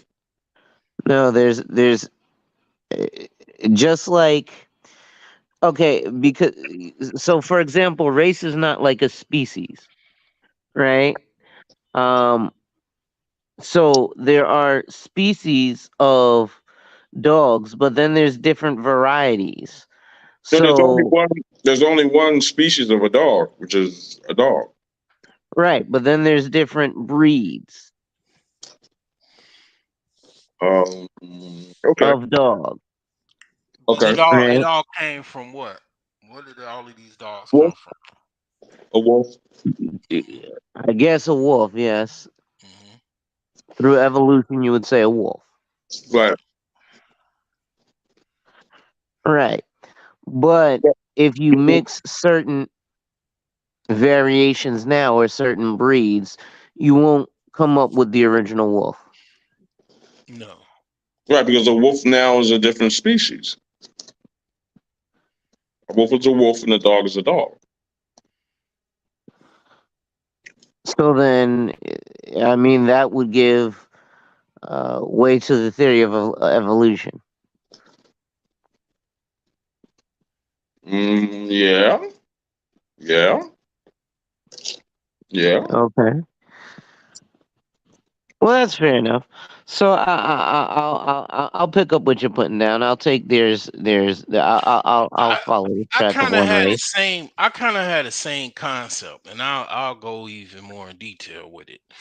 Um, I used to be kind of, pro blackety whackety whack, and this and that about things and slavery and all of that was very depressing. And then I started researching more about history, and then I found out about the Moors and how they used to enslave Europeans. You know, some of them were Arab, some of them were black and Arab, some of them was, well, not even black. I'll just say African and Arab and um, dark African. And they would actually, when I was in the Navy, that was part of our history as far as our lessons. We had to learn the history of the United States Navy. The history of the Navy was George Washington. He sent a fleet to help the Europeans off the Barbary coast from getting ramsacked by the Moors, um, basically invading uh, the shores of Europe and stealing basically whatever they could, including the women, and they would basically take them back to North Africa. That's why you see Algeria and Tunisia, um, Libya. All of these people are so like light and Arab, because they had a slave trade, and they would basically steal the women and they would sell them. They got pictures. They got paintings that's like millions of dollars that portray what it looked like on the slave auction in Morocco and stuff. And they would basically steal these women and sell them for slaves, and they were doing it for quite a long time. And like basically that's the history of the Navy. They sent a fleet to the Barbary Coast and basically battled these Moorish pirates. And yeah, man, I learned a lot about history, and then I kind of went into science. And I was like, and then I started to look at like different people in Europe and stuff like that. And I researched history of Europe going back thousands and tens of thousands of years. A lot of people don't know Europe itself. It had Indians in Europe. They hide this. So you kind of have to dig a little bit, but like for example, the Germans go back to, if you go back like thousands of years, they were a tribe called the Teutons. The Teutons was an European indigenous tribe. They used to live in the caves. Sometimes they give away stuff. You actually have been in the movie industry. They give little like kind of they drop some stuff in a movie every now and again. It's a movie called The 13th Warrior.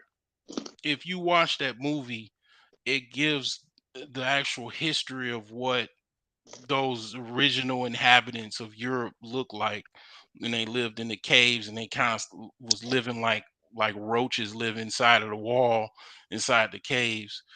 Um and they kind of give a little sneak of what that looked like. But um white folks actually are like basically the X-Men. They are basically human mutants that came from albinos, basically. That's a fact. um and it's like that's why I don't even, once I kind of researched all of this and I put things together, I was like, basic. And then here's another thing, like, to just keep it short, how is it a white woman can create a black baby if she is not herself? Wouldn't she have to be black to create a black baby? To just think, just I just pondered that question to you guys. Like, how is that possible? How can somebody create a black baby if they themselves like? I mean, it's kind of an oxymoron if you really think about it. But how is that possible? So, I'd say through the father. but it comes from her. She She shoots she got out a a couple of chromosomes in there too, you know. she shoots out a black shoots out. How okay, if you're trying to make a product, right? you you would you would need certain components or certain things to make that particular product. If they don't have, if the other okay, let me not even make it like mechanical or whatever. How can person X get with another person, right, and make the same X with someone that someone the society says is supposed to be Y? Yeah, how's that work, so? Same way two dark skinned people can get a light skinned baby. And that is how. That's why. Um, Okay, go. Yeah, I'm sorry. Go ahead. no, go ahead, because I'm. Cause that's why this shit is so goofy to me. Like it got Yeah, in my exactly. 30s, the whole racial dynamic shit, like it got goofy and for a good reason. I mean, yeah, things get like kind of crazy, but this kind of defeats the whole like race theory white people think they're getting extinct, because it's like basically you got people with albinism all over the world. I think um I'm not sure exactly how that works as far as can every racial group create an albino? Yes, Not they all can. So right, there is no, first of all, albinoism is not, as you said, that's just lack of pigmentation. That's not even uh that is, a mutation. But white people, what you would call white people, people from Europe, they cross the land bridge over to a place that, having melanin was detrimental to their living because they didn't have enough sun. So uh, you had adaptations to, people who, the ones uh, that had lighter skin lived, and the other ones died, and so they carried that dominant gene, but it was just natural selection. That's not. They're the same race. We're all the human race. I mean, think about it this way, Zoe. If you were So blind, could you tell the difference between one race and another, quote unquote, race?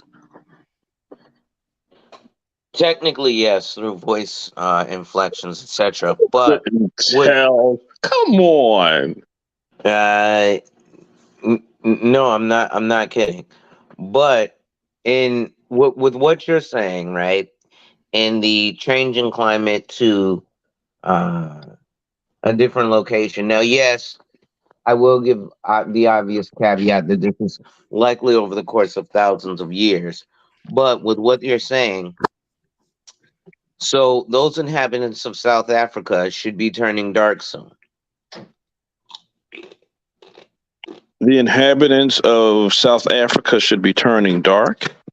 Right. A vast majority of uh, South Africans are currently white.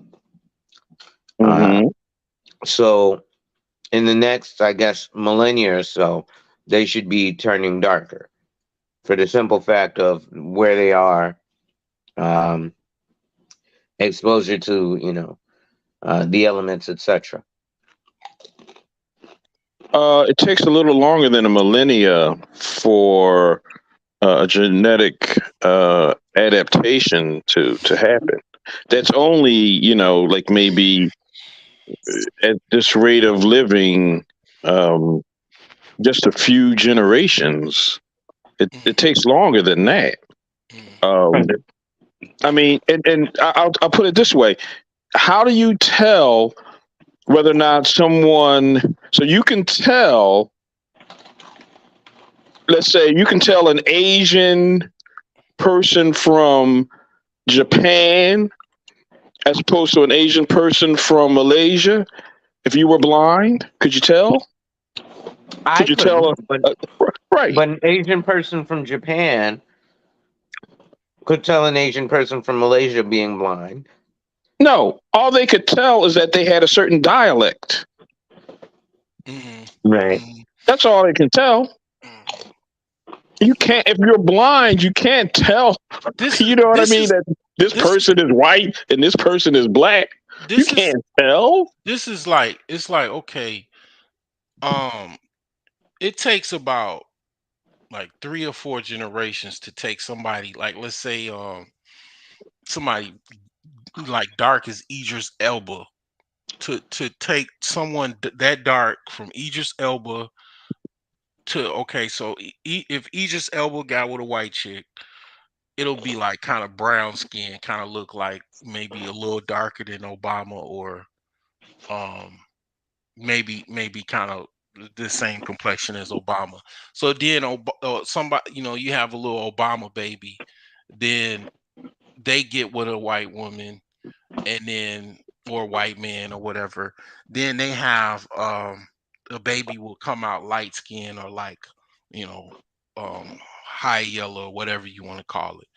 Then they get with another white person. So that's like what 3 generations at that point to go from, and then they'll still be an octoroon. They'll actually is still four. So that light skinned multiracial ice spice looking baby um would get with a white man or white whatever, and then they would have a baby. It'll be like a octoroon, which is like kind of what Mariah Carey is. That's why Mariah Carey in the 90's, I thought Mariah Carey was a white woman that had some little, spiffy songs like that was, pleasing to the ears and she could dance and shit. Like I thought that was a fucking white woman. I had no idea that she had any other family, like her mother or father was black, like until she disclosed it. She literally was what you call passing for white, back Mm. what they used to say back in the day, right? Right She past didn't them. Man. she didn't even have to disclose her, like she could have, that probably was the whole play, that her manager that she was married to at the time, I forgot the Tommy name. Mottola. Yeah, the whole play was probably so she can pass for white and get that audience. And she, came out to where she disclosed her cultural identity, and there you have it. So it's like, you have a Mariah Carey baby or whatever, and then finally they get with a white guy, and then boom, it's a white person that you probably can't tell. So it's goofy to me. Like when I got to my 30's, it started to be goofy. Like when I start to get more But how intelligent, come the more babies don't darken? why the babies don't darken. Right. So if What do you Idris mean? Elba has a baby with a white chick, and the baby comes out Obama, Hmm. in order for the baby to darken, Obama has to have a baby with Michelle. Right, right, right. Okay.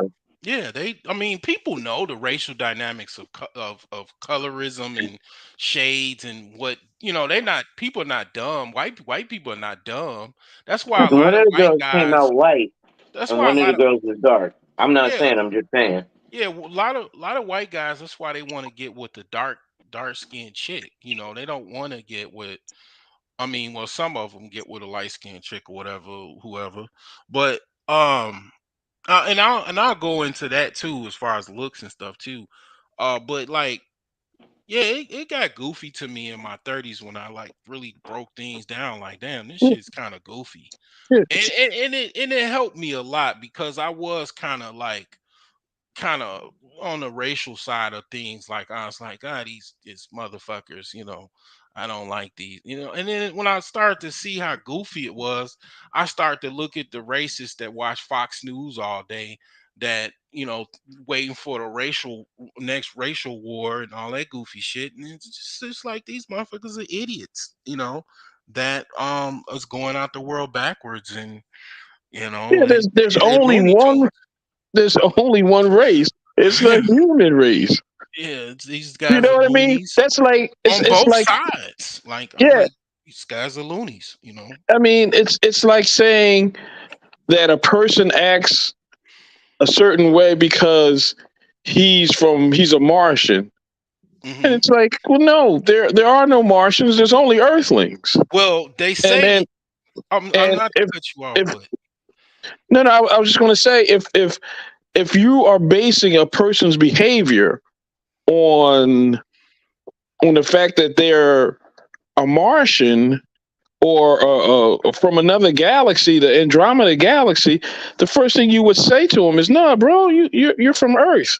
So mhm, everything you say after that about I'm from the Andromeda galaxy and this yeah. is the way I act and this is why I act that way, it's like, no, I mean, that's the thing. that's Like something that you just made up. you That when you race is made up. yeah, if aliens did arrive, that would you'll be happy to see another human, no matter what, how racist you are, because it's like, you gonna see a Look at Martian. that nigga over there. Right, come here, man. Hey, but you know what? I was in the military. That's how it is in war. You don't give a fuck about no goddamn racists and shit. You want that other motherfucker in front of you to cover your six, and that's it. Like, you got bullets flying. You're not thinking about. It's like them motherfuckers over there shooting at me, and I need these cats right here on my left and right and on my flank to shoot back at these cats, and I depend on these cats to shoot back at these cats. So it does kind of break down. But the thing is that Thank um you for your service, and not to cut you off, but I heard of some friendly fire incidents too. yeah, it But does keep going. happen. It does happen. But But it's I like mean, but it's like the thing is that like I said, I mean, it's when you get down to past the octoroon, you going back to a actual white person that fully can pass. How do they know how black they are? Did you see the story of the dude that was he was like in a white supremacist, like he was like the head of a white supremacist group, and then he went on a talk show and did a DNA test and come out he was like 30 something percent African Damn. ancestry, and they had to dude had to he had to fucking like he stopped it just changed this whole trajectory of his life basically. And yeah, it's I like mean, you think you know, if you look at people from Cuba, right? You know, you have all kinds of colors.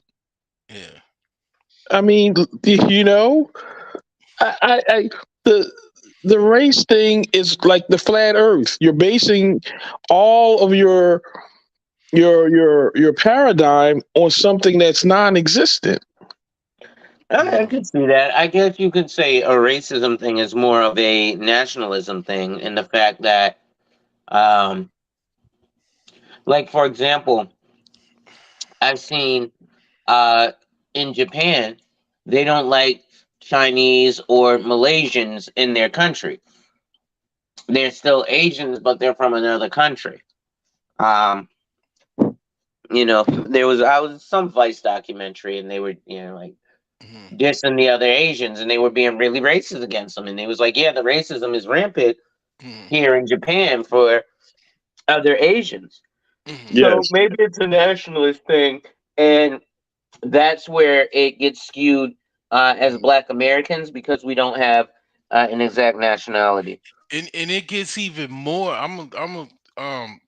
Talk about this, and I'm gonna try to get back to the whole like how white dudes get with fine black chicks thing, because that's where it becomes where I'm competing.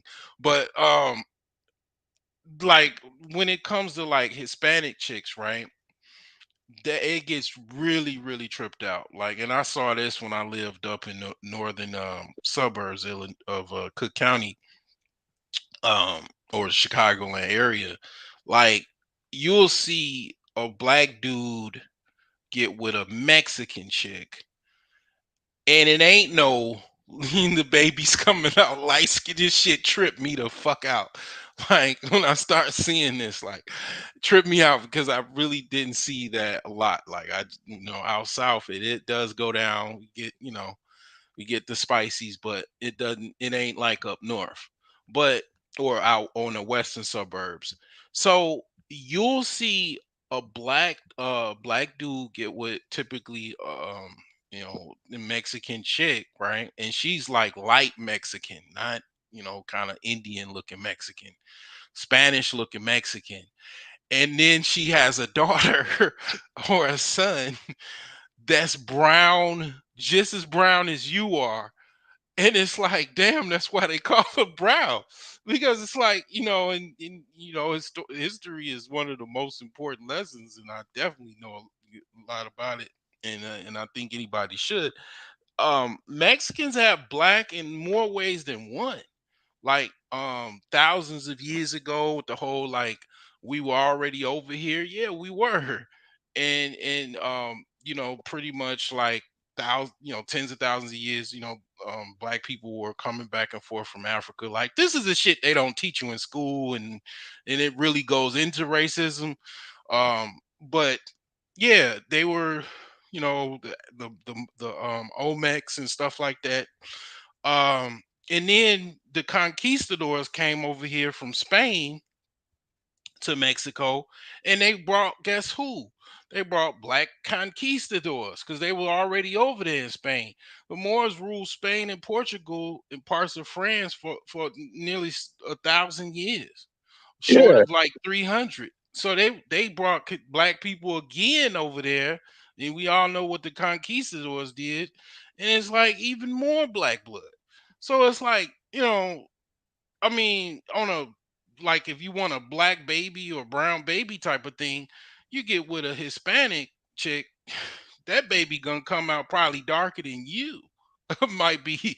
I mean, you know what I'm saying? Like, it's yeah. I, weird. It's like, I don't even know. Like the silly thing about it, right, is when you think about it. So you have Indian people, right, mm, who are they would make uh uh you so look like Santa Claus. You know what I mean? They have Indian people that are right. Yeah.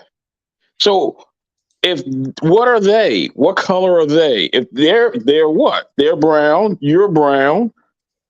How are we black and then they're brown? How does that work?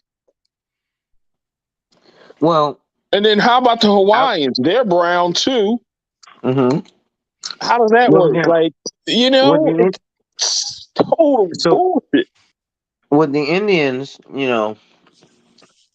they do have ostracization, as do many nations, against the darker skinned people. I'm not saying that they don't, but what I'm saying is, as far as how you would racially name them, is what? They generally do call them the blacks. No, no, you can't say an Indian person. No person, a person no, from they India don't doesn't call say them that. blacks, bro. I Yeah. actually, when I was in Cali, right, I was getting out of the Navy, and I was in San Diego, and one day we went to a casino as like kind of a trip thing, day trip, and I saw I don't know what tribe it was or whatever, if it was Pueblo or something like that, but I saw an Indian woman. She was sitting outside on a bench with her baby, and she was like kind of like tan complex, like kind of brownish tan. Hmm. I bet if I basically got with her sister, the baby would come out like brown. I swear. I mean, she was already even dark brown. Like, so it's like, wasn't no $5 Indian shit. Um, with white dude with Indian feathers and shit, whatever. And it's like, yeah, I mean, I even when I was in the Navy, like it was a couple dudes. It was one dude, he was Pueblo, and the other guy, he was what the fuck? I think he was Cherokee. Yeah, I think he was Cherokee. And they then tripped out thing with them. They don't have to pay no taxes. But yeah, we were going in our training command, and they were Indians, and they kind of look like Mexicans though. Like they just kind of light tannish brown. But yeah, man, like that whole racial thing, man. Like I You are mean, wasting a whole lot of time on that bullshit because yeah, there's it's no like race. There's it's just one race, and it's called human, people Homo been sapien. we've been traveling for like hundreds of thousands of years before even the Egyptians. And like, I mean, people been traveling in boats for a Migration patterns, yeah. long Yeah, yeah, time. yeah. To the Pacific Islands. Long time.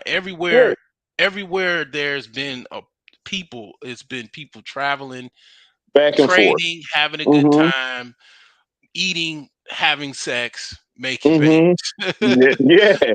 And Every since the beginning. Yeah. it's no fucking like, unique cultural dynamic. Like, is this some white people that's like very, very, very white, and they have like almost like skin like snow? Yeah.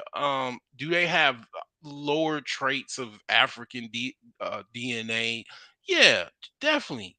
Um, but it's like the end of the day, you can make a one of the things about it, this is just even more simple that I looked at it. I can get with the whitest white guy's sister, make a baby. He can get with my sister and make a baby, and we will what be at one. I ain't gonna say one big happy family, but we'll basically have the capacity to make a fucking like offspring with each other's, family or whatever, like siblings. Like we're all um basically, Human. yeah, human. We do have different special dynamics. Well, we have I do. cultural, and then we Yeah, have some yeah, traits that's yeah.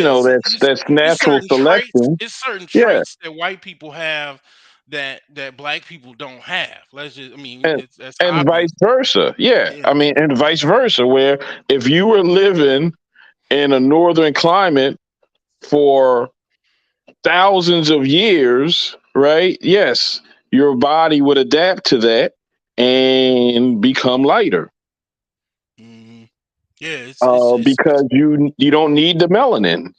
right. You just don't need it.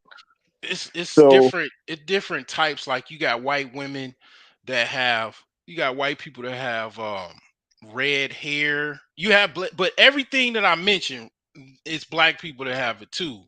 right, The white women with or white people with ginger hair or whatever, red hair, which is the rarest hair type.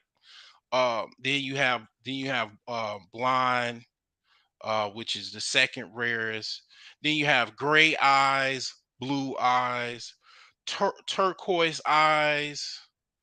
If I didn't say gray eyes already, then see like yeah, like just different eye colors basically, and hazel eyes. You know what I'm saying? And it's like, yeah, that's even more rare, right? But it's like, I mean, I look at it like one of the things I think, yeah, Neely Fuller said this. Like he said it was a few things black people were not taught. They weren't taught the science of war, the science of mating, and I think like the science of business or something like that, or economics or whatever. I don't know. But yeah, I mean, we don't we don't have any mating like understandings. Like it's you should try to spread your seed. Like I would love to see a blind chick with my baby, like to see like a version of me would look, some like blonde hair or whatever. I wouldn't mind, like, what I'm saying, like it's some You black Hmm. trying to go people. Super Saiyan or something, son? Yeah, it's some black people in Tasmania or Australia, the Aboriginal, and they have Right, blonde hair. Man, I go travel over there, man. What I'm saying, have me a right. little blind baby, man, and what As I'm you saying. said, that would be, yeah. You see some of these color combinations, and yeah, you would think that would be very interesting. But yeah, I mean, it's all one race. It's just it's yeah, as you said, you have those migration. We've migrated from Africa to every part of the earth, but we're still the same. Yeah, like, what I'm saying. I come, I have a little baby, and then a little boy. He got Now I blue want to eyes. interject, Telly, real quick, because you mentioned the migration from Africa. There is an argument that Africa was not the original migration spot. It actually is in, I believe, Northeast Asia. Uh haven't heard that. Haven't heard that. As far as I know, the the skeletons that they found, and the DNA that they found, came from East Africa, uh, and kind of spread out. I haven't heard about this Asian thing. Not saying No, that it's no, I non-existent. get it. Like I don't Just, even know exactly what it is. It was just something I heard. But again, back to that theory, right? I'm a walking freaking person of what we talking about. So my last name, right? Um, Mhm. my last name is Lawani. My name is all over the world as far as like people that have that last name. mm, And why do you think that is? My father's, I'll give you a hint. My father's from West Africa. My father's from Ghana. My hmm mother's African American, Creole, you know, African American, basically from the West, like part of the United States. I hmm mean, that last name for my father is because Africans have been traveling to Asia, to fucking Europe, to all across the world for thousands and thousands and thousands of years. They just don't teach you this in school because they want you to be, every year for African American history, you're a slave. And Martin Luther King, and he had a dream, and Sojourner Truth, she was the truth. And just to keep you just, zoned out It's to, easy to have a curriculum geared yeah, toward that. yeah, to have you zoned out to think that you're just this, hardworking slave to, and it's like, that's the beautiful thing about the internet. You used to have to go in the library or read a bunch of books that maybe were kind of underground, or only at the conscious bookstore or whatever in the hood or somewhere, or whatever. And you don't really even have to do all that. You could just turn freaking the computer on and start just, the world is your all the yeah. oyster. I mean, all the knowledge of the world, right at your finger. It's this shit's on YouTube. It's been Th- on YouTube. Like That's for that's what I was saying with So, gratitude. Like, but real quick, we so back to the theory, right? Because with the genetics. So Genghis Khan, yeah, now uh, you talking. Now you they talking. say he's got like Carry on. 90% of Carry on. everybody's DNA is some of Genghis Khan. No, that's not true. He's got 1/5. 10 he's got 10% of the Asians, of the Asian people's DNA. So every Hmm. one out of every 10 person from Asia, whether it be from India stretching all the way to China, Korea, Mongolia, even Russia, he has his lineage or his DNA in those peoples all across that mainland, of Asia. And the Okay, reason so it's why only Asian. It's not the world. it's not the world. No, Because Genghis, I have some guys who in this space argue it's the world. they're idiots, and I'll tell them to their Okay. face. Um, I won't say they're idiots. I'm just saying they're wrong. But the thing is that the Mongolians did not cross the sea to Africa or other Right. parts. They expanded westward Yeah, they expanded westward all the way, across Europe. yeah, Yeah. across Europe. So if you watch Game of Thrones, the Horsemen, the Targaryens, that was what they were trying to kind of picture Right. in Emulate that with that. the Mongolians, but the horse people. But basically, like the Mongolians had, well, Genghis Khan, he had and all of his other khans, because the Khan just mean king, his brothers and stuff, they would conquer different, countries and territories and stuff, and they would keep the men as slaves, basically, to just, they would be in the front of the army. So when they went to battle, all of the arrows would reach the front, and they would kill whoever was in the front, and they would be all the way in the back. And then they would keep the women, they would divide them amongst the different khans and different, people, other Mongolians, as like war prizes. And Genghis Khan had, like, I don't know how many women in his harem, but like I think it was in the Concubines. Yeah. hundreds. It was in the hundreds. So Genghis Khan actually, I don't know who else. Some of the Arabian sheiks and them princes and kings, they have secret harems too. No, no, I don't know how many women they have in the harems. It's a secret, obviously, but um, Genghis Khan was probably the last man that I know of that lived anywhere near how King Solomon had. I mean, there's many men Mm. before him. I mean, after him, between Solomon and Genghis Khan. But Genghis Khan was the last man that got away with it. They ain't came at him or whatever. That he had so many wives and concubines at the same time. Like, that's, it's mine. And then you got cats talking about Nick Cannon, Yeah. and he's a multi-millionaire, and he's deadbeat with 12. But that people are shallow, like, if you, there's people Well, so he said he shallow. feels stretched too thin himself, but I think that's because, different times, obviously. Then you didn't have kids to till the farm, right? So, Man, these Genghis Khan's kids at 3 years old was working the farms. man, Nick Cannon's kids you at three got the years old you are got wearing the Burberry. Emirates, in Dubai, in Saudi Arabia. King Abdullah, he had so many wives, and he had a harem. All of them princes and the motherfuckers in Saudi Arabia and Qatar and Dubai and all, and they have harems, man. They have, Yeah. like, they even have slaves. They still have slavery. Like, I But, mean, you I'm know, about to hop off. I just yeah, realized I've been going for damn 5 hours. yeah, yeah, yeah. This is Appreciate it, man. this a record for me. Actually, my longest was 7. That- Oh, okay.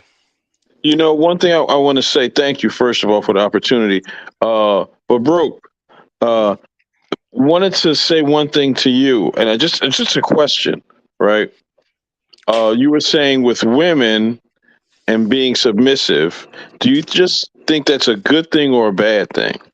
I think it's a good thing. I think it's a very good thing, because it's like this. This is what I would tell any woman that would challenge anything like that on a serious note.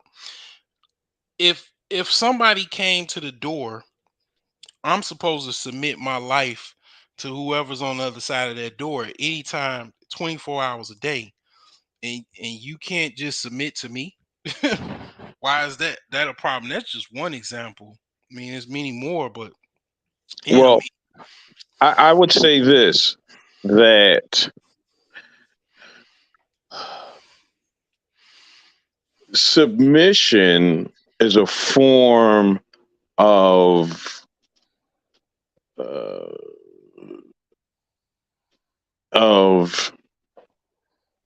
not being free.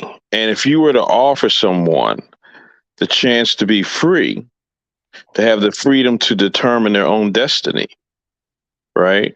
Hmm. They would take that offer. Hmm. So the fact that you have people that say, well, I don't want her, I want her under my control, right? That's not something that every human deserves the opportunity to be free, Hmm. to make their own choice for their own destiny. Okay. So Do you if think a queen? Do you think a queen can do whatever she want? Um, by proxy. If she's under a king. well, first of all, I think that's a terrible worst form of government in the world. Worst form of government in the fucking world is Actually, to have is better than modern democracy, but no, the because how? Because you have one person who determines my freedom? No, well, thank Okay. you. well, Yeah. yeah, well, No, no thanks. you have okay. London is actually the capital of wealth in the entire globe. Right. That's still it's not so much the monarchy of old, but they still have what you would consider a monarchy. Um, the Yeah, But but I actually isn't can the there go. monarchy like the Kardashians Yeah, but now? listen, but I can go. I want to go. I'm in Philadelphia. I want to go to New York. Is anyone? Can anyone stop me from going to New York? no, no, I guess I'm free. yeah. That's all I want. I just want to be free. If I want to eat this, I can eat this. If I want to eat that, I can eat that. If I That's want to make that's money, I want to make money. that's If actually what you actually describing is actually what I didn't talk about, which is a slave. You got women that actually are they're in they're in voluntary slavery because of whatever BDSM or that's what they're really into the guy. That's what a lot of like prostitutes. That's what they do. They'll do anything for their pimp, even kill another person, slide another person's throat, whatever they'll do for their pimp. But that what you talking more or less is probably slavery or a no, slave. I'm just Yeah, no. I'm not talking slavery. I'm saying that because every person deserves to be in control of their destiny. because submission is more less as far as under somebody's control as far as things what you're talking about more sounds like a woman in a slave dynamic where Well, she might have a I collar understand what you're on. saying. Yeah, she No. got I a understand what you're collar saying. I'm on saying, and she's yeah, you can walk her I'm not around. going even to that extreme. I'm not even going to that extreme. I'm saying to the extreme of having educational freedom, financial freedom, sexual freedom, and social freedom. Yeah, I mean that's not necessarily what I'm talking about as far as submission. Submission is like Yeah, I was gonna as say, far how as do you not get any of that with submission? yeah, I mean submission is more or less as far as what I would say is that the woman pretty much she's in agreement. She follows more of a dialogue where it's man, woman, and child and God basically. So So, God is at the head, the man follows God, the woman follows the man, and I think what happens often in conversations, there's a conflation of the word submission and subservience.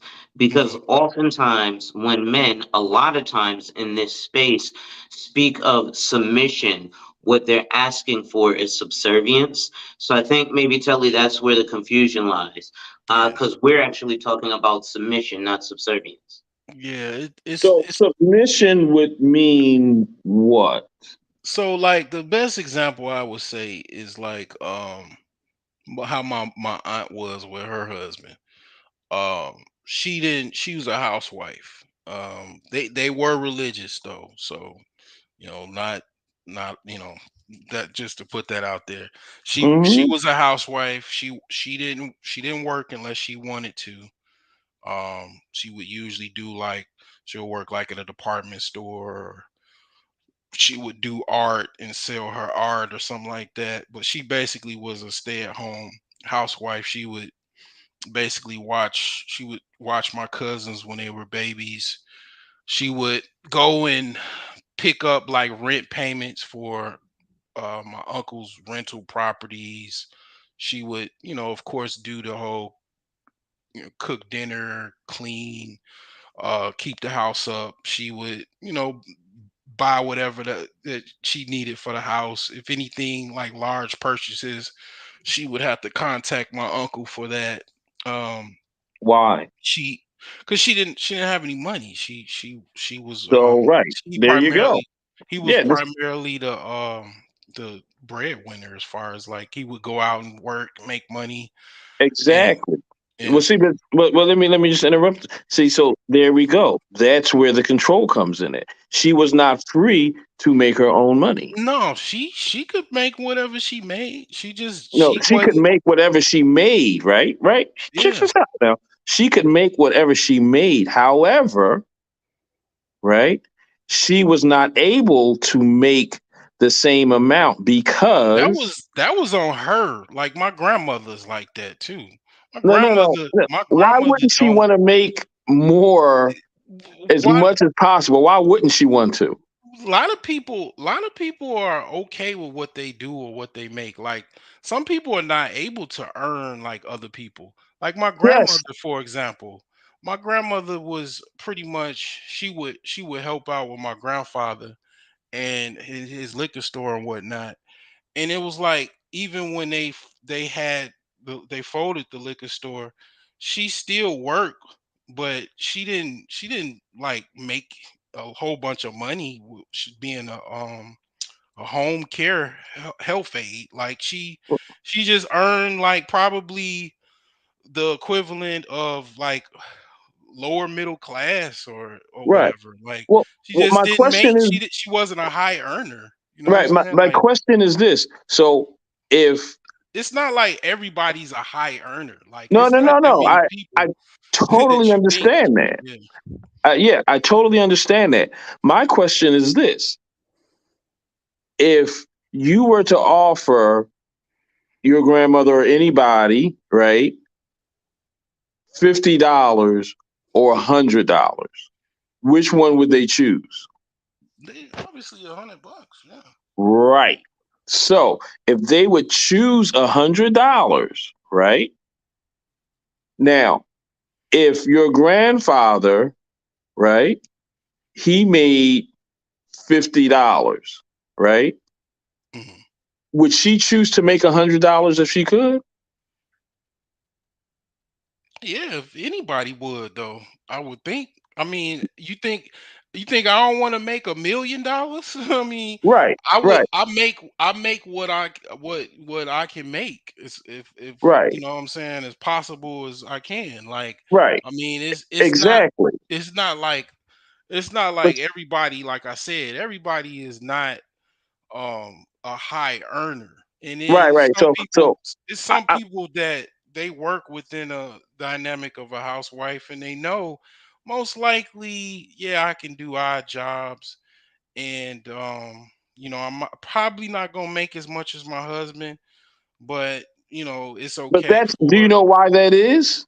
Because the system was set up so that she didn't make as much as her husband. Just like the system was set up that people of African descent did not make.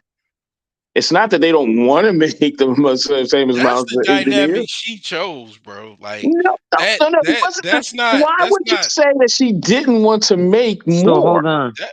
Wait, let me, because I just want to make sure I'm clearly understanding Right. the discourse here. Yeah. So, Tully, your question and stance is that his grandmother was not in fact free because she was unable to uh, attain a higher or attain her highest level of earnings. Right, And because of bro, the you're system. saying The system that was put in place was a system in which women were not allowed to make a certain amount of money. They weren't allowed to make Okay, that I see what kind of you're money. saying. Okay, so I mean, you got women that make a lot of money now, but they hug the pillow every night or they play with their toys every night. So I mean, Well, no, I it's think it's it's nuances and balances like what to he was a saying, lot of bro, different things. was in terms of so she had so if she had today the freedom that you're saying she had during those times, there'd be no she could go make whatever as much as the pillow huggers are, but still be with your I grandfather. think I mean What I he's don't saying, oh hold on. What he's saying is that there was, um, even though she had that opportunity to pursue those earnings, there was a glass ceiling that no matter what she or your grandfather would have been okay with, the laws of the land were saying, no, woman, you're not getting here. well Am I the pretty thing accurate in both assessments? the thing Yeah. is that the thing is that like So then, so let me wait, just, well, let me so finish. sure, go Let ahead. me finish what I was Mhm. saying. So it's like in my grandmother's case, she had peers, right, friends that were about the same age as her, but they were able to be more independent and make money, more money than she did. Everybody knows what they're capable of and what they're comfortable with. Some women actually do. It's more rare now. Like I said, it's not that many women that work in that dynamic. And my grandmother was not submissive by no stretch of the imagination. She was more probably on the cooperative side. But I mean, you got women that just they know I'm probably not gonna make that much money. I don't really know how to make that much money, and I'm okay with being more of a helpmate or a housewife or whatever the case may be, and they fine with that. You know, you got some women that they absolutely think it's grotesque to be a housewife or whatever, and they trying to punch the books and pass courses and learn as much as they can to make as much money as they can or whatever, and they want more freedom to be independent and like you say have more sexual access and freedom to be with whoever they want to and all of that other stuff, right? Like, I mean, that's kind of what I'm saying. Like, as far as both my aunt and my grandmother, they knew what they actually wanted, and they were fine enough to where men pursued them, and they work with the dynamic that they agreed upon with their significant other. I mean, I mean But that's all I'm saying. yeah, well, you're missing the point, and maybe I'm not communicating it well enough. But Joe, I think you understand that they were not allowed to make more. Society set up a system where they weren't allowed to make more, Well, and that's not and true so then because, they like I did not said, have the my freedom. grandmother's friend, she was a teacher. She made a lot of money to being a teacher to where she like owned a house across the street from my grandmother. So Hmm. she was married also at the time her husband passed away. But I mean, you could probably say that with my grandmother for sure because she grew up during a time where a lot of women had to be like nannies and maids and stuff like that. She was still around during that time. But my aunt is, pretty much in her early 60s. She could have done anything she wanted to. Like my mother, she was a school teacher. She was pretty much primary breadwinner in the family. She made more money than my father did. So it's like that wasn't the case. But see, the thing about that, right, is that she couldn't have been an engineer. She couldn't have been a lawyer. Who? what I'm saying is on the system, systematically, right? Nah, I'm not saying individually. I'm saying systematically, right? that's That not true, man. well, no, If you no, no. talking about No. I'm saying system. now, No, I'm nah. talking about back then. I'm talking about Even back then. even in the 80's when my aunt was like No, that's still now. I'm talking about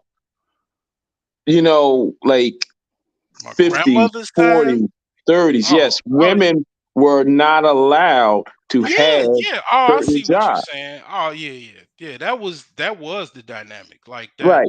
That So they yeah, weren't free. yeah. You can say that. Yeah, I wouldn't Right. argue Yeah, with you but on that. but now So they are free, Yeah. right. right? So Like, so so let me say this. So wouldn't someone, if you offered them freedom, why wouldn't they take it? well, I'll give you an example. I mean, So, just can you answer that one? Why wouldn't they take freedom? I would. well, they Go are ahead. taking a different form of freedom. But So, why wouldn't they take the freedom to make to have the type of job that they would want? Why wouldn't they take that? I mean, women because are that's taking that. that, Women are taking that. But well, because that's your form of freedom. That may not be freedom for them. yeah, So, for it's Economic example, freedom? Economic well, freedom? hear me out. Hear me Everybody out. needs money. Right, right. But hear me out. So I have a young lady who worked with my wife. Um, and they have pretty good jobs. They make decent salary. This young lady is now a tax attorney, Hmm. and obviously she makes pretty good money. Okay. She said she would much rather be barefoot and pregnant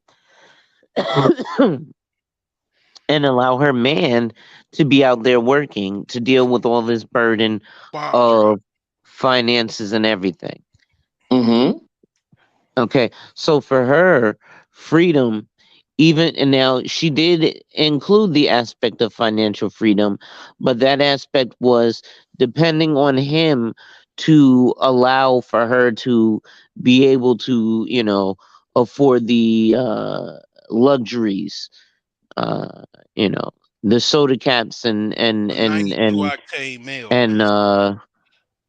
uh, wasabi stones. Yeah. Okay. Right. So to Right. enjoy those finer things, uh, he's going to provide that, and he's going to take all the financial burden and everything.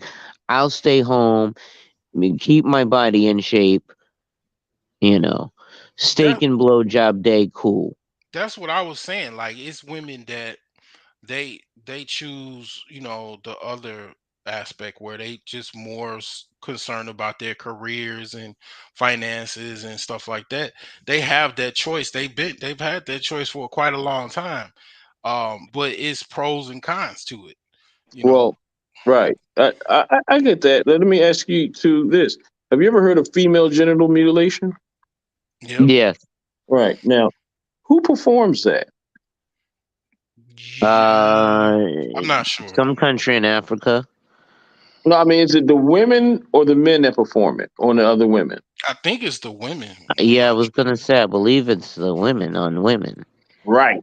Absolutely. The women on women. So they have been brainwashed enough to do this to another woman. sure. They used to have a part where you had women who in India, when the man died, they were supposed to throw themselves on the funeral pyre. And they were brainwashed enough to do that. Hmm. You had societies where you had children in pre European South America who would be sacrificed to a god by their Hmm. parents. Hmm. So you have all kinds of atrocities being committed, but it Jim doesn't Jones, mean Jim it Jones got a doesn't whole mean bunch of yeah. people to go to South America to Right, swallow Kool-Aid. Drink right. Kool-Aid, So yeah. right, Dipset. exactly. Now let me stop. So it doesn't mean right. It doesn't mean just because you can get someone to commit an atrocity, it doesn't mean that it's universally right. There is a universal right. A woman, And has to choose submission. In my opinion, it's not the man that you got dudes that probably does force women to be submissive, but That's I mean that subservience. yeah, no, I wouldn't want that. I how would do want I would want a how do you woman explain that female genital mutilation? How do you explain the women throwing themselves on that's the for funeral pyre? that's forceful cultural dynamics and stuff. Right, right. That's not what I'm talking Exactly. about when I'm talking about No, no, no, submissive. no. But check this out. Now, check this out. The same thing that's forced cultural dynamics. So these women, right, who want to be helpless, right, who want to be helpless, are in that loop, the same Well, loop. here's the thing, right? But So what it, you so no, then hold the on, hold women on, who hold want on. to, okay. Hold on, Lonzo. Let me land this plane real quick. So either way, in my opinion, a woman is still. We all have to submit to somebody to a certain extent. If you're not born with a whole bunch of money, as you say, um, you have to submit to the fact that you got to go to a job, Monday morning, and sit down somewhere or stand up or whatever you do for a while and make some money even if women don't technically submit to a husband or whoever, they still gotta submit to their boss at their job and punch that clock and make their money and go home. It's either They have a that. choice. Yeah, they have a choice, but they're not happy. A lot of them with even that choice. So I mean, But once it's again, pros and I cons understand to what it. you're saying. Yeah. But once again, it's a cultural brainwashing, the same cultural That's even brainwashing. a cultural brainwashing now because you got a norm that was women primarily didn't work as much. Now they do. That's a brainwashing as well because you also like you say women doing mutilation. You had a whole bunch of women in the 60's and 70's marching talking about we want to do this and do that. Now they're doing it, and then you got women that are like pretty much going to jail and uh you know um turning lesbian and all kind of other stuff, going out the world backwards because they're doing all of these jobs that they wanted. So Well, I don't know. it's I don't think a job turns you into a lesbian. I think you have a I choice mean and an attraction to kind of I That want was a to good one. I must admit. you just have an attraction to someone, and I then mean you have the freedom that's what's to going exercise on. that attraction. That's what's going on. I mean, But women are turning lesbian in higher you rates than normal. you Like don't turn, but you don't especially turn in the black lesbian. especially in the black community, or they're engaging in lesbianism or Right. They're bisexuality. experimenting. Right. They're experimenting because they have the freedom to. Hmm. Right. So I That's mean then that's that Well, that's they and had you. that's the freedom forced So for and that's quite some that's a forced good time. thing. and that's forced to a certain extent through the feminist propaganda from the 60s, 70's, and marching for equal rights and all of that stuff. And now they got the jobs, they wear pants every day. I've heard masculine propaganda. That doesn't make me want to suck a Yeah, dick. But they You- have wait, they but have wait. pants, they wearing pants and going to work every day, and then they still miserable. So I mean, you got one chick that she don't like submitting to a boss, she rather submit to a man. You got some women that don't never submit to no one man. They want to submit to an organization or a company or whatever. It's whatever the woman chooses. I mean, I ain't looking to force no woman to be no slave or submissive. If she wants to be submissive, so be it. You know what I'm saying? Like I wouldn't tell nobody if I was a dating coach to force a chick to be submissive, because then you're gonna land in a prison somewhere. You well, know. I mean, what I'm saying is that the thing that and what I've gotten, and correct me if I'm wrong on this, is that your view on this is that women being submissive is good. I mean, it is, in my opinion, if you can get that dynamic. Because see, here's the thing: if you got, okay, let's just say if I had a submissive woman, which I don't, you know what I'm saying, if I had a submissive woman, pretty much she can follow my lead and we can win together, like I play chess. When I got Could you? my queen, when I got Right. my queen, and the other person, and I take their queen, we can win the game easily. And how about you? How about you being submissive to her?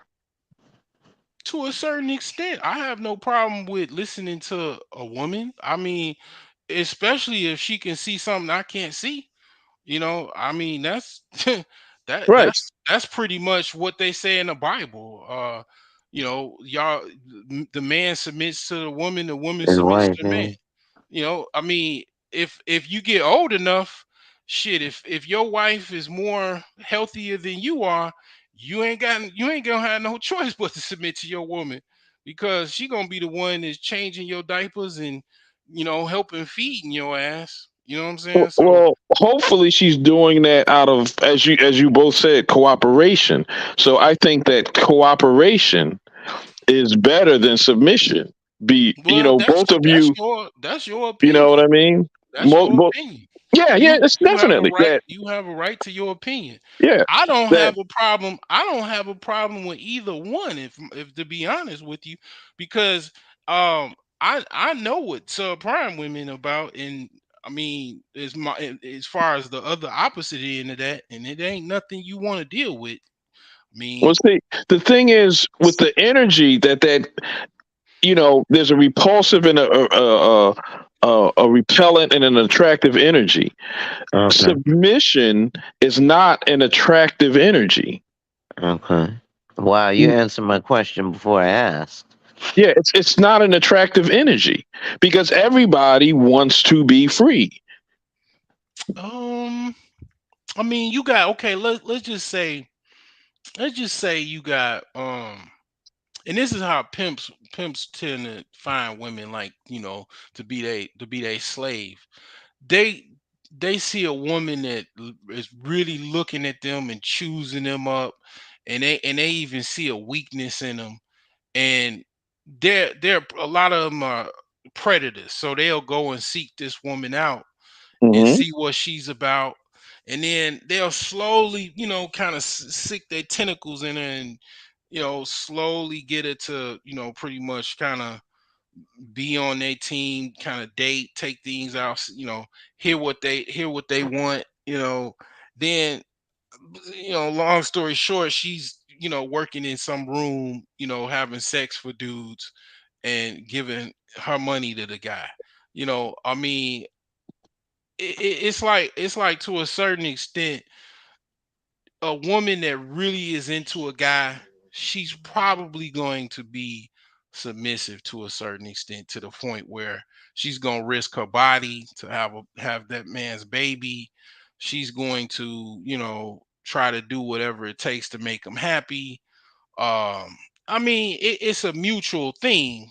A lot of times it is a toxic element to it, where the guy is, you know, negative, and then that's the stories that's made to where women get turned off by it, by other women telling them these stories. But if it's a situation where it's cohesive, such as how my aunt and his in her husband were, she took care of the house, took care of, you know, kind of like she was like an administrative assistant for him.